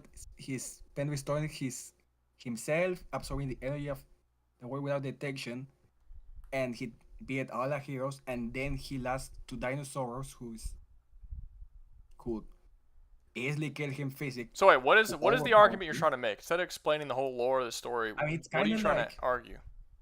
Like, let's say Omnipotus is like similar in that he has the potential, or at least a similar potential capability to destroy a world like Azazel, and dinosaurs who's a hero who beat him. That same dinosaurs tried to fight Drag. He broke his claws. He didn't even scratch him, and then Mark fought Drag in like equal condition. Oh, wait, hold on. So I'm guessing you're trying to say since he can absorb the energy of worlds, or taking the energy of the universe if given the chance, he's equivalent to that power. And it's kind of like the Galactus statement, where when he absorbs the energy of a planet, that doesn't mean he's like, like grabbing it, eating it, and now he has another planetary like level of power added onto him. That just means like he's absorbing the life of it. I don't exactly remember like any visuals during that like issue of the comic, but I don't think he's like planetary or universal just if he absorbs I the think he's energy. universal. I mean, at the very least, potentially planetary. I mean, Based on what? And how does Mark match it? I mean, like, there's no. Even if Mark does match the planetary feat, let's just say he can one punch a planet, right? That still doesn't come close to what Jin is being said to be able to do. He would still be like double that at bare minimum. So it doesn't matter. And that's if you believe the idea that just because you absorb the energy of a planet that you can then blow up a planet. That's usually not how it works. The amount of energy that you need in order to do something is usually significantly more than what it is. Like that's why I don't get the whole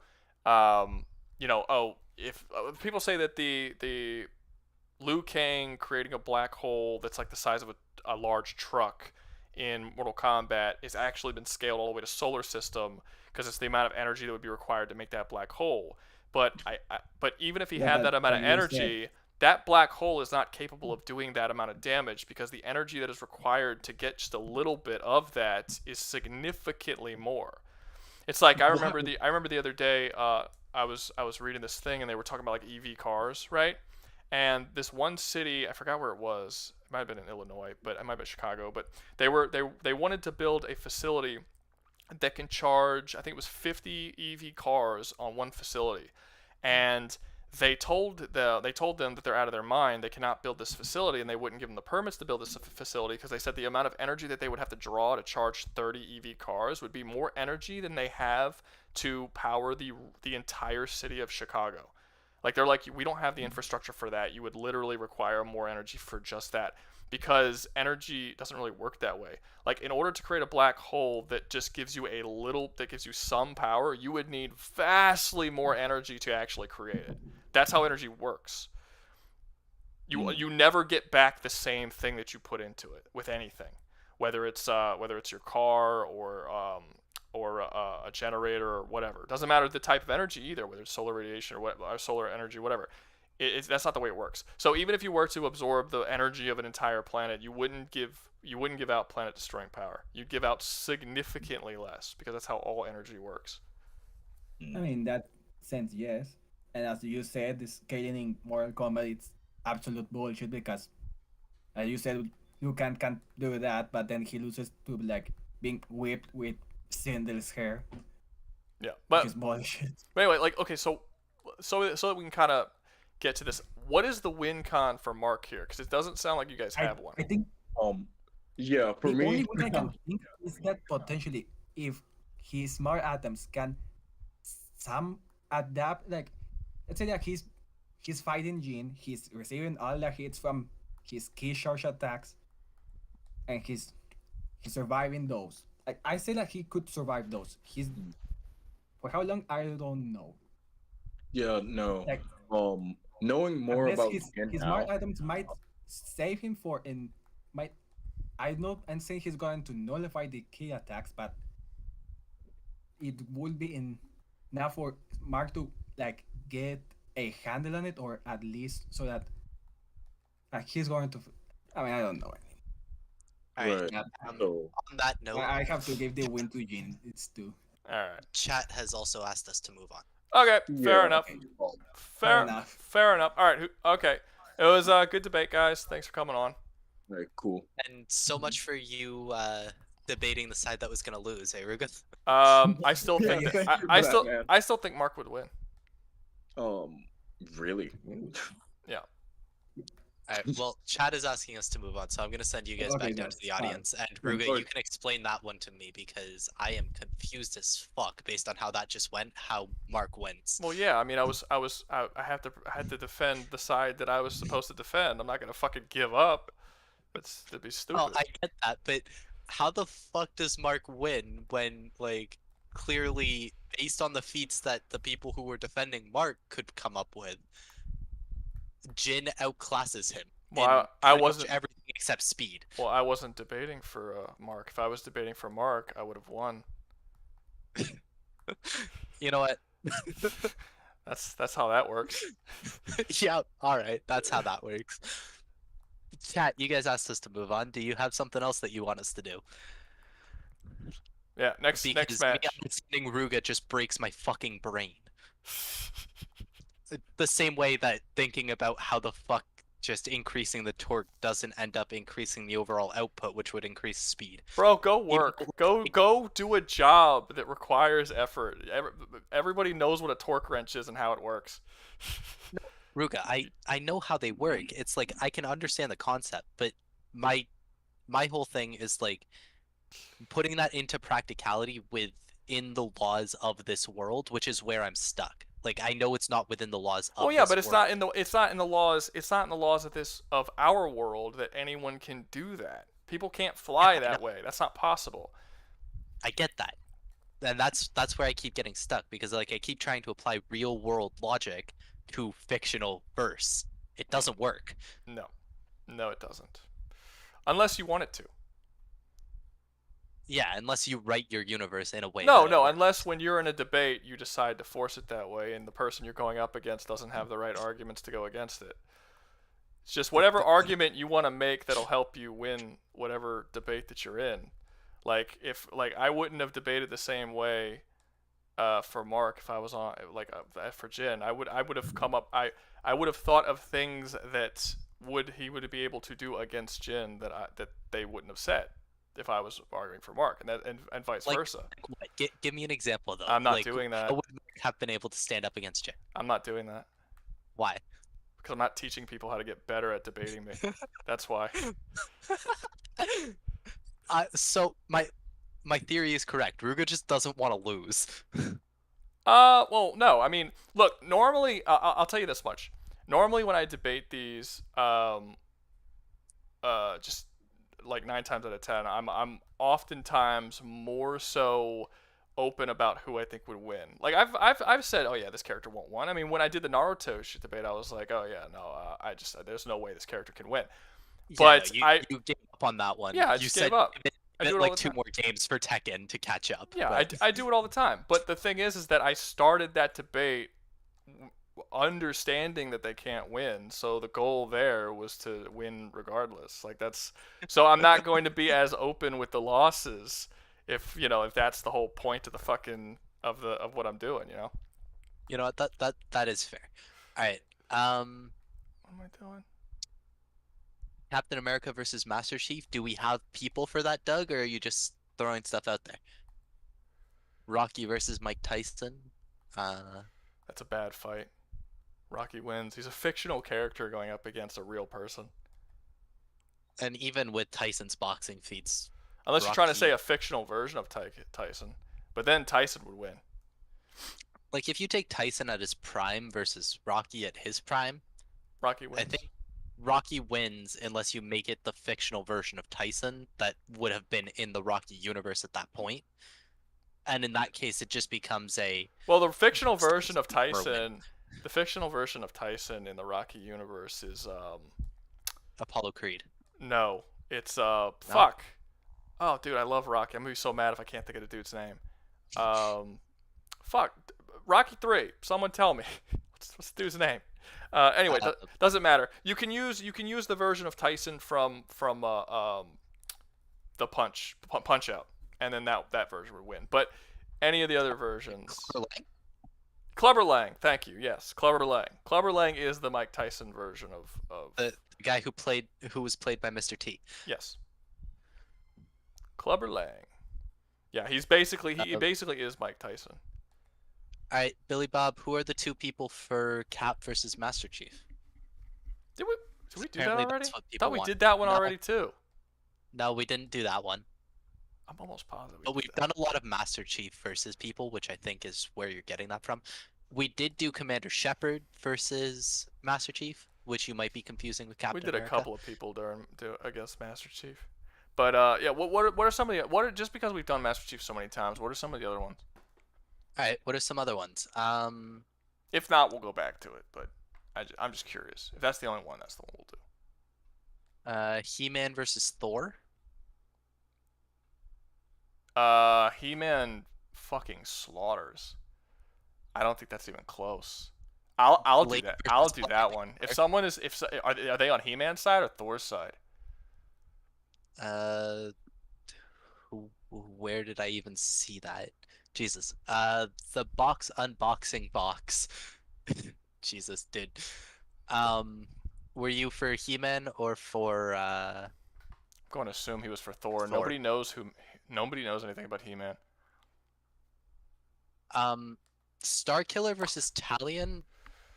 Okay, there's a few different Starkillers, but I'm assuming you mean the one from Force Unleashed, and that's just not fair. Physically, no, it's not fair, but hacks-wise, it's not fair for Force Unleashed. No, it's not either. Talion has way better and way more haxes. Talion has so many fucking hacks. He could actually probably kill Starkiller really quickly. actually. Yeah, probably. To be fair. I mean, the thing is, Starkiller is also shown to be very easily mentally manipulated, which means Talion could probably just dominate him and be like, "Okay, you work for me now." Oh, well, it wouldn't really matter. Like it would. I mean, okay, if someone that's not, okay, let's do this. Though I don't hate either of those matches. So the first person who says they want to argue for Thor or want to argue for Starkiller, bring them up. I could do either one of them. I don't care. They're interesting and they're different. You're gonna argue for either Talion or for He-Man? Yeah, I'm okay with that. And if you want to make it a 2v2, if there's somebody else, I don't think there's gonna be anybody who's gonna be able to support He-Man. To be honest with you, He-Man is not a well-known character. What's up? He-Man, I have some knowledge, but not nearly as much as you. But Talion, I know the lore very well. Well, it doesn't matter. The games don't match the lore of the books at all. No, I know the lore of the games for Talion. Cool. Yeah, because they changed so much. Talion's an original character for those games. Yeah, I know. I'm aware. But I'm saying, like, the actual... But a lot of people like to use his like, compare him... Like, for instance, he fights the Witch King in the game. So it's like, you know, oh, let's like, what's the Witch King's power in the books? And it's like, you can't do that, because they're nowhere near. The Witch King in the game. He doesn't fight the full Witch King. Doesn't matter. Whatever. You know what I'm talking about. Point is that the characters. Exactly what you're talking about, but like I disagree with the people who use that kind of scaling bullshit anyway because it's wrong. Fine. But either way, like the characters that he does go up against, their equivalents in the books do not have the same level of power because they're much weaker in the games. Yes. Anyway, so Starkiller is vastly more powerful in the books and legends lore surrounding him than he is in the games. Which Thor? I'll be honest, I don't really care which Thor. You can use any Thor you want. Pick any Thor. Pick any Thor. I don't think any Thor beats He-Man. If you want to pick the strongest Thor, I don't think he beats the strongest He-Man. If you want to pick basic bitch Thor, he's not gonna beat basic bitch He-Man. Rune King Thor. I could do Myth Thor. Go for it. Alright, so who originally said Thor versus He-Man? Who was the guy who originally brought that up? Alright. Because it would be messed up if we gave his debate away to somebody else when it was his idea in the first place. Well, Big G-Man said it, but Big G-Man has also said that he just gives ideas. He doesn't actually have a mic and doesn't want to join the chat. Oh, okay. Well, if we can have... I mean, okay, so since there's like 4 different people, fuck it. Oh, what's this? Someone said that Chief have gotten resistance to Didact's mind powers in Shep versus Chief. That's false. He has no resistance to the Didact's mind powers. Okay. So just another, but all right. Just one more thing in Shepard's favor. I mean, I agree. Shepard would win that. Anyway, so yeah, if there's multiple people who want to fight for Thor, then that's fine. We could bring up multiple people, and it could be, you know, I'll go against 2 or 3 people. I don't mind. Chief is shown resisting Didact. I'm not sure if anybody ever said he got resistance to the Didact's powers, but no, the Didact is vastly more powerful than anything else in the Haloverse that we see in the games. Specifically, that we see in the games. I cannot stress that enough. Don't come after me. He-Man with the Sword of Plot isn't fair against Thor without power amps. I don't think it's fair with giving Thor all the power amps. I don't think there's a version of Thor that can beat the strongest versions of He-Man. And I think the strongest versions of Thor might do okay against He-Man, maybe. But I don't think it's... So wants to use like a mythological Thor? It's probably worse, to be honest with you. Anybody for Marvel Thor? Or for Starkiller? Apparently Rouga will also take on Starkiller versus Talion. Yeah, I'm okay with either of those.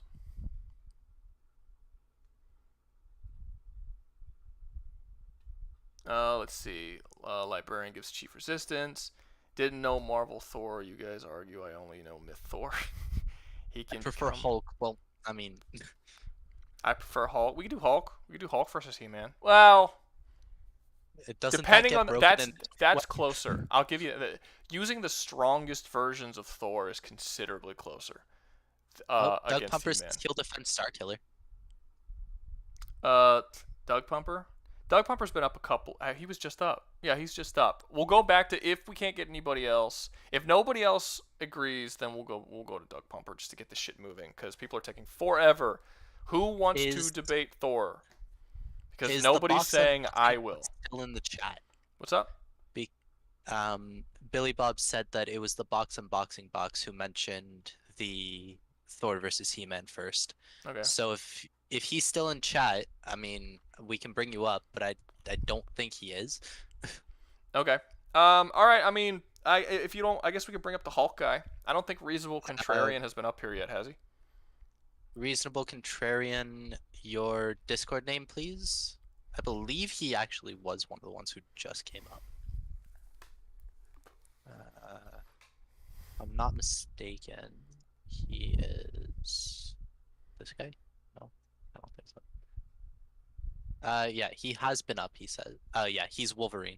So he was up a little bit ago. Okay. All right. So we got two. So okay, I'll take on. He's the one that yelled at. I'll take on Thor versus. I'll take on Thor versus He-Man. I'll take on Hulk versus He-Man, and I'll take on Talion versus whatever. If we can get a couple of people for each one, I'm okay with doing it. If we got two people who want to support Hulk, or two people want to support Thor, or two people want to support whatever, it's fine. If we have someone who can help me support He-Man or Talion, I'll do that too, but it's not necessary.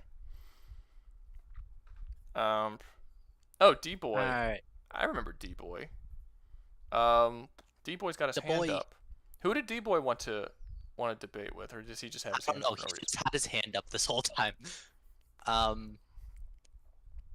mean, we can bring him up and see. Oh, I mean, he's been listening to the whole chat. Like he can understand. Okay, so D-Boy would want to debate for Talion. Oh, for Talion. We already have two people for Talion. Okay, so we have two people for Talion. Okay, I think we have one person for Hulk, and I don't see anybody who said they would do Thor. So I guess bring the Talions up, I suppose. Well, we have nobody for Starkiller. Oh, right. Shit, you're right. That's yeah, the issue. that was the issue. Okay, so nope, we still don't have anybody. We have two people right, for right. Talion. Because I was gonna argue for Talion.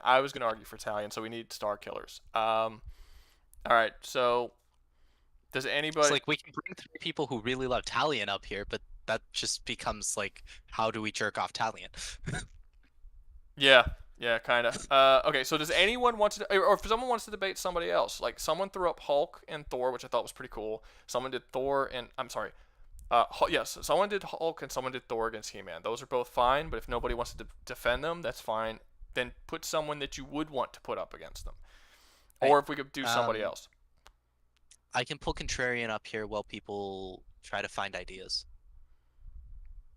Well, no, because we might have to. If we can't get anyone to get Starkiller, then we might just kick him. No. Contrarian was for Hulk versus He-Man. So was you he? two can do that while chat does. Well, fair enough. So I guess we're doing Hulk versus He-Man. Does anybody want to help Contrarian with Hulk?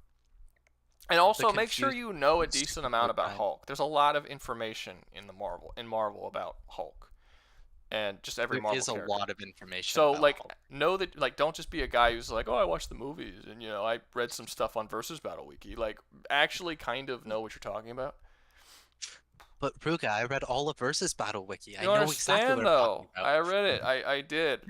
I did.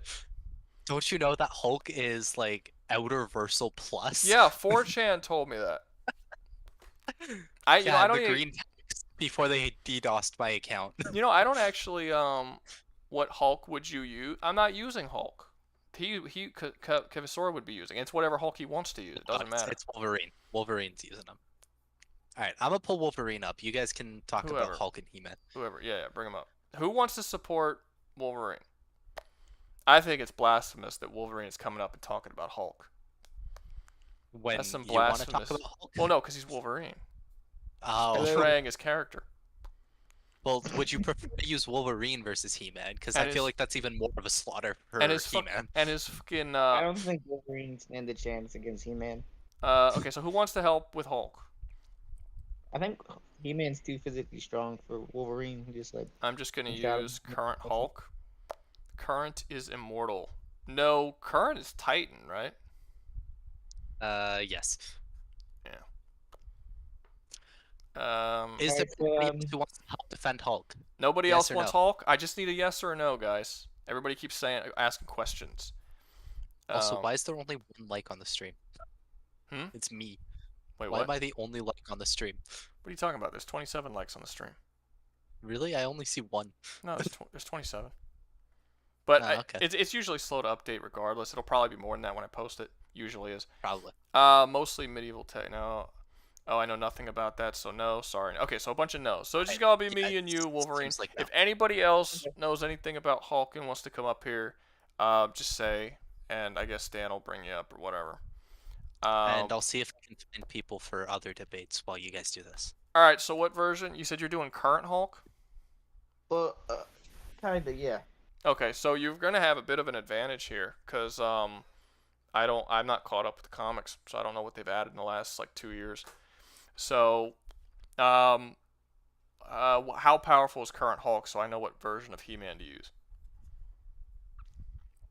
Because if I don't want to use the strongest version, if the current Hulk's not that strong. Okay, I would say current Hulk should be like, what, low multiversal maybe. I don't know if there's a version of He-Man that's low multiversal.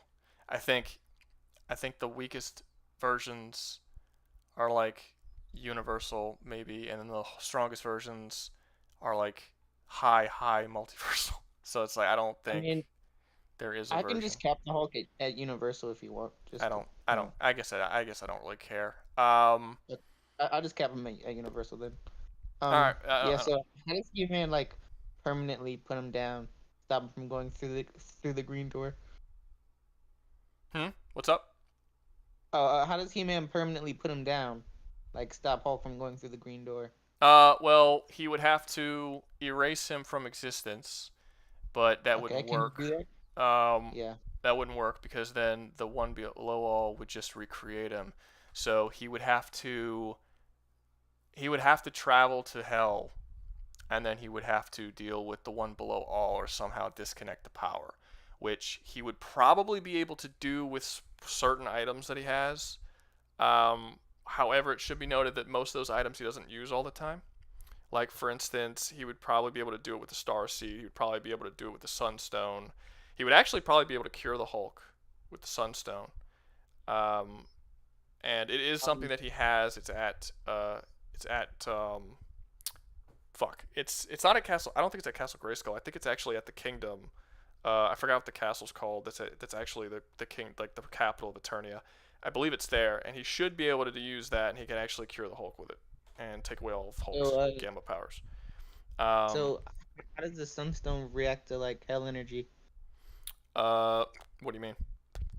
Well, the Hulk's power isn't just made from gamma. You know, gamma's like hell energy or whatever. So has the Sunstone like depowered beings with a similar power set before? The Sunstone it's basically like Dragon Balls. You just basically can just wish things and they happen. So yeah, so you could do anything. It was able to like, just to give an example, He-Man was once thrown into this play. I think it was called the something pit. I forget what it's called, but it was basically a green oozy pit. And he got thrown in there, and it corrupted his soul, and he turned into like this like zombified evil version of himself. Like all his flesh melted away, and he was like this monstrous version. And they used the Sunstone to just instantly cure him and cure his soul. And it was supposed to be a permanent thing that couldn't be fixed. And so it was like these sort of dark ancient magics, and it was magics that were found in Subternia, which I guess they kind of changed it and sort of retconned it in the new animations, and they made it hell, but Subternia is not hell. It's just like dark magic, basically. But they were able to cure his corrupted soul. And given that the Hulk form is actually tied directly to Banner's soul, they should be able to essentially get rid of it. However, I am slightly aware that could be cheating, because it's not something he just carries on his person at all times. Like, if he got into a fight with the Hulk, he would actually have to go and pick it up and use it. Like, it's something that it's like it requires some form of prep to actually go get it, because he doesn't just carry it around with him. Having said that, I don't think Hulk has a way of actually killing He-Man. He could like beat him to death. No, he can't. He-Man is immune. He-Man is immune to physical damage. I've seen He-Man get beaten up before. Depends on what you're. If you're talking about the cartoon, sure. Yeah. But he is a mystical being who cannot be harmed by physical means or magical means, which is why it's like the only things that are capable of damaging He-Man are basically like bullshit fuckery that Skeletor and other magic characters have to do in order to get bypass his whole being. Essentially, the sword is indestructible and can defend against basically anything. I don't believe that he's ever cured or healed himself after he gets magical afflictions with the sword, though. I think that's something that he actually needs the Sunstone to do. But yeah, in actual physical fight, He-Man is stronger than Hulk. Hulk has infinitely rising strength, but He-Man has infinite strength. There is no limit to his strength. He has? What's up? Can you tell me He-Man's best feat? Or like a really strong one. It's been stated multiple times that anything that he wants to lift, he can. As far as like what he's actually done, like has he lifted a multiverse? I don't think that's a possible thing to have be done, to be honest with you. But he has been able to. He was able to break time with a punch. He's been able to separate. I think hasn't the Hulk also done something like that? I think there was a version of the Hulk. There was a version of the Hulk where he punched and he like ripped a hole in space or something. Yeah. It's something similar to that. But I think the Hulk had similar. I think the Hulk has similar striking power to breaking time. Well, no, because because we know that Hulk doesn't have limitless power. He has limitlessly rising power. He-Man has limitless power. Like, there's nothing that He-Man can't use strength to overcome, including breaking the laws of physics and completely negating magical properties. So, like, at one point, Skeletor locked him in a cage, and this cage was magically enchanted to be completely indestructible. And this was something that multiple characters said it could not be broken by physical or magical means. It was an indestructible cage, and He-Man just bent the bars and left, because He-Man's strength is so far beyond what physics should allow. Like, he's about as strong as a character can be. I'm not gonna lie, I had no idea He-Man was that strong. He-Man's strong as shit. Well, if you go by if I use the cartoon version, they don't go into as much detail. Like, the thing that everyone likes is... Which version of He-Man are you using? Is this like a comic run or? Yeah, there's so the He-Man comics were written by DC, and there's a couple of different runs of them. But he's oddly consistent in power level in pretty much all of them.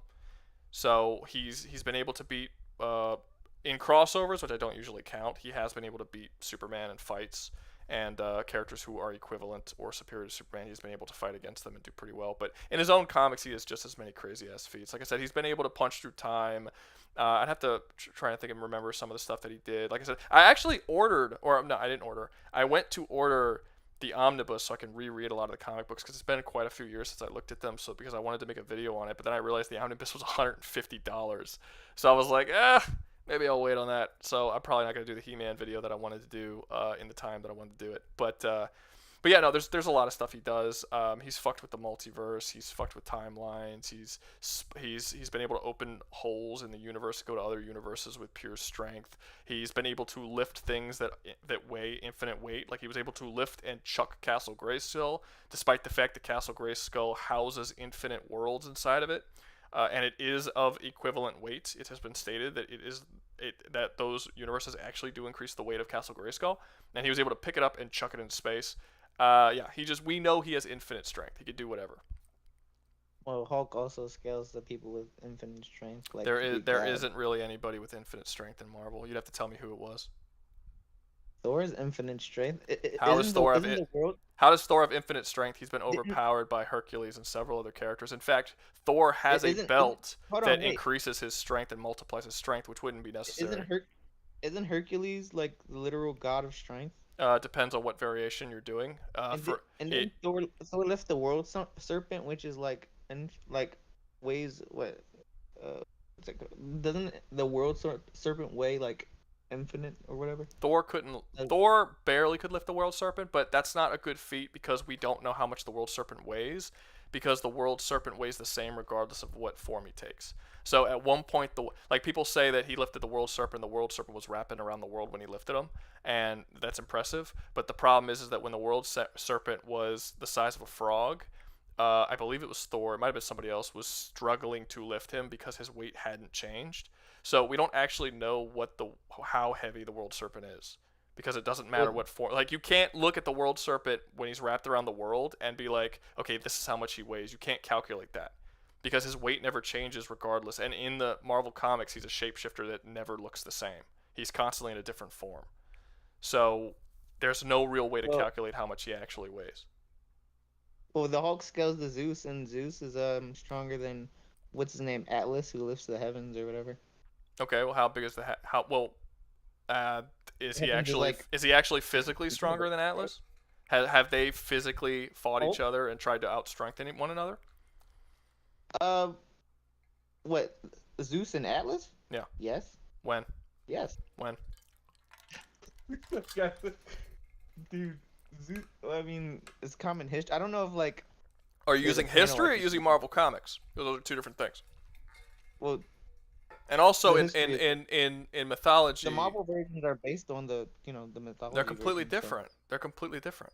They have to fight. The Marvel Earth was not created by the primordials like they were in Greek mythology. You can't start scaling Marvel characters to their Greek counterparts and their Norse counterparts. They're totally different characters with totally different strength levels. If that's the case, they're probably going to be a lot weaker in a lot of areas. Also, Atlas. Also, there's no Greek story where they say that Atlas was forced by physical power by Zeus to have to lift the world. That's not a story. He was imprisoned. Honest, I didn't know He-Man had it like that. Like, I didn't know he was like infinitely strong and magic to a point where. I mean, if infinite strength is all it takes to overcome your characters, then you didn't say infinite strength. You said infinite strength, completely invincible. I didn't say completely invincible. I told you he's had his soul corrupted. He's been harmed. He's been harmed. There just has to be certain ways that need to circumvent his normal defenses, because he's a magical character that can't be harmed through normal physical means. I didn't say he's invincible. He has been harmed in the past. When you're using like a brawler like Hulk, that's kind of like out of the question. Okay, so you cave? Yeah, I cave. I have no idea. Like, I didn't know He-Man had it like that.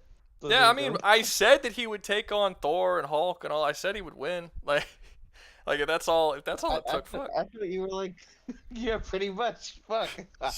Okay. That was fast. All right.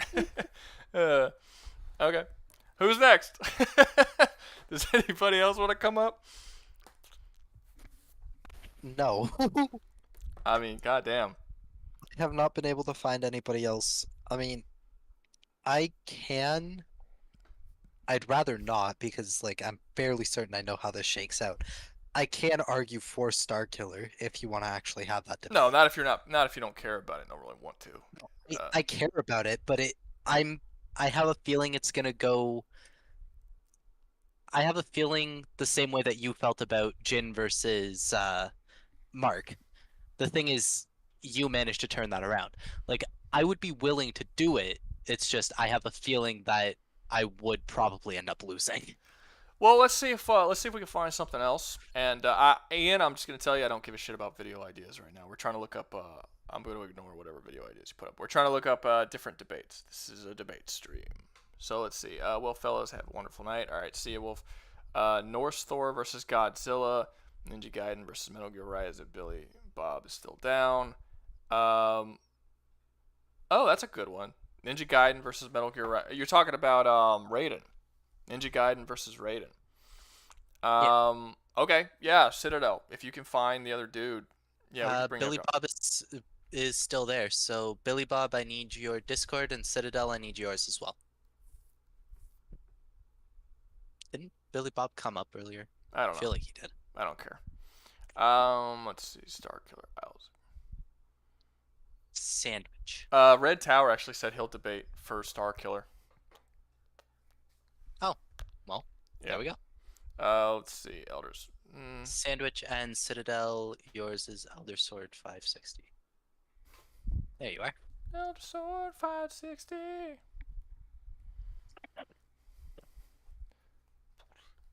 Doug Pumper also says that he'll defend Starkiller for a 2v2. Wasn't Sandwich a slow talker? He had a radio issue or something. Am I thinking of somebody else? Did I have a radio issue? I mean, if I have one right now, wait, do I? It's not. No, I mean, Is it Elder sorry if I Sword's do? fine. It's a little echoey, but it's not terrible. It's not terrible. Elder Sword, mic check. He-Man versus JoJo's hey. Bizarre Adventure. Goofy in Discord. That would be interesting because JoJo Bizarre Adventure has very strange powers. Primarch's It also usually has some really strong powers. Yeah, but isn't it like they don't have magic, right? JoJo doesn't have magic. JoJo's whole thing is kind of magic. The No, stands are but it's not. essentially But it's not magic. soul extensions with magic. Is it magic? Yes, it is stated to be like a soul manifestation coupled with magic. So it's like stated to be, or it is stated to be magic. No, it is stated to be. It's stated to be soul magic. It's not just a soul manifestation. It's a soul type of magic. Okay. All right. Let's see. Wait. Yep. Defeated. Good. It also has Haman, which is more like a martial art. It's creating sunlight in your fists to beat up vampires. All right. So what's this? This is Ninja Gaiden versus Raiden. Does anybody want to help support one of these two sides? And we can make it a 2v2. One of them is choosing Ryu from Ninja Gaiden. The other one is choosing Raiden from Metal Gear Solid Rising. So if anyone knows Raiden or Ryu, come on up and you can join said debate. Alright, I'm gonna write down Red Tower on Ryu and Doug Pumper though. Would these villain/criminal survive Payday 2 police force? I don't care. Yeah, Amon is like Hakai in One Piece. My bad. I'm too shy. Lost Soul is too shy. He's a lost soul. That's why he's too shy. Okay, no one's saying anything. So, you guys can start if you want. Go for it. All right. So I've seen a few things that Raiden can do, and he's got a thing that can like slow down time, right? Or yeah, he does have that to like help cut him faster. If I'm right, that's what it's mainly for.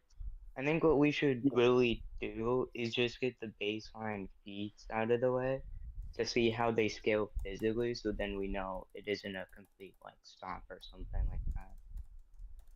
Okay, so Ryu, like strength-wise, really isn't that crazy. In the first game, he's got this weapon called the Dabi Laro that is stated to be 100 pounds, and he can swing that around like a stick. So, and he can also break large boulders, just pretty much with anything. So that's like his strength. Alright, what about like his speed and stuff? Speed, he's able to block bullets consistently. He's not light speed or anything crazy like that, but yeah, I'd say he's about bullet speed, faster than bullet speed. Alright, for Raiden, he's able to throw around massive metal gears that weigh like multiple tons and stuff. He's able to cut them, and they're supposed to survive nukes, if I'm right, which could potentially mean that he's on that level, which was before he got upgraded. He's able to do stuff like cut bullets and all that. He's able to cut bullets? Okay. So how fast is a Metal Gear? How fast is Metal Gears? They aren't really fast. They're, from what I can tell. So it's more like they're like strong and durable, so they help out there. He is also able to like hop on missiles as well. All right. So, as for speed, do you know like what would you say is his speed in relation to other things? Like I know you said he's bullet speed, but is he faster than light or? I don't think he's faster than light. I don't know if he's really shown anything on that level. Maybe he has, and I just don't know it. But from what I can tell, he's on the feet of like. Oh, the big G-man said like Raiden is super fast. If you have any like feats for that, and then like go ahead and show it. But from what I can tell, he's able to like react with bullets and missiles. Like those are like the main level I see in that. Okay, so Ryu's main thing against speed is that he's got wicked fast reaction times. In Ninja Gaiden 3, he's in this simulation that's said to be the exact same as real life. He can even die there. and this fucking lady summons a baseball just flying at Mach speed right in front of him, and he catches it in an instant. So if Raiden were to run past trying to slash him, I feel like he may be able to react to that. Yeah, Whether I it be by did see. blocking. Sorry, go ahead. Nathan, I do see Anthony Leon did say that Raiden is relativistic with blade mode via dodging lasers from the Metal Gear Ray. So So he's basically able to saying dodge. when he's in that like blade mode, he can probably be on the late speed level. But I think normally maybe Okay. he's on bullet level kind of. So much more depends. Yeah, if he's light speed level, like Ryu really isn't that durable, and he is still human at the end of the day. He is descended from a dragon god, but he's not fast. He just has an insane amount of resilience to like damage and shit. And what are his like abilities? I'm just wondering. Ability. So yeah, like I said, he's got an insane resistance to stuff like poisons and mind control and stuff like that. It's basically just resilience and willpower that is his main thing.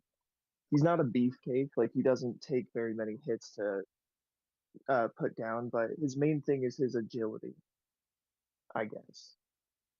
He's shown to be able to take on 100 enemies at once. You know, he's a dude who never quits. So it's really, from what I can tell, based off of what you said, I'm gonna probably bet more on Raiden from Metal Gear, since Raiden seems to be stronger, and even if we assume Ryu is, unless he's stronger to like such a huge degree, most likely Raiden's sword would be able to eventually cut through him. And along with that, Raiden is also probably faster, being able to like reach around light speed levels. From what I tell, Right. from what you said, Ryu can't. Yeah, no, Right? Ryu's Ryu's relatively grounded. He's got some spells and stuff. Like he does have this one spell, the Art of the True Inferno, where he's able to turn himself into a massive dragon. But it's not super destructive or anything. And I imagine since Raiden's taking down Metal Gears, that wouldn't be something that's a problem for him to cut down. But yeah, I think this debate would be better for like a world thing because Ryu is not the strongest thing in Ninja Gaiden. I think if we did world versus world, I might have more of a shot. Maybe, but I don't really know much about the Metal Gear world, so I can't really do that. So like, if someone else in chat is able to, and you're able to like, you don't go have ahead wait and... Sandwich. You're supporting Raiden or Ryu? I'm supporting Raiden. He's just talking about like the whole world. Yeah. It's You like, wouldn't be able to. Okay. He's talking about world versus world. All right. Like that's what I'm just saying. Okay, fair enough. So yeah, it's like basically saying we both agree that like Raiden wins. Do you agree with that? Yeah, there's no way Ryu's gonna compete. He's like a regular dude. He doesn't really have any crazy hacks or anything. And Raiden would just pop his blade time or whatever and cut Ryu down no problem. Because Ryu's big thing is not getting hit, and if he can't move, then he's gonna get hit. Alright, well, GG. It was nice debating. All right, well, that was quick. Yeah. Dear Lord. All right. Yeah. Thanks for coming on, You guys. have a physics lesson. See you, fellas. Rouga, I'm not sure how much content you're gonna get out of this one. Oh, I'm not. I mean, I'm honestly though, I'm not doing this for content. Which is probably one of the reasons why I'm not debating nearly as much in this one. When I edit the debates together and put them into a video, they don't do particularly well view wise. So I'm probably not going to do that anymore. Because it's Yeah, I think it's still a decent idea for your members because you still need something to give to them. Yeah, I mean, fair enough. No, I'm not stopping the debates. Yeah, but like it really depends. Like The first two I posted did all right. They got like 10,000 views or whatever, but then there was like one or two of them I posted. They got like 2,000. That's really pitiful. 10,000 is kind of low. 2,000 is fucking terrible for me. Yeah. So it like I could deal with 10,000. I can't deal with 2,000. That's a waste of my fucking time if I do that. But then again, when I did the Persona 5 video, and that did about the same. So it just depends. And people always tell me like, oh dude, why do you keep doing Helldivers? Because Helldivers are guaranteed to get over 10,000 in the first 2 days. Like, people consistently come back over and over to watch the Helldivers videos. That's why I keep making them. If you want me to make other stuff, you gotta watch the video. I don't think I'm gonna make another Persona 5 video, because it took just as much time and no one fucking watched it. So it's like, it is what it is, you know. Red Tower's wondering if Starkiller's still on effect. It could be. Yeah, sure. Why not? Come on up. Right. Red Tower, I believe this is you. And then Doug Pumper also said that he would defend Starkiller. Alright, let him up too. Why not? Do you want this to be a 2v1, or I can help you out with Talion? I don't care. If you want to. It doesn't matter. It doesn't bother me none. Probably help him with Talion, because I don't know anything about Talion. Well, you're not debating on Talion's side. You don't need to know anything about Talion. Mm-hmm. Yeah, you're just here for Starkiller. Yeah. Mm-hmm. All right, so go ahead. Right. What do y'all think? Why y'all think Starkiller wins? Well, Starkiller is shown to overpower larger monsters, and the force ability and its force. Excuse me, I'm rather tired. The force has been he can use the force in both mental and physical abilities, which can really help him against Talion in many versatile ways. And it can even be comparable, not directly, but comparable to what Vader does, because Vader's the one who trained him, and he uses his abilities on him to strengthen him, suppress him, make him tougher. And with these abilities, Starkiller is shown to actually kill Ghost, which is a big thing for him against Celebrimbor, because Celebrimbor is what brings back Talion each time in the fight. And he is shown to have a very significant amount of power pulling down the starship. Okay, so let's give it over to someone else. All right, tired is that here. it? I think Okay. you'll think- No, Yeah, I actually wanted to ask- yeah. Celebrimbor does not bring Talion back. That's in the first game and like the half of the second game. But eventually he could just do it on his own. He doesn't need Celebrimbor. He becomes a wraith himself, and yeah. he just comes back and reconstitutes with the power of his own ring. Yeah, and he could just continuously come back to life over and over and over again without any limit. So well, every time it corrupts him a little bit more, but it doesn't matter. He'll never die permanently, even if it completely corrupts him, which takes decades, by the way. Which this fight's not going to take decades, so that's not relevant. But like, actually, technically takes centuries, because he defends from like the middle of the Second Age to the beginning of the Third Age. He defends Mordor alone. There you go. Okay, so it takes forever. He's not going to get corrupted. But yeah, so he'll just keep coming back. The reason why I say that Talion can't lose is because there is no way for Starkiller to actually kill Talion. It's not possible. He doesn't have it doesn't matter how much more powerful he is. He also won't be able to dominate Talion's mind, because Talion, well, for one, he's got a pretty strong mind. Like I said, he fought against literally hundreds of years, according to Dan, against this thing trying to chew away at his mind. We know because of Anakin says it, Obi-Wan says it, different characters say it, that the Force's mind abilities can only work on the weak-minded, whereas Talion's abilities actually work on the strong-minded as well. So Starkiller will actually be significantly more susceptible to having his mind dominated than Talion will be for Starkiller. I actually wanted to argue that like, instead of Talion like any other character in like the Tolkien mythos, because because Talion is essentially like a game of Stalin, that Starkiller, stat and ability wise, he can beat him in a 1v1, but he can pull him down permanently.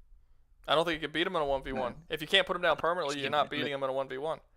Well, yeah, but like, even taking away Talion's, cut him in pieces, and then he's going to come back in like how long does it take for him to come back? It usually takes like a third of a day. Okay, yeah, so basically it's going to be like Starkiller kills him, then a few hours later he comes back trying to fight him. He kills him again, he comes back.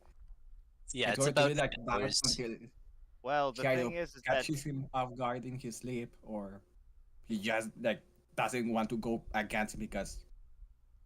Well, the thing is that while Talion does get the ability to revive himself, that's thanks to the ring that he gets from Isildur, and that power is also kind of tied to what the Witch King is doing to him. And that's kind of the thing with Talion's abilities. First, it's from Celebrimbor giving it to him, then it's from the Witch King trying to corrupt him. If he loses that ring, he will start dying. It showed that when Celebrimbor took it away from him, and no one has really shown to try and take it from Talion afterwards. Starkiller has no way of knowing that, for one, and for two, even Sauron fought against Talion and wasn't able to take the ring away from him. So it's not something that Starkiller is even going to think about, and if he does think about it, he's not really going to be able to successfully do it. Well, also to that point, when the ring was taken off of Talion, and it's not by Celebrimbor, it's by Shelob, when Shelob takes the ring, Talion starts dying because Shelob has Celebrimbor trapped. So the only reason that Talion's wounds reopen is because he's not connected to that between realm at all by either Celebrimbor or by the ring. Which he doesn't need once Celebrimbor gets separated.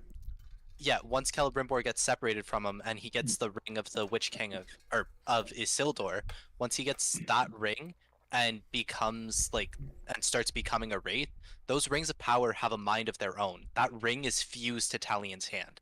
Like, it does not come off ever. So what if he will cut his hand, because that's like an unusual thing in Star Wars that actually, I think if I remember correctly, Starkiller is like known for like dismembering in like stormtroopers and all of that. You can Which, cut by off the way, Talion's hand what kind of weapon does Talion have against Canonically, I don't think he has a cannon sword, but he does have a magical sword pretty much no matter what. But I don't think it's... No, his cannon sword he does have. It's the sword, it's called Urfel. And it is it's a sword that's bathed in the blood of orcs and has Tolkien magic imbued into it. Like any sword in Tolkien, if it becomes a named weapon, it gains a certain level of battle magic, but that's also an elven enchanted blade. His dagger, Akarn, is a revenge dagger, so it's enchanted with Talion's own hatred. And then he also has his Wraith Bow, which Starkiller would have absolutely no defense against. But furthermore, even if his hand were to be cut off, like I said, those rings have a mind of their own. Just because the limb is separated from the body does not mean that the ring wouldn't reconstitute Talion if Talion were to die. And it would respawn on Talion. Those rings of power are magic. Well, here's another thing. We got to take into account the space magic that is the Force that Starkiller uses. He killed Obi-Wan after Obi-Wan comes back as a ghost and fights him. Like this, he takes this to... Yeah, he does. Like, no, I didn't say no. I said so. It doesn't matter. Okay. We already know that Talion can come back from the dead. We don't know about Force ghosts and whether or not Force ghosts, once being killed, can come back. We know Talion can. So it's not that just because you can kill... We've already agreed that he can kill Talion. The fact is can he keep him down and get rid of his resurrection ability, which he can't do. It's not like they can die.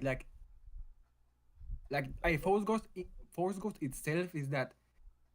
Yeah, that someone a Jedi who died, but from what I remember, the reason they're still a ghost is because they have like a reason to still be around. Afterwards, they just go back to the Force, and there are cases with like where his soul was like separated from light side and dark side, and then when they reunited again, they just became one with the Force and turned into nothing.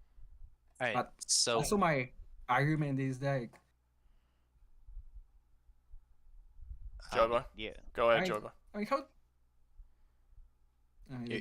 You're cutting out there, bud. I don't know if he's cutting out or he just stopped talking. No, but look, it really doesn't matter.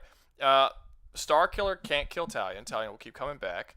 All the arguments that y'all are using is that he'll go after the ring, which he doesn't even know exists. So there's no reason that he would go after the ring. And I mean, it's not that he does well know. It's like the Force can also guide him. Like, if it how would the Force know? gives him enough, It gives him precognition, and it is just straight up an energy source. Like, Precognition is not going to tell him how Talion's powers work. Precognition is the ability to look into the future. Also, Starkiller is never shown to have the Force ability of precognition. And small correction on the Force Ghost thing, it is literally the user imbuing their entire will into coming back as a ghost. And Talion never needs to do that. You can sever a Force Ghost connection to the Force, and yeah, that spirit's gonna disappear. Talion, you can't sever him from the beyond. I actually wanted to ask that. What do you mean precognition? Precognition in what sense? Because they really like how fast is the raid bow? Because Starkiller, casually blocks avoids, like blast the fire easily. So unless that bow is like incredible, like light speed or something, I don't know. Considering the fact that it's ghost arrows that you can't even see, and also the fact that Talion just has to aim at you and then can teleport to you, and yeah, he has teleportation. With orcs, he cuts their heads off. He can also multiply into multiple people, up to 3 or 4 at a time, and fight multiple. Yeah, if you go down the right path, you can actually get up to like 6 wraiths at the same time and cut like 6 different orcs off all at the same time. Yeah, it's great. He can multiply. So like even in a physical fight, even if you want to say that Starkiller's faster, which I don't think there's really enough evidence to necessarily say that he is, but even if you say he's faster, Talion can literally attack him with 6 attacks at the same time if he really wanted to. You also have the idea that he doesn't actually have to attack him. This doesn't even need to turn into a sword fight because Talion can dominate the mind of people from afar. And he doesn't necessarily have to dominate your mind. He can literally with a hand gesture make your head fucking explode. And that same thing is similar with Starkiller. He just moves his hand and he crushes his windpipe. No, that's not. But the windpipe wouldn't kill Talion. Wait, guys, let me finish my point. The windpipe thing wouldn't kill Talion, but also no, he does not have to dominate him in order to crush his skull. It's just he just sits there. He fucking makes a hand motion. A little charge bar goes up. The character's like stunned for a second, and then his fucking head explodes. You can. If you want to, you can then grab his face and dominate him, but that's a different power than the head exploding power. You can head explode anybody. We could technically argue that Starkiller would like undergo boss logic for Talion, and that he'd have to get his health bar down. But even then, like I don't see Starkiller fully winning in just a straight-on fight. But Dan, Talion you said yourself. You said yourself that Starkiller is shown being manipulated throughout both of the games. There's no evidence that he would have the physical, mental ability to be able to defend against the dominations. I'm not saying. Wait, guys. One time at a time. Joey Boy, you gotta wait for other people to finish before you start. Yeah. Okay, sorry. I'm not saying that Starkiller would be able to resist the mind manipulation. I'm just saying like he might undergo the same logic as like an orc captain. But the reason why the orc captains have to be brought down to that point is because they resist it. No, it's because they're just so confident in their own abilities that they think that they're stronger than Talion. Talion literally has to shame them in order to get them part of his army if they're stronger than him. It's a matter of like those orcs are so goddamn full of themselves that he needs to create a moment of weakness in order to break into their minds. Yeah, may I speak? Go ahead. Yeah, sorry, Doug, go ahead. Yeah, thank you. It's all good. So another thing, first a point from what you guys just said. Starkiller is a very like rage-filled character who motivates off of that, uses anger to his power, and that's a very effective ability against Talion's mind abilities, is rage and going into berserk modes. They do it all the time, and then you just can't, you have to wait out their rage or overpower them in that moment, and you cannot use their domination on them. But it's not domination. Guys, y'all aren't listening to what I'm saying. It is not domination. But you can't use that either. You can't Why use not? that ability either during that rage, because that's how the game works. When they go into that rage, you have to either There dodge is no and avoid power their in attacks. that game where you use Yes, the force there to blow is. people's heads up. What? No, I'm not talking about Force Awake. I'm talking about Talion's limitation to his abilities. When his enemy goes into a berserk rage, he can't use any of his wraith abilities on it until the rage goes down. That is a strict mechanic and a limitation he has to go through in both games. And how that's relevant is that Starkiller strictly uses rage to make his force abilities stronger. And two things to add on that is that the force, we can say that it can both match up. We can't just say that the Tolkien magic just doesn't overpowers. Oh my gosh. So the good lord, I've been waiting too long on this point. The force ability can match up to. We can't say that. Good god. We can't say that the basically the scale Tolkien of abilities. the power of the Force. Yes, that the power, that Basically, the the Tolkien scale abilities of the outweigh the Force. power of the Force, because they're both just two different forms of magic systems. The Force itself is used in many different ways throughout Star Wars for both healing, mind manipulation, seeing the future, and all sorts of strange stuff. And on the topic of seeing the future, before I let someone else continue, in the games, they have scenes where Starkiller gets like a headache or just some moment, and then they have like these blue flashes of things that are about to happen in the game, which are the signs of his precognition that are relevant, that tell him about the battles to come, how what threats there will be, and how to overcome them. All right, so there's my points. Sorry on being slow to it. And also another thing is that in the trailers and even in the in-game, there's the ability of Force Shockwave, where he basically charges like inside with a force and then unleashes it in like a giant shockwave. And we can see something that if he charges it, he can literally disintegrate a stormtrooper. No, not just one, several stormtroopers. So Yeah, he did disintegrate an army once with that blast. Oh, and that's another thing in the sense that basically if you put Starkiller, he basically works similar to Sauron, if not even worse, because in the movies and in the novels, he appears on several and he takes down several armies single-handedly. And also in Tolkien, aside from Talion, the best feats like that normal humans have, from what I remember, it's Hurin or Turin. I don't remember the guy who killed like the father of dragons. Which it's like an impressive feat, but usually most feats from them aren't comparable to Starkiller, who takes down large monsters, takes down an entire Star Destroyer, which, by the way, a Star Destroyer will destroy someone like Ancalagon, the largest and most powerful dragon in Tolkien mythos.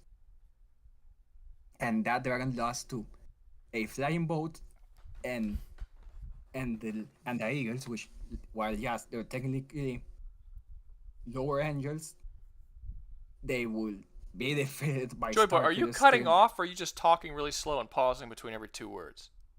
I think pausing a lot, sorry. Okay, just get your point out. Come on.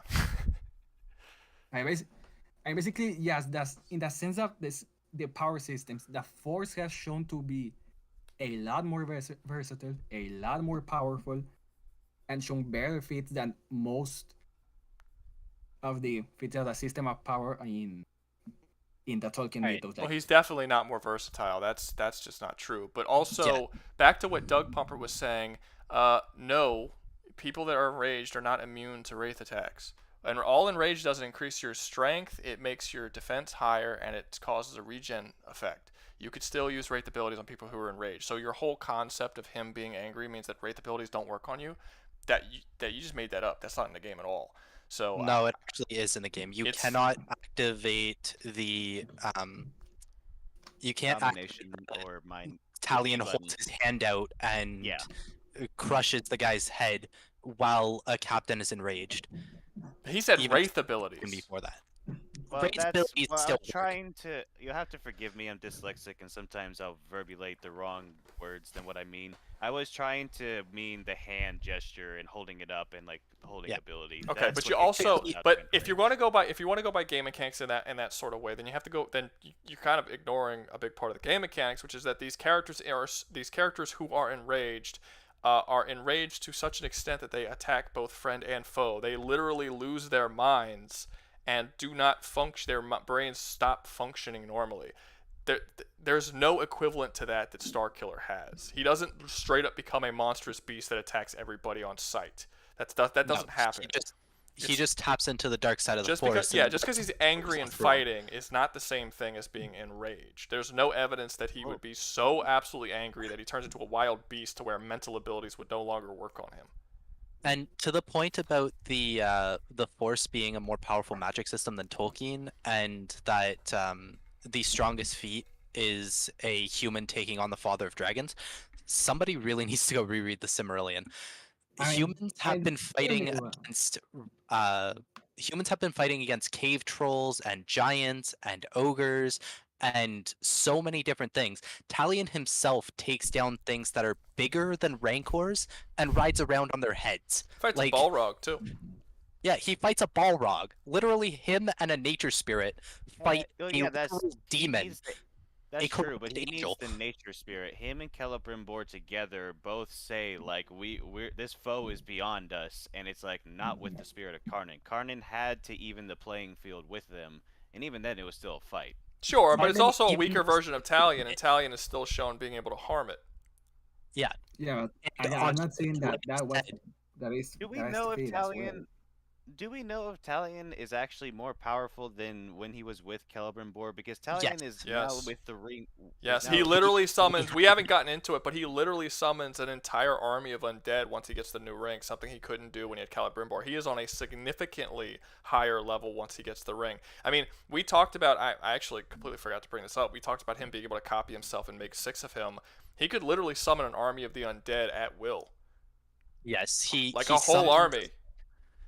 On top of that, like, he gains a whole slew of necromantic abilities, so like if we throw them in with their respective armies, Talion dominates. First off, just because orcs will not go down to a couple blaster bolts.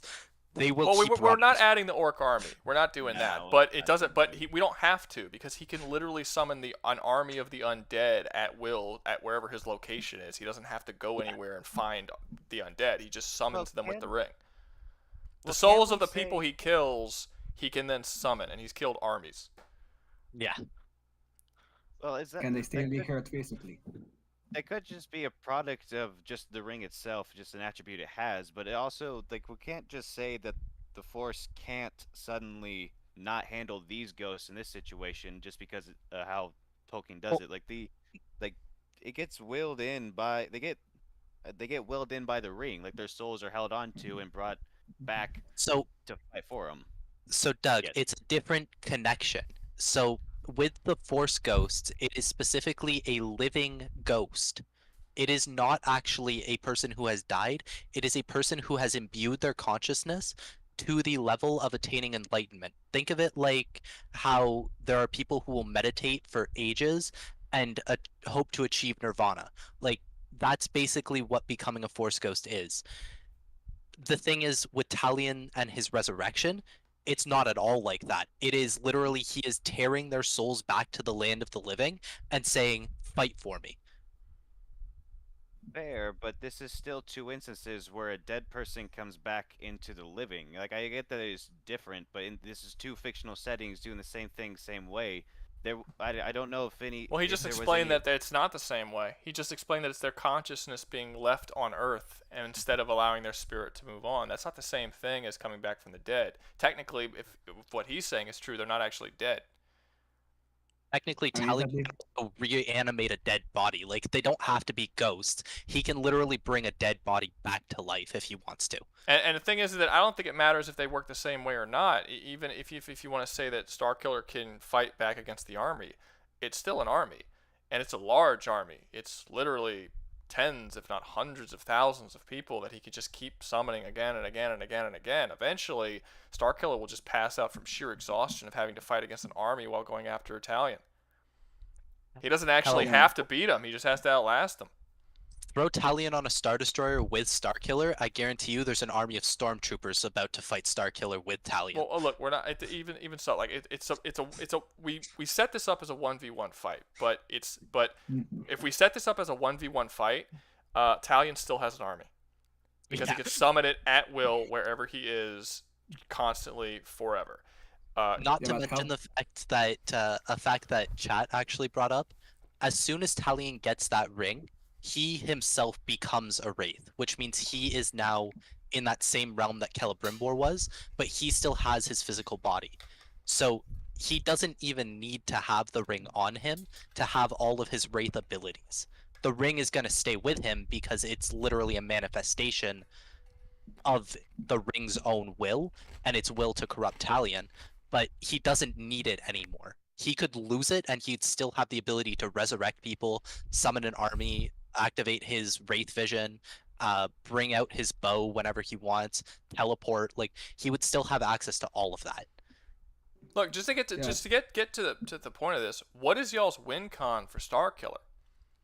I think in that way that you say is that if the Force can tell, which it can tell him, because from the vision that he has been shown to see, if the Force tells him that, okay, this ring is the one that's bringing him back. The Force has no way of knowing that.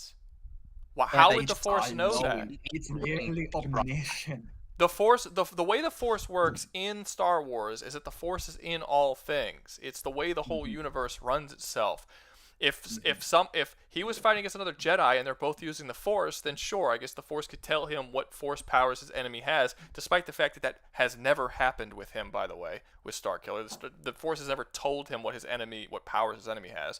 But even if that was something he can do, Talion doesn't have the Force. It's a completely different power system. So how would the Force be able to tell him what the power that it doesn't even understand and has never had to contact with whatsoever? Because the magic that exists, there is no magic that exists within Star Wars. The magic in Star Wars is just the Force manifesting in a way that looks like magic. It's not in any way the same thing that Talion has. So the Force would have no way of knowing or telling Starkiller that Talion has a ring and the ring allows him to have these powers and all that. It would have no way of understanding that. But even if it did, that's literally never happened to Starkiller. The Force has never told him how to defeat his opponents. And even You're if giving him credit for stuff he's never done. But even if it did tell him to take the ring, I just explained, Talion no longer needs that ring. As soon as he became a Wraith, he doesn't need it anymore. It helps him and it gives him a power boost, but he can still do everything he does, maybe to a slightly lesser extent, without the ring. And as soon as he dies, he reconstitutes with the ring. That's true. Your only win con is if you can really seal him away, which Stormkiller doesn't have anything to seal away a human, like a human with teleportation. That, like, how do you get around that? Teleportation's not that versatile, but he doesn't. I don't even know if I wouldn't even try to rely this on Starkiller trapping him. So I'm just gonna say I've been waiting for Mo to say after you guys matched the point about how he handled the ghost, I would concede, because to what I had seen, the win condition for Starkiller is for if there was no direct explanation for how he had destroyed that ghost, and the Force can just somehow inexplicably do this, there would be no real reason why to say the Force couldn't just suddenly understand Talion and his abilities once it enters the same space, because it did something that mystical. But yeah, I concede, since you guys explained the point for how Obi-Wan and just Force Ghosts work in general. Well, yeah. Okay, cool. Only now, Joy Boy, do you concede as well? Joy, do you concede as well? Really, the only other idea I had was that he could, again, it's basically if the Force could tell him, okay, here's the ring, bring him to Bomb Doom, or the place where the ring can be destroyed, and then the ring, like, that is the full destruction of the ring in a way that the ring cannot come back. It weakens him enough or something, but I don't think it works the same way as the One Ring. Well, I mean, if you have access to the fires of Mount Doom, you might be able to do that, and it would technically destroy the Ring Wraith. But, like, there's no real way to destroy the ring with Starkiller's abilities. Oh yeah, it's basically 1v1. It's not like he goes to the... Wait a minute. Starkiller does atomize people. What if he tried that on the ring? Doesn't matter. The rings can only be destroyed. The rings are completely indestructible. Can only be destroyed by Mount Doom. They said no amount of magic or physical damage. It can only be destroyed. I mean, that's the plot of the fucking movie. That's how the rings work. So the rings of power can only be destroyed in the same way that they were forged. So when Celebrimbor forged the rings of power that were given out to all the different races, they have to be brought back to where he forged them and be destroyed with either his anvil, his hammer, or the fires that he forged the rings with. Those are the 3 possible ways to destroy them, and Talion has 2 out of 3 of those locked away because he has hit the hammer and he has the anvil of Celebrimbor still. So basically, the absolute best case scenario, if we have this fight take place inside of the fucking volcano, and then Starkiller kicks Talion into the volcano, he wins. But that's really the only way. And if we put the fight literally anywhere else in any universe, it's not going to work out. Well, no, then yes, I could consider that way because, again, the only way I can think of is that if Starkiller knows like Force Storm or some specific Force ability that he doesn't have. I mean, he has a lot of Force abilities. He doesn't have like the heavy hacks ones or heavy destruction ones. Then yes. Yeah, this is actually something that I see a lot of people do when it comes to debating for Star Wars. They will see a particular power that a character who uses the Force has, and they will attribute that power to all Force users, even characters who have never shown using that Force power, which is something I think that y'all kind of tried to do when y'all said that he could just sense at the ring, because he's never done that. There have been characters who have been told different things by the Force, who've been able to focus and like know things all the way on the other side of the galaxy and all kinds of shit like that. But Talion has never shown to be able to be like read an opponent's entire, plethora of abilities. Starkiller. Use Talion. Oh, whatever. Yeah, either one. Neither of them have done that. So this is something that people like to do with Star Wars. But anyway, I think we're done with the debate. Thanks, guys. Okay, yes. There was an actual thing in the game that was going off of the precognition. I guess I need some help understanding, because there was actual moments in the game playing Force Awakens 2 where Starkiller going throughout the missions, like he will literally stop for a moment, like mimic a headache, and then you'll see these flashes of visions of what's literally about to happen. Sure, no. I didn't deny that he had precognition. I was arguing the idea that that the Force would tell him that the ring was the source of his power, and this is the way to destroy the ring, and this is the way to get rid of. Like the Force has never done all that. The Force just give him visions that he cannot control at random times that could help him in the future. But it's not like he just has this constant. It's not hockey, from One Piece, where he could just constantly see multiple seconds into the future. And I don't understand hockey, but I just explained it. You could see several seconds in the future at all times, basically. Yeah, but okay. the way I say that, it works like that, but it also works in the sense that it can guide. It doesn't work that way. It doesn't. Well, yeah, sure. Like Force can guide your hands or whatever. Yeah, I get that, but he has never shown being able to. That's not precognition. The Force guiding you and assisting you in fighting is not precognition. That's like when you see the Jedi fighting blindfolded and shit. That's not. I'll need to. And the reason that I said he didn't have precognition is because I don't really count the Force giving visions, because it gives visions to any Force user. I think I would count it as precognition. I just don't think it's useful in a fight, because it's not something he can always do or he can even control. Well, yeah. So it's more of a non-active precognition, where there are some Force users who have achieved. Doug's been trying to say something. Go ahead, Doug. Okay.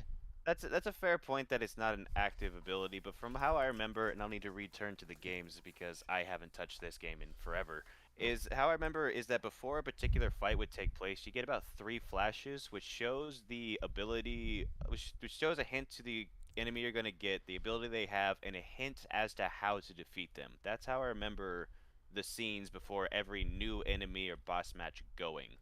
I haven't touched the games in a while, so I have to return to see how that goes. That's possible, but I'll tell you this. Talion, if we're doing that, Talion can do the same thing. Talion has the ability to look at a orc and he instantly knows all of his weaknesses and strengths and all that stuff just by looking at him. Doesn't he need to dig around in their head first? No, he digs around specifically for the weaknesses of captains, but he can look at an orc and just instantly assess all of their strength, all of their abilities. Yeah. So even without knowing the weaknesses of Starkiller, he would know all of the abilities, all of the strengths. And to the point on the precognition, the whole thing with the Force guiding you, you have to literally dedicate your life to listening to the will of the Force. That's why Qui-Gon Jinn was so feared, or that's why Sidious feared Qui-Gon Jinn so much. He didn't obey the Council, he obeyed the Force. And if you live your life listening to the Force, it will guide you almost perfectly. The thing is, Starkiller does not live his life that way. He sits there in a constant state of emotional turmoil and uses that to feed his Force powers. So he gets those small glimpses of precognition, but it's never the full active, like, I'm gonna look a day ahead the way some consulars can. Yeah, I love what Sam Witwer said about the character. He was saying that when he was originally hired, one of the reasons why he got the job, actually he says he thinks it's the main reason he got the job, is when he was originally hired to do the role, in the script it told him that he had to meditate. So he started meditating, but he was like, he had like this angry face, and he was like struggling and like kind of trying to sit there and fidgeting and stuff. And the director was like, "The fuck are you doing? Like, it just says to meditate, just sit there." And he said, "Well, this character is a Sith, and he was trained by Darth Vader. There's no way this character knows how to meditate. There's no way this character knows how to connect himself to the Force in that way. His entire life has been violence. Yeah, his entire life has been hate and violence. That's what the Sith teaches. And that was what got him the job, because he had a massive understanding of the Star Wars universe in a way that none of the other actors did.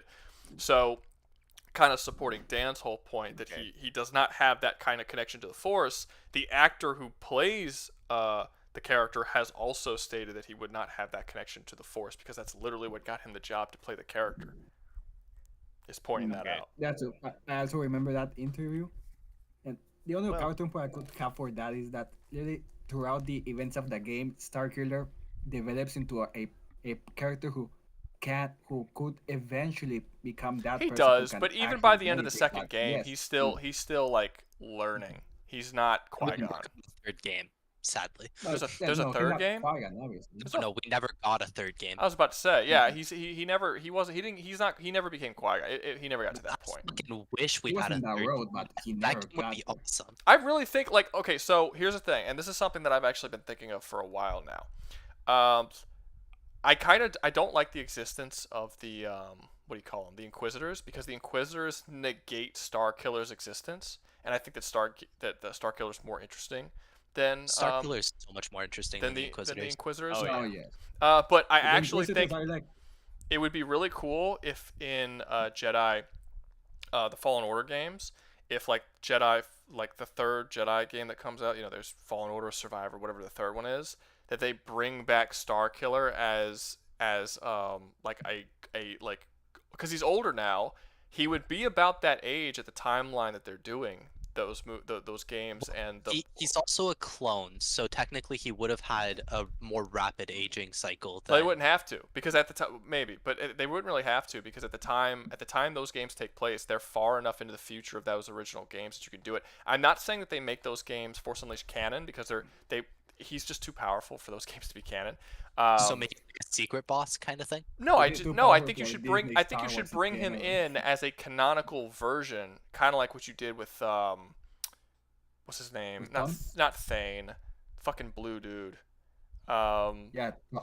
Thrawn. Sorry, I didn't hear what you. Okay, yeah. Kind of how they brought in Thrawn. It's not the same Thrawn from the books, but it's like a version of Thrawn.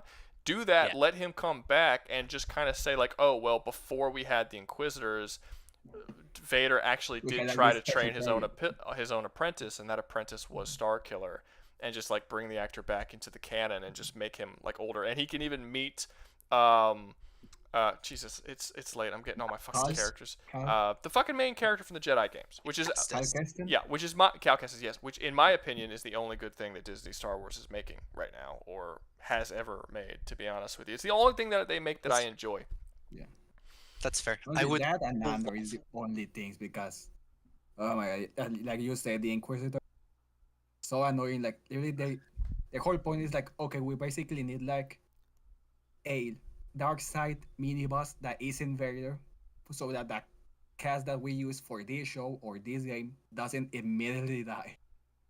That's their whole reason. Pimp Demon Maybe says Galen. so. Maybe Make a Crohn's. new version of Galen. Kinda like a canonical version of Galen using Sam Witwer, bringing him back with a similar backstory of being trained by Vader. Just we didn't get to see him be trained, and just like bring him back as an older version. Like not everything that happened in that game happened, but the same basic thing happened where when Galen was younger, he was trained by Darth Vader.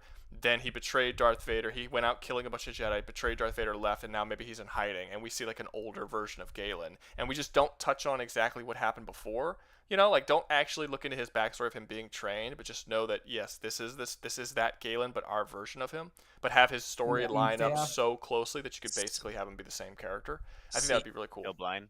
I would absolutely love a Force Unleashed game that used the Nemesis system. Like just a They new can't.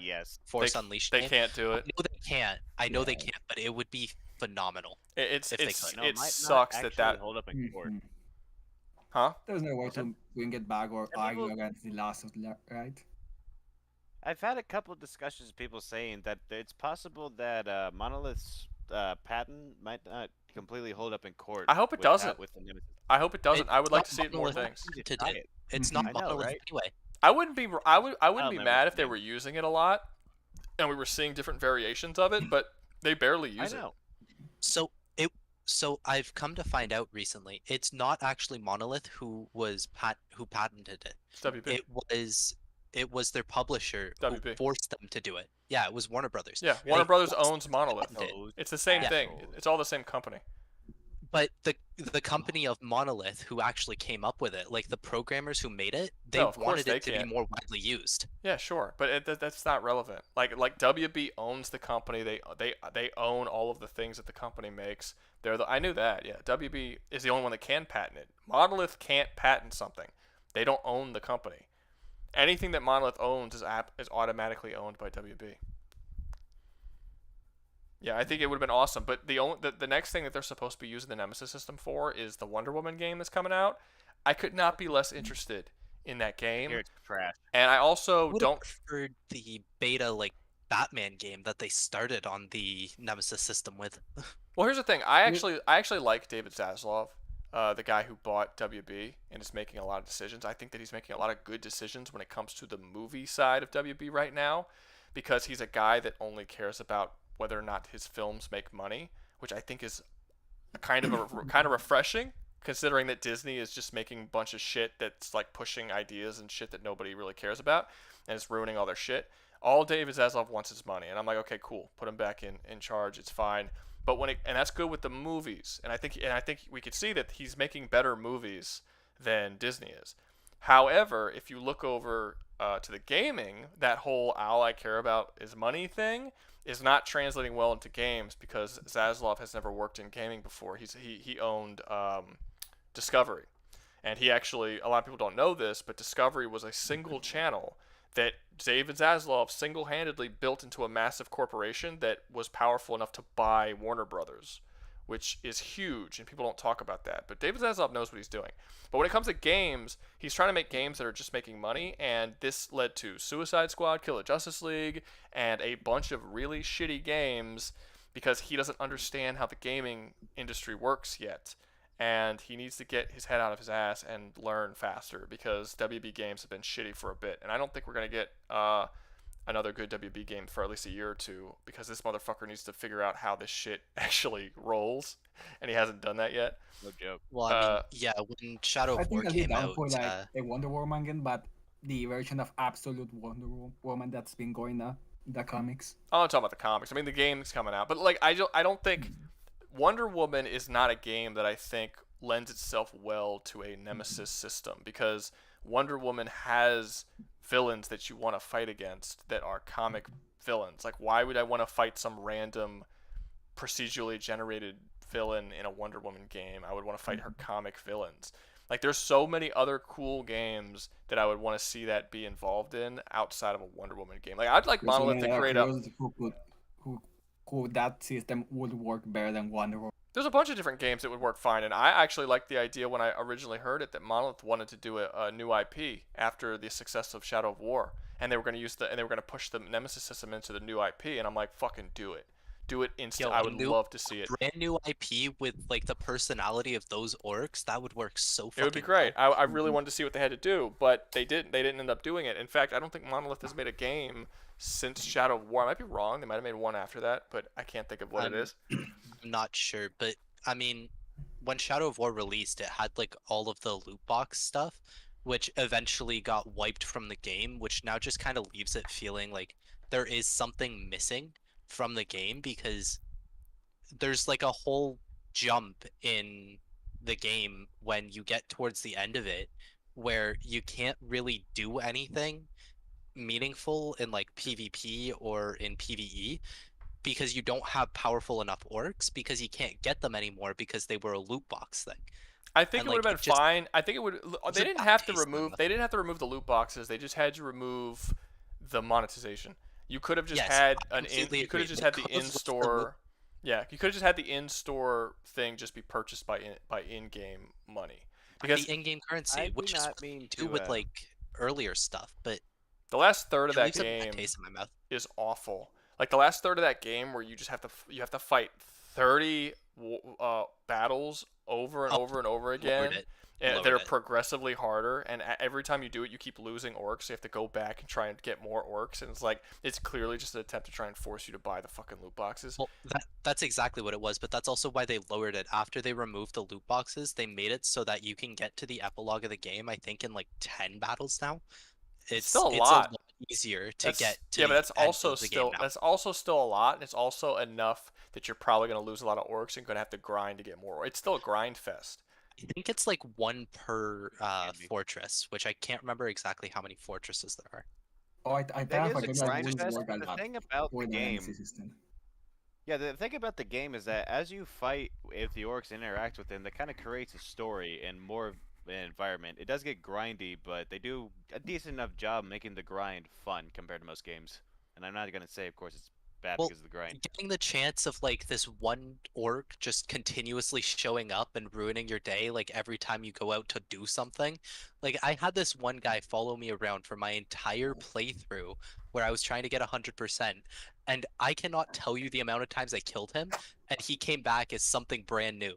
Like I think by the end of the game I looked in the files, the dude had 70 different names. Like what the fuck? So I actually didn't get the amazing experience that a lot of people got with playing Shadow of War and Mordor. So because you can play Shadow of War Mordor, right? And then you have a nemesis the game chooses as your nemesis that you have to fight at the end of the game. And then in the second game, they bring that nemesis back, and that nemesis is like a beefed up version of what he was in the first game. It's supposed to be like one of the hardest fights in the game, right? So in the first game, I fought through the whole game. I never really fought anyone who I thought was super difficult. And by the time I got to the end of the game and you had to fight your nemesis, like your guy who's been supposed to be giving you all of this shit for the whole game, I didn't even recognize him. It took me a while to realize that that was some dude that spawned 3 times back to back to back in the first like 2 or 3 hours I played the game. And I killed him a couple of times. He was easy and that was it. And then I didn't see him for the rest of the game, but because I had killed him more times than any other character, the game just sort of set him as my main nemesis. So he shows up at the end of the game as like my final big boss, and it was like this little bitchy dude I killed 3 times easily at the beginning of the game, and I was like, who the fuck is this? I kill him, and then I play Shadow of War, and you get to that scene in Shadow of War where your nemesis comes back, and it's this little fucking bitch again. Everyone's like, everyone's like, I just wiped out all the strongest dudes, and then there's like this scene where he comes out and he's like, I will take him on, the nemesis, but he's like this little scrawny archer dude, who's like had no. I was like, seriously, like I just beat all of these way bigger dudes. It made the game was way too reliant on the Nemesis Forge to make that work. Which would have been fun. Yeah, I got fucked in that one. I think it would have been cool if I actually did have a really tough nemesis, because I have a friend of mine that played through the games, and he had a nemesis that was a pain in the ass, and when he went and played the second game, he was like, dude, it was so epic, and I was like, I'm glad, I'm happy for you. I'm happy that you got to enjoy that segment of the game, because I was just like, the fuck is this guy again? When I got into the pit fight at the beginning of the second game, the first time I played it, my nemesis from the first game was this like 8-foot tall orc who towered over Talion. And like he was a defender, so he was one of the toughest guys that I could deal with because he was a vault breaker. So he was immune to ranged. Like, I couldn't do fucking anything to him. I literally had to kite him around the arena, blowing up grog barrels with my bow, but Lord forbid I hit him, because then he goes into a rage. Like, it was Dude, this oh, game man. of fucking cat and mouse, and I hated every second of it, but I loved it because, like, I got a really good Nemesis. You just got really unlucky. No, I did. I got really. It's actually funny. As I was telling you that story, the guy who who I was talking about, who actually got to enjoy the game, he jumped in the chat at that exact moment. I thought that was kind of funny. Is it Bobby Porter? It is. Yeah. Anyway, what was I? Oh yeah. Okay. So, the debate's over. Let's move on. I'm probably only gonna do one more debate before I end it. Did you? He kicked him out when he was in the middle of a sentence. No disrespect, guys. No. About that, Joey. I didn't see that you were starting a sentence. No, it's cool. Let me see. Dr. Bright have something to talk about together. All right, I gotta see what they have. This is gonna be the last debate, guys. So make it good. Make it a really solid one. You can Alex debate the Awesome JoJo versus He-Man. Nah, it's okay. Don't worry. Shao Kahn versus M. Bison. Oh, if someone wants to support Shao Kahn versus M. Bison, that one could be kind of cool. Well, do I bring up Alex and Dr. No, Bright, or do we wait? Figure it out first. Let's figure it out first. Your mom versus your dad. I mean, my dad would beat my mom. It's a dumb question. Jason Brody versus John Rambo. Isaac versus Freeman. Shin Godzilla versus. But y'all keep saying matchups, but y'all haven't been listening to me. You need to take two dudes, and two of y'all need to agree on something to debate on, and then debate on it. Stop giving. Because you can keep saying all the matchups, then I have to pick one, and then we still have to find someone to debate the other side. Just, like, y'all were supposed to be doing this during that long debate. We gave y'all plenty of time. I should have came together and been like, okay, you and me, we're going to agree. So who's that one guy who actually said that two people agreed? Alex and Dr. and Dr. Bright. Okay, Alex, what's the debate? You're not being, you gotta tell me what the debate is.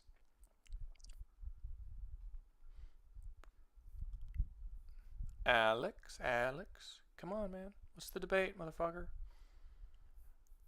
Because if it's a good one, we'll let you up. But you gotta tell me. You gotta tell me what it is. Alex Greer. Answer. Yeah, he's taking forever.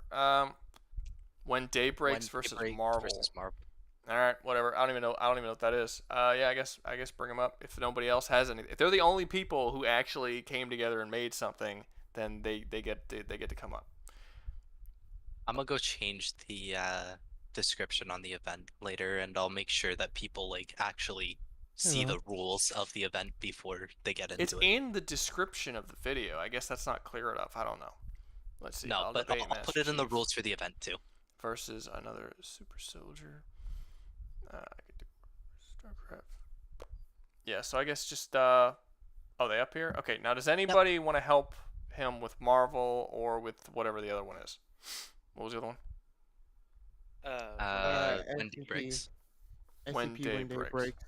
Does anyone even know what that is? Because I don't know. It's CP. Okay. I don't know what that is. SCP-3012? No, that one was another one I mentioned a long time ago. SCP When Day Breaks is one of the 001 proposals. It's... Okay, I'm going to explain its effect. Basically, the sun breaks, I guess. I don't really know what that means. But what it does is every single being outside getting touched by sunlight, which will include if you get touched at night by the moon, because the moon reflects sunlight.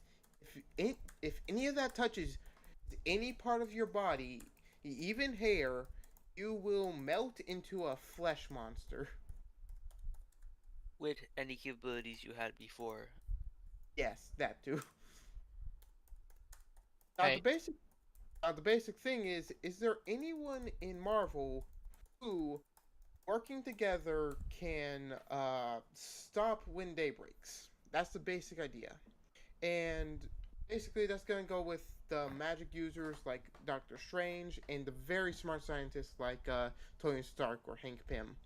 Critical has ignored like the Deer's another SCP who is an eldritch god who can transmutate any matter it sees and just change basically reality itself whenever it sees, and it was to be affected by it. Oh, I also want to. Mind if I bring up another illustrated, Mr. Illustrated video with SCP Deer? I mean, we're not playing a video on the stream, so use the information that you have. Just talk. Okay. Yeah. Okay, so basically, the deer ended up in one of the videos. The deer ended up clashing against the Scarlet King. I remember him being mentioned, but I'm not. Basically, it caused the entire collapse of the entire multiverse. Those two clashing, and despite that,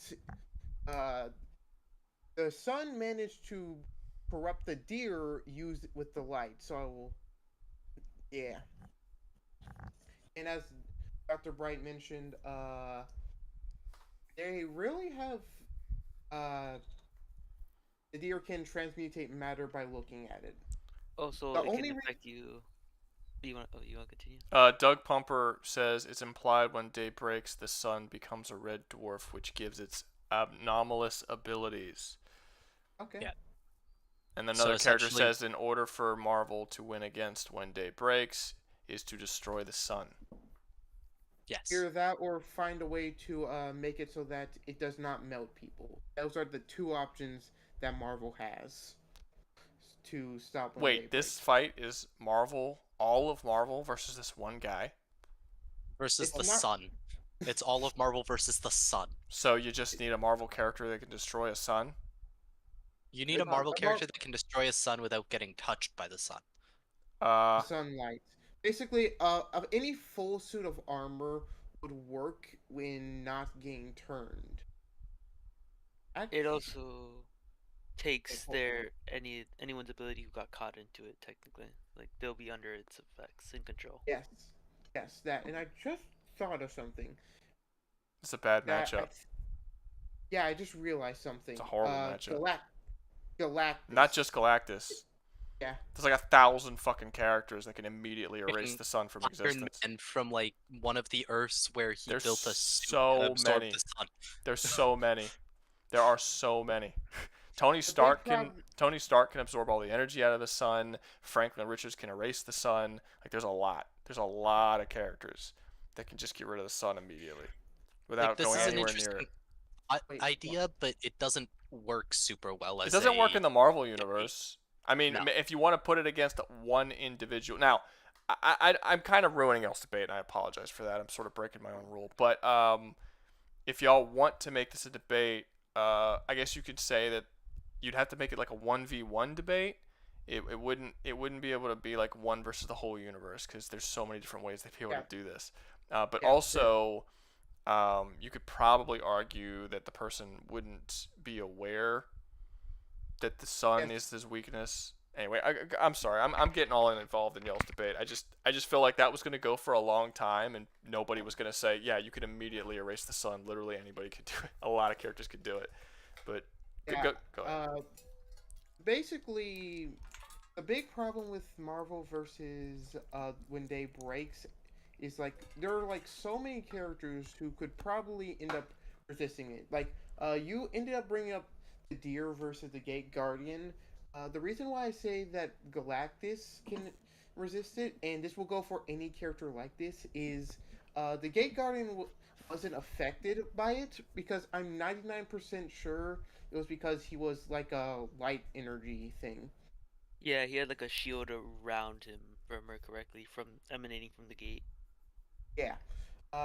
So basically, anything that's just pure energy, any being that's just made of pure energy, they shouldn't be able to be affected by when day breaks, which would mean a lot of beings like Galactus, for example, and probably even Death too, if she would ever end up stopping this, which I doubt she would. But any beings who are like that would end up basically being able to just like, ignore when day breaks.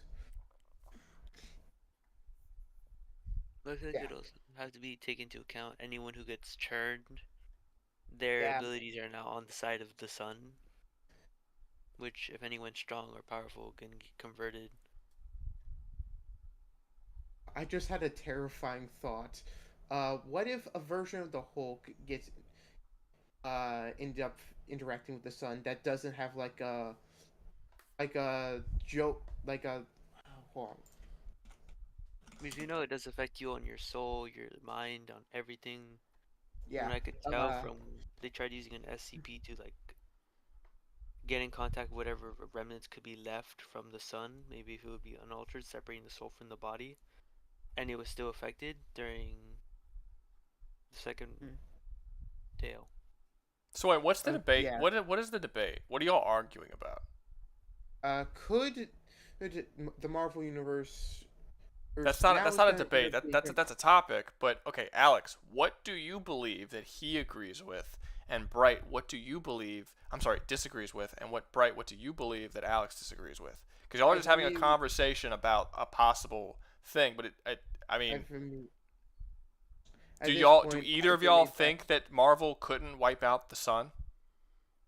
At this point, I just fully believe that Marvel could wipe out the sun. Okay, so there's no debate to be. There's no debate. Y'all are just on the same page about it. I'm just gonna disconnect quietly. Yeah, debate's over. Yeah. Like, Well, I was thinking the debate. I thought it was gonna be like Earth versus Marvel, like.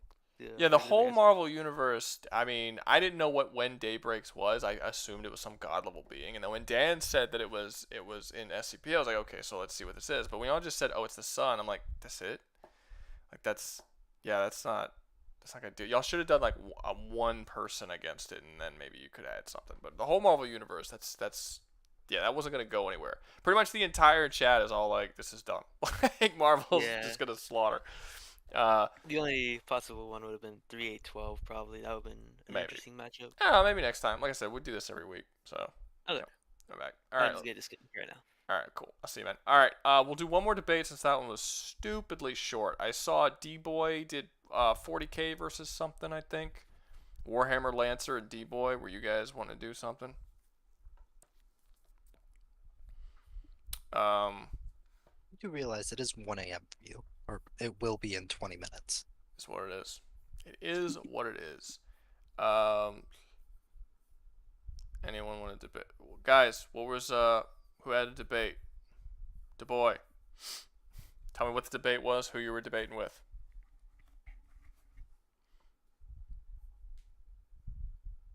Who the fuck is Raynor? Who's Raynor?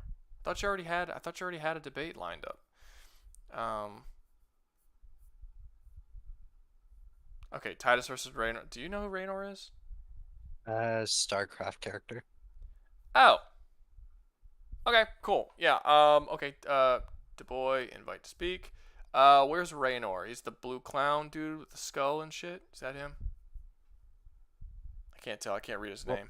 Raynor is a character with from StarCraft. No, I'm sorry. Warhammer Lancer. I'm sorry. That's not his name. Warhammer Lancer. Where is that? Where's Warhammer Lancer? Am I coming through good? Yeah, you're fine. What's your name, Warhammer Lancer? Just joined Discord. Got Got it. Yep, he was the guy with the clown. I was fucking right. Shank. Okay, you've been introduced. Okay, now does anyone want to assist either one of them? We can make this is our last debate of the night. Okay. Invite to speak. He wants to come in. All right. Who wants to? So that's two Warhammer characters. Who wants to debate for Raynor? You said Raynor was what? StarCraft. Yeah, Raynor is StarCraft. Yeah. Yep. Okay, who wants to debate for Raynor? Oh no, I'm not doing that. No, you're doing Warhammer, right? Romero. Oh sure, I sure am. Okay, there we go. So we need someone for Raynor. Ribshank mic check while we wait for somebody for Raynor. Hello. Am I clear? Yeah, you Yep. Ugh. Alright, good. British. Let's get it. Oh, wait, I'm not British. Rouga, don't insult the British. Just What? stop insulting the Canadians too. I'm not insulting them. British people. Ugh. Gross. Gross. Disgusting. D-Boy, are you good Democracy for is the coming. 2v1? Democracy is I'm coming. perfectly fine with that. Like, I just want to debate StarCraft. I want to put my guys on the map. Too bad Alden's That's gone. Warhammer, I appreciate it. Alden was Yeah, the I know. only dude. I told D-Boy that Alden's like our resident StarCraft expert. Yeah. Anybody else? Who else is StarCraft? Does anyone want to help with the StarCraft lore? Does anyone know StarCraft? In the thing, because otherwise it's gonna be a 2v1. Boy, do you want a 2v1 or are you not? He said he was okay with a 2v1. You okay with it? Okay. We'll give it a few more. We'll give it a little bit longer. So it's Titus versus Raynor. Is what I'm understanding. Yes. Random person, do you want to talk about Raynor? Do you know about Raynor? Yeah. It's a Raynor versus Titus debate. Ooh. What is Raynor? I've never heard I'm of not this. familiar. I know the girl who gets turned into a Zerg, but I'm not familiar with Raynor. You've never heard of StarCraft? I've heard of StarCraft, yeah. But is that the guy on the cover who's smoking the cigar and shit? No, that's Titus. Raynor garage doors? Why did you look up the garage doors? It just fucking did it when I pressed the thing. Okay. Yeah, I don't know who this is. I'm assuming this is the main character because I've seen him on the cover of StarCraft 3. Yeah, he's like the main like character for like the Terran. He's the Titus of the series. I get you. Basically. The person never answered, so I guess 2v1. Yep. Let's get it. Yeah, random never answered. Okay. Go ahead. So 3, 2, 1, fight. Go ahead. So my thing is, I have a question because as far as I know from StarCraft lore, it's just regular dudes in exosuits. They don't have any type of demi-human transmogrifications added to them. Yeah, is that right? They don't have any like additions or like not any like biological things. All the stuff they have is like from their suit, and all of it is equipment. So what's the guns and armor? I'm sorry, I didn't hear what you said. Go ahead. All of it is their equipment. It is their guns and armor which make them special. They have nothing which inherently makes them out of armor. Yeah. So what's the stop of fucking an 8-foot wall after crossing the Primaris Rubicon? Like you get stronger, you get faster. What's the stop of a near transcendent, more than human to like just ripping this man apart? What's stopping that? The fully automatic anti-material rifle, which can cut him in half in about 2 seconds. That's what's stopping him. Mm-hmm. All right. So is he faster than a? All right. So yeah. But that's the whole thing, though. He's working with human senses. Is he faster on the draw? Is he fast on the draw than a Space Marine? Can he cover the distance? Like, what's the distance we're starting at? Because if you have something that's running at you, then like I'm going to say it wrong. I'm not sure. 50 to 60 kilometers an hour. You closing the distance is not really fast, especially if you can't stop. A close range engagement or a far range engagement, which Space Marines have.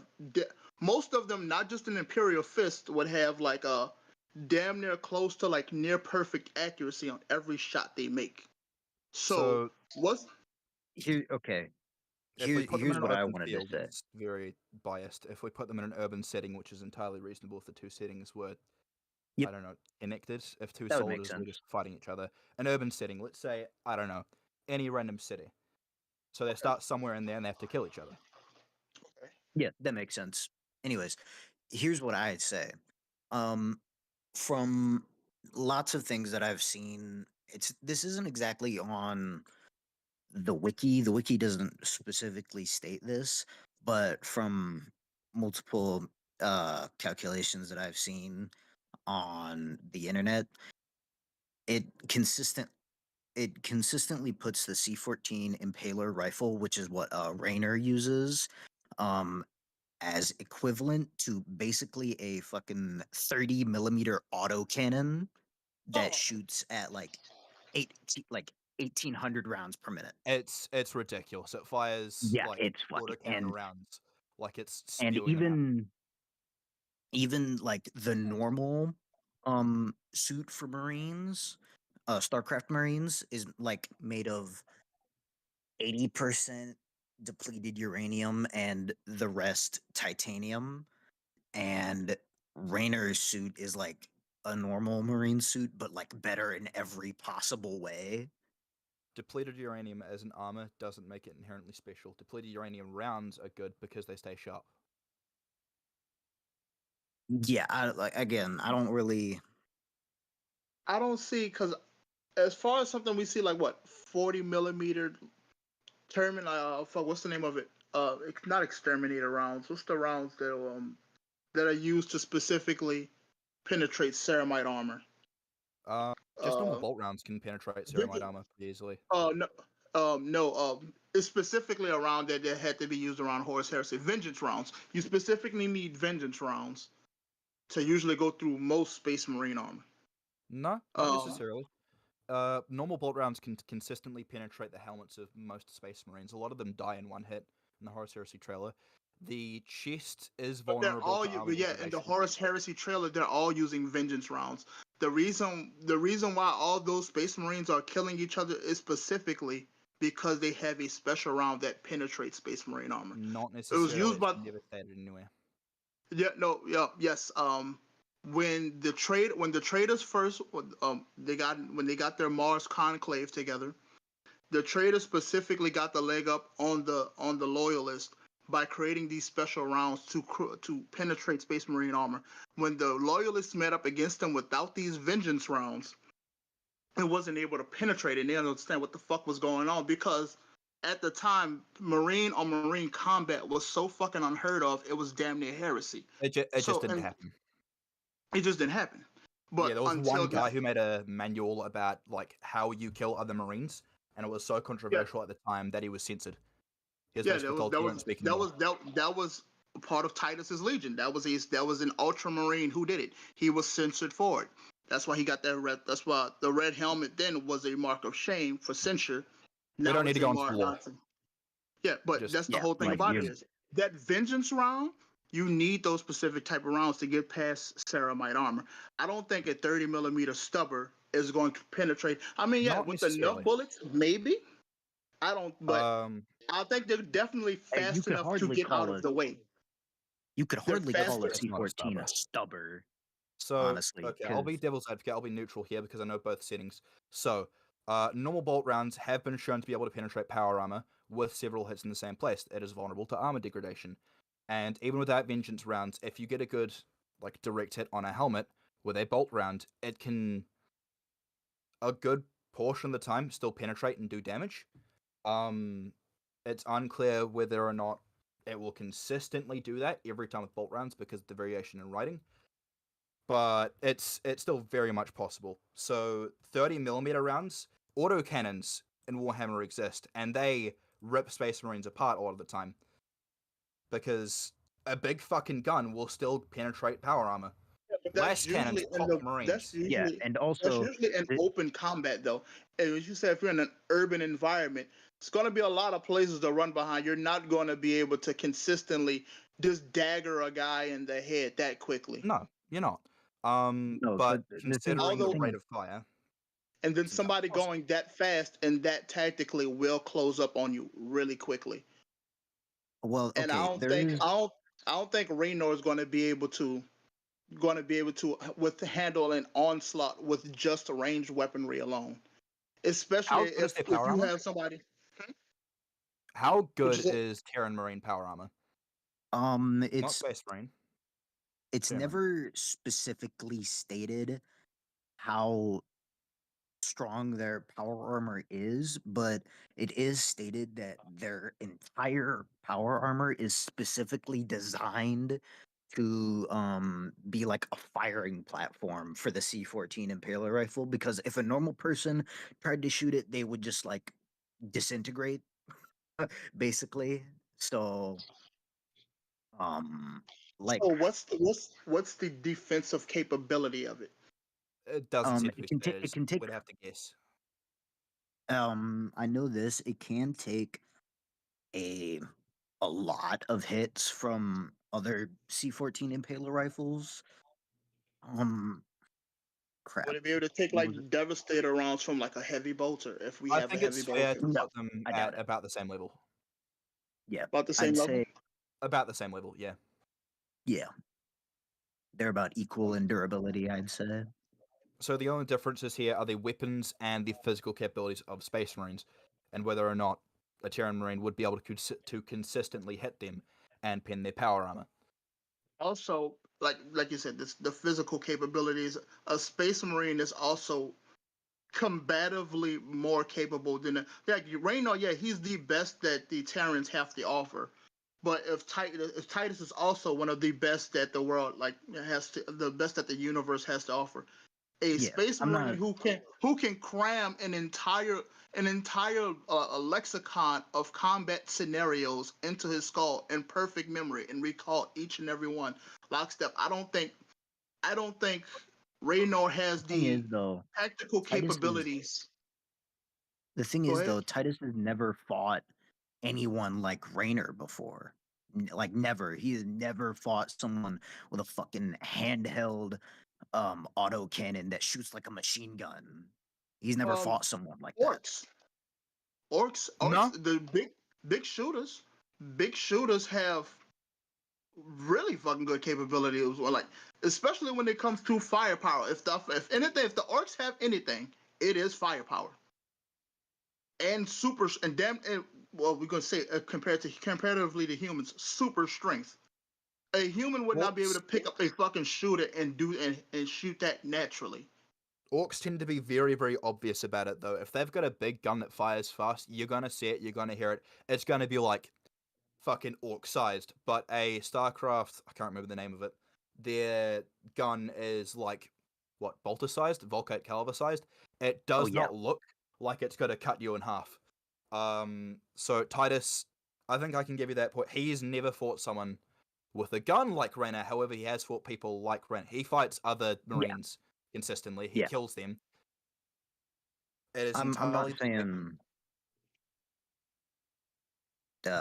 I'm not saying that like he hasn't fought anyone with like the mindset of Raynor or like the armor of Raynor, but yeah, like you said, he's never fought anyone with his like gun, like with that powerful of a gun before, you know? Because other Space Marine, I mean, if this minigun is consistent with firing on, like, we can say if it's on equal platform with the bolt gun. I mean, he's fought other guys with bolt guns. It's not equal to bolt guns. It is way superior. Bolt guns are not even close to 30mm, and they don't have the penetrative capabilities. Bolt guns are like definitely inferior as a weapon. Yeah. Inferior as a weapon as far as firepower, or as far as like speed of round? Bolt guns aren't as accurate. They don't have as much firepower. They don't do as much damage. They don't shoot as fast. Everything. They don't have a higher magazine capacity. Like everything. They are genuinely worse weapons. I still think Titus would win because the C14 Impaler rifle has like 250 bullets in each mag. So like he's not going to be running out of ammo, and they all carry like 5 to 6 mags on them at any given time. So Consistently hitting a far physically superior opponent would be his trouble. Getting a beat on Titus, we would like to say that's fair. Actually, that wouldn't be an issue either, because the Terran Marine suits basically have built-in aimbot, which is why they're able to be effective anti-air. Like they can shoot jets out of the sky that are going at Mach speeds and shit. In an urban setting, I don't think that would matter too much, because Titus is very well capable of using cover, assessing the combat situation. So as soon as he starts firing, I'm pretty sure he'd realize, oh shit, he just destroyed that wall in one burst. I'm going to avoid that. Yeah, and even able to adapt very quickly. Yeah, even with any cover, Raynor could probably shred through said cover. Like there wouldn't be anything that could keep him safe. No cover imaginable. Is still decent. Behind concrete walls, he'd have the warning of, oh fuck, he's firing. The wall behind me is getting disintegrated. I need to get out of here. Yeah, like he would have some warning, but he wouldn't be able to. And that's also as far as like I said. And as if we're going through, as if we're going through, like I'm saying, I believe in this situation, you can disintegrate it, but at that point, it's like how much bullets are you willing to spend, because you have to hit them. If this is a far superior weapon, let's say, it is a far superior weapon ranged, you still have, and even if you do have an aimbot, you still have to hit him in an urban environment without spending all your ammunition. So you're in what's it called? Basically an embanked position where I know where you are, and you have to move so I don't get close to you. Because I'm pretty sure physically Raynor would not be able to keep up with a Space Marine in speed nor capability. Maybe with a stim pack, but that is a big maybe. But normally, hell no. No. So you're basically a firing platform. You're a turret. He's a turret. Yeah, a mobile turret. What is your win condition? Yeah, I know it's killing him, but like the only advantage Raynor would have over Titus is his gun. His armor is even, his physical capability is worse, his mental capabilities are worse. He's not as adaptable. I would actually have to say on that, I would say the one advantage Raynor would have is his tactical mind, because he is literally the commander of Raynor. But that's worse than a Space Marine. Like, not necessarily. Made the Codex Astartes not only as a way how to build a legion or build a chapter, but also human commanders are capable about doing it. A what if scenario for all battlefield situations. And every Space Marine, especially the Ultramarines, has that shit locked into their mind, lockstep. Every Ultramarine knows it. So once he sees, okay, this guy isn't moving, nor is he fast. What can I do in this situation? He'll pull a fucking lexicon of battle strategies that this guy may not know. A normal human is not going to be able to keep up with a physical superior force who has a battle tactic for everything that he has against them. Especially if he has if Titus ever does, or not Titus, Titus ever does try to close the distance, he's gonna get like shredded. Even Rib said Titus closing the distance mean he dies. Yeah, that's the one advantage he does have, is Raynor will just be able to lock down his position and force him to come to him. Not necessarily. Also, Romero, human commanders in Warhammer have been able to consistently keep up with Chaos Marines, other Space Marines, pretty much everyone. So, with up at the command level, with battlefield and tactical intelligence in Warhammer, yes, Space Marines are more intelligent and they have a lot of combat experience to draw upon, but tactically, at the higher levels, they can be pretty equivalent. The best people around, like Gilliman, are better, but if you're going for just like a Space Marine like Titus, yes, he's exceptional, but he's not going to outdo someone like fucking Caiaphas Kane, whose entire thing is leading a regiment. Raynor, I think it's reasonable, can have not quite as good tactical and battlefield intelligence, but he's close. It's not like he's going to be a fucking baby. But I'm not sure if I would compare. If I would compare, like, maybe because of like battlefield experience, I wouldn't be able to like compare Raynor. Like I said, I don't know anything about Raynor, but I wouldn't compare somebody like Caiaphas Kane, who went to the Scholar Progenium, who also has like this endless well of knowledge drilled into him since he was a child. Is the school. The Scholar Progenium is literally just a tactical school. It's an officer's school. Yeah. It's nothing special just because it's in Warhammer. I mean, but like I'm saying, this is all, but it's an officer school, but they also train you to do this, train you to do that, drill this into you, and then they throw you into the field. Like, I'm not sure, like, what's the situation of, like, a tactical war situation between, like, Caiaphas and Raynor. It seems like Raynor is kind of like, hey, bro, we threw you in here, and, like, you kind of just gather battle experience. Go do your thing. I will say Raynor is used to fighting at a disadvantage. Throughout all of his campaign, he is literally facing always superior forces, so he is used to being at a disadvantage 100%. So he can. So he knows how to fight on the disadvantage. Pretty much every single force he goes up against in his campaign, he cannot take up in a straight up fight because he's basically just a rebel. going up against a much larger empire, you know.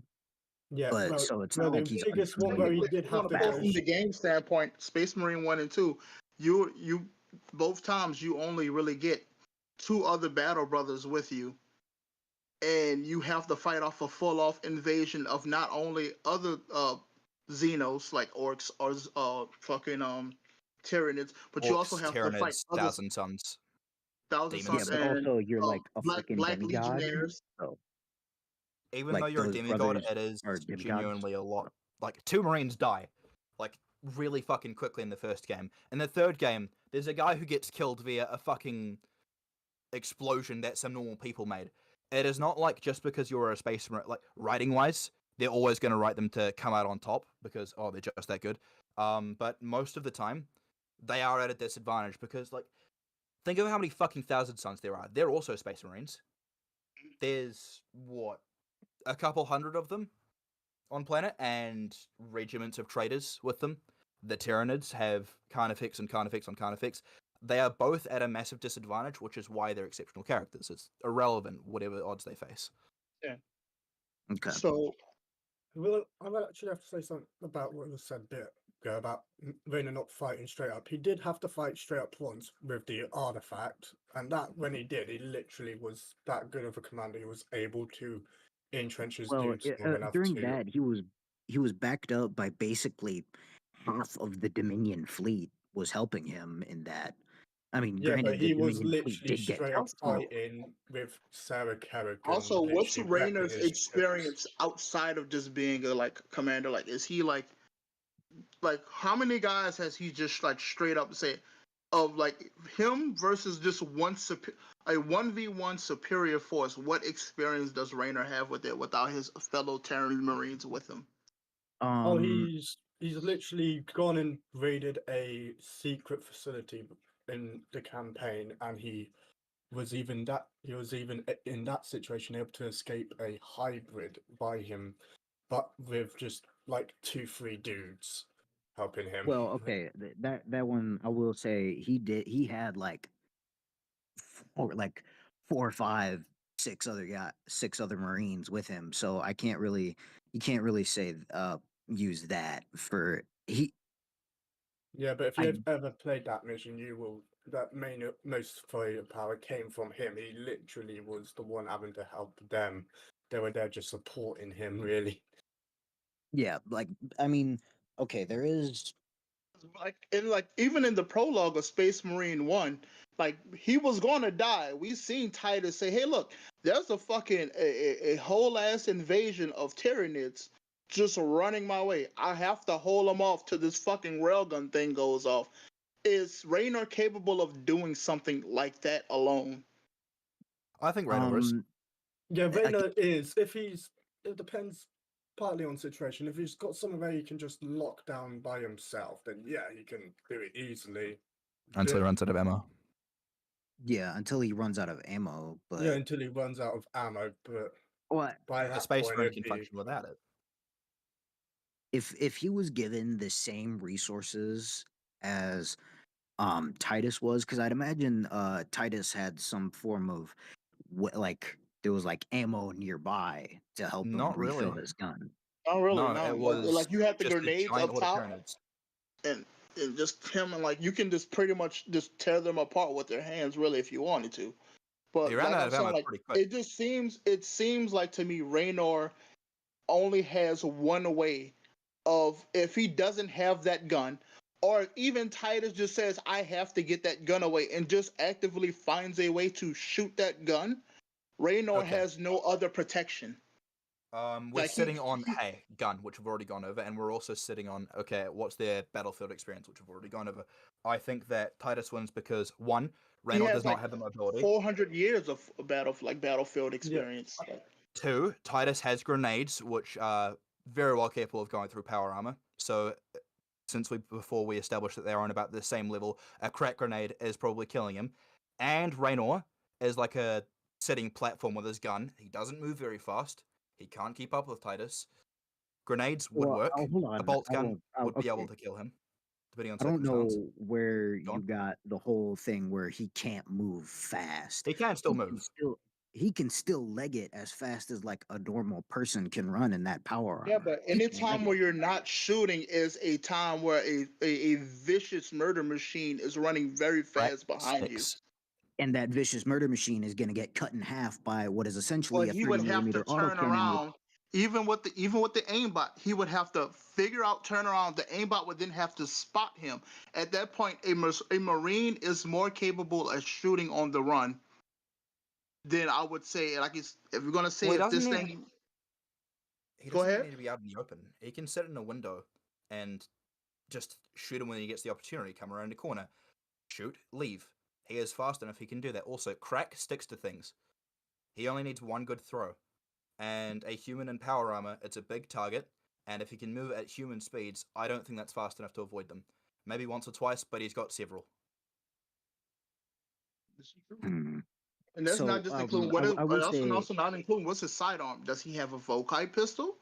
Does he have a plasma pistol? Things like that. Sidearm doesn't need a matter too much sidearm. in this case. It doesn't matter. He's got weapons in this case don't matter too much because we just know Raynor has a better gun, and both guns can still kill each other. It's not like the bolt gun can't pin his power armor, and it's not like keep forgetting its name, Raynor's gun can't pin Titus's power armor.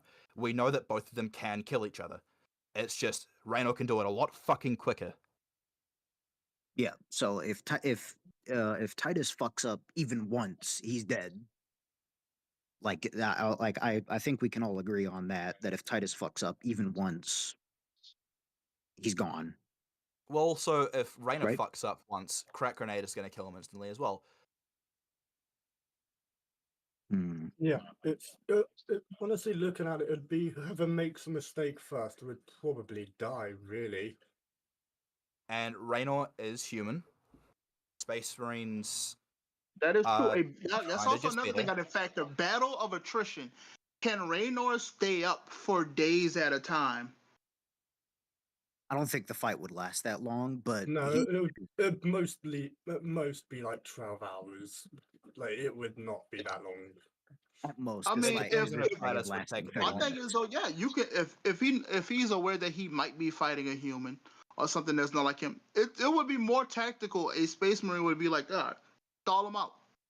He has to lay down. He's going to get tired and harass him. You will be able to harass him longer than he can harass you. Well, the thing is, this fight isn't going to last nowhere. Like, at most, this fight is lasting 30 Why minutes. not? Either Raynor runs out of ammo and dies, or Titus fucks up and gets shot. But why not? I think it's more likely that Raynor would run out of ammo than Titus fucking up. I mean, at that point, he would. Yeah, but like I said, that's the whole version of like a Fabian tactic. I'm pretty sure he's more than capable of like, hey, don't engage him directly. Make him spend his resources. He's gonna if he's not immediately engaging you or closing the distance at any time, that means he definitely doesn't want to get up to you. I'm pretty sure Titus is way smart enough to believe that. And like I said, why wouldn't the battle not last that long? If I have the ability to outlast my opponent through attrition of stamina or just sheer resource, why wouldn't I? I don't have to eat that much. I don't have to sleep. I can just sit there and just wait. You have to eat, you have to sleep, you have to do all the things that a regular necessary human has to do to survive. This fight is not lasting the 3 days it would take for Raynor to pass out. This fight is not lasting the 3 days. Why not? Well, my thing is, why wouldn't it? Because Raynor Raynor would runs have out to of be ammo aggressive. and Titus kills him. Raynor would have to be aggressive in that situation. Ramiro, and aggressive means spending resource. They're agreeing with you. I don't think you realize they are agreeing with you. Raynor would die before that 3 days comes because he'd spend his ammunition. Either Raynor loses. But yeah. No. Hold on. I'm not saying that. I'm saying the reason it wouldn't last that long is because either one of them would die way before that. This fight isn't lasting longer than 30 minutes, let alone the 3 days it would take. Okay. For my question is, why wouldn't that happen? Because why would one of them would die before that because either Raynor spends all his ammo or he gets lucky, hits and kills Titus. It's not going for 3 days because Raynor doesn't have the resources to take it that long. That doesn't which means he my has to thing kill is. within that time. So yeah, so Raynor has to be the aggressor here, and I don't. You think Raynor's going to just sit there and like untactically spend his ammunition? He wouldn't. He would not do No, that. he wouldn't. So He the would thing is- wait till he actually has clear shots and takes. So. This will go around in circles if we keep going on this topic. They both have win conditions, and if we keep bouncing from one to the other, it's going to go on for hours. Personally, I think Titus has more win conditions than Raynor, and more advantages than Raynor. So, okay, But I will admit. he wouldn't definitively win every time. I would say Raynor could probably win 2 out of 15 times, depending on conditions. He'd win more than that. I would say closer to.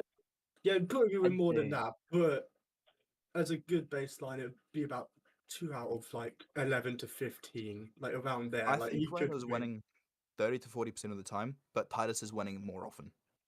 Yeah, so Titus I'd say 3 60-40. times out of would 10, win more Raynor often, wins. but- Yeah, Titus takes the I rest. would agree that a blind squirrel gets But- nut, but as far as fighting that, are you as a dude, nah. As a dude who only Honestly- can just shoot. Honestly, if Raynor could get the drop on him first, I could easily see Raynor getting a clean shot. augers, now with augers in that helmet, now with no augers Well, in the that's- face, man. That's also giving Raynor an unfair advantage. Yeah, that's that's just all on position and how it starts. If it literally just starts on the other side of it and they've got to kill each other, then I would say Raynor's got a decent chance, but most of the time Titus will win. Yeah, I think that's it. We've all agreed that Titus has more win conditions and that he's more likely to win most of the time, but it's not guaranteed. I I'll can go with agree with that. that. I can agree with that. Also, Right. I could end up seeing Raynor if he realizes he can't win. I could see him definitely trying to pull it out into a more open area to force Titus out. Yeah, Well, but if my he's thing pulling is out though, himself, Titus can still use the cover and hit him from far away. He's only taking away his own cover, which a bolt gun can still penetrate his power armor, would be only a disadvantage for himself. Alright. Yeah. Okay. Well, I think that was that's us done. yeah, it was nice to talking with you guys. Honestly, I thought it was gonna go a lot better for Raynor than it did, but I mean, hey, I'm satisfied with that because it's not like Raynor would ever actually fight Titus anyway. It's also not a stomp. At least not alone. Oh no, it's not a stomp by any means. no. Like Raynor He'd never can be win a quite a weapon, bit. but, just I didn't know what that because gun can do. I would say it'd be mid-def. Don't get hit with the gun. But honestly, I would say it's whoever gets the first proper clean shot on the other one. Really. Whoever makes a mistake first. Yeah, whoever makes the mistake first, or whoever overextends, they're the first one to get dropped. Yeah. Whoever makes the Titus is going to be less likely to make a mistake, and Raynor has more opportunities to make a mistake. So Yeah. yeah. The only reason I why think Raynor that even me- has a chance is because he is so used to fighting at disadvantages that He has a really good gun. Yeah, it also is he's just a gun. stupid. He has the gun he's got is stupidly powerful. Right. I'm a true cat. That's me. Cheers. Cool. Yep. Well, cheers, boys. See ya. All right. So we said that was the last debate, and pretty much everybody's out. I probably shouldn't say when something is the last debate anymore, because when I said that, like fucking 15 dudes jumped. People laughing. They were just like, "Oh, last debate? Well, fuck that, I'm out." Yeah, I probably shouldn't say that. I should just surprise people. Yeah, we're joining these At the debates. end of the stream. Yeah. Yeah, we're joining these debates more often, but I'm literally. But for me, it's always midnight when you do these. So. Yeah, no, I mean, it's fucking 1 o'clock for me right now. But Yeah. yeah, I know a lot of people. I mean, these debates sometimes go on for as long as 8 hours. This one's actually short. It's only 6 hours. It's 2 a.m. for me. This fucking God damn it. Yeah, no, it's cool. It's cool. I'm about to end it right now. That's gonna be all for us. Thanks for joining us, everybody. It'll be same time, maybe I don't know next week, but it'll be next week, Saturday night. Come on back if you wanna debate. If you didn't get to debate this time, there's always next time. See you guys later. You can use that link in the chat for like 7 days, or no, I'm pretty sure it's set to never expire. Come here if you want to join the Discord. Yeah. It's like 1,200. It's a really cool place. I recommend you join it. There you go. Look at that. All our recommendations. Speaking of Discord, Rouga, can I steal you to one of the private VCs for a minute?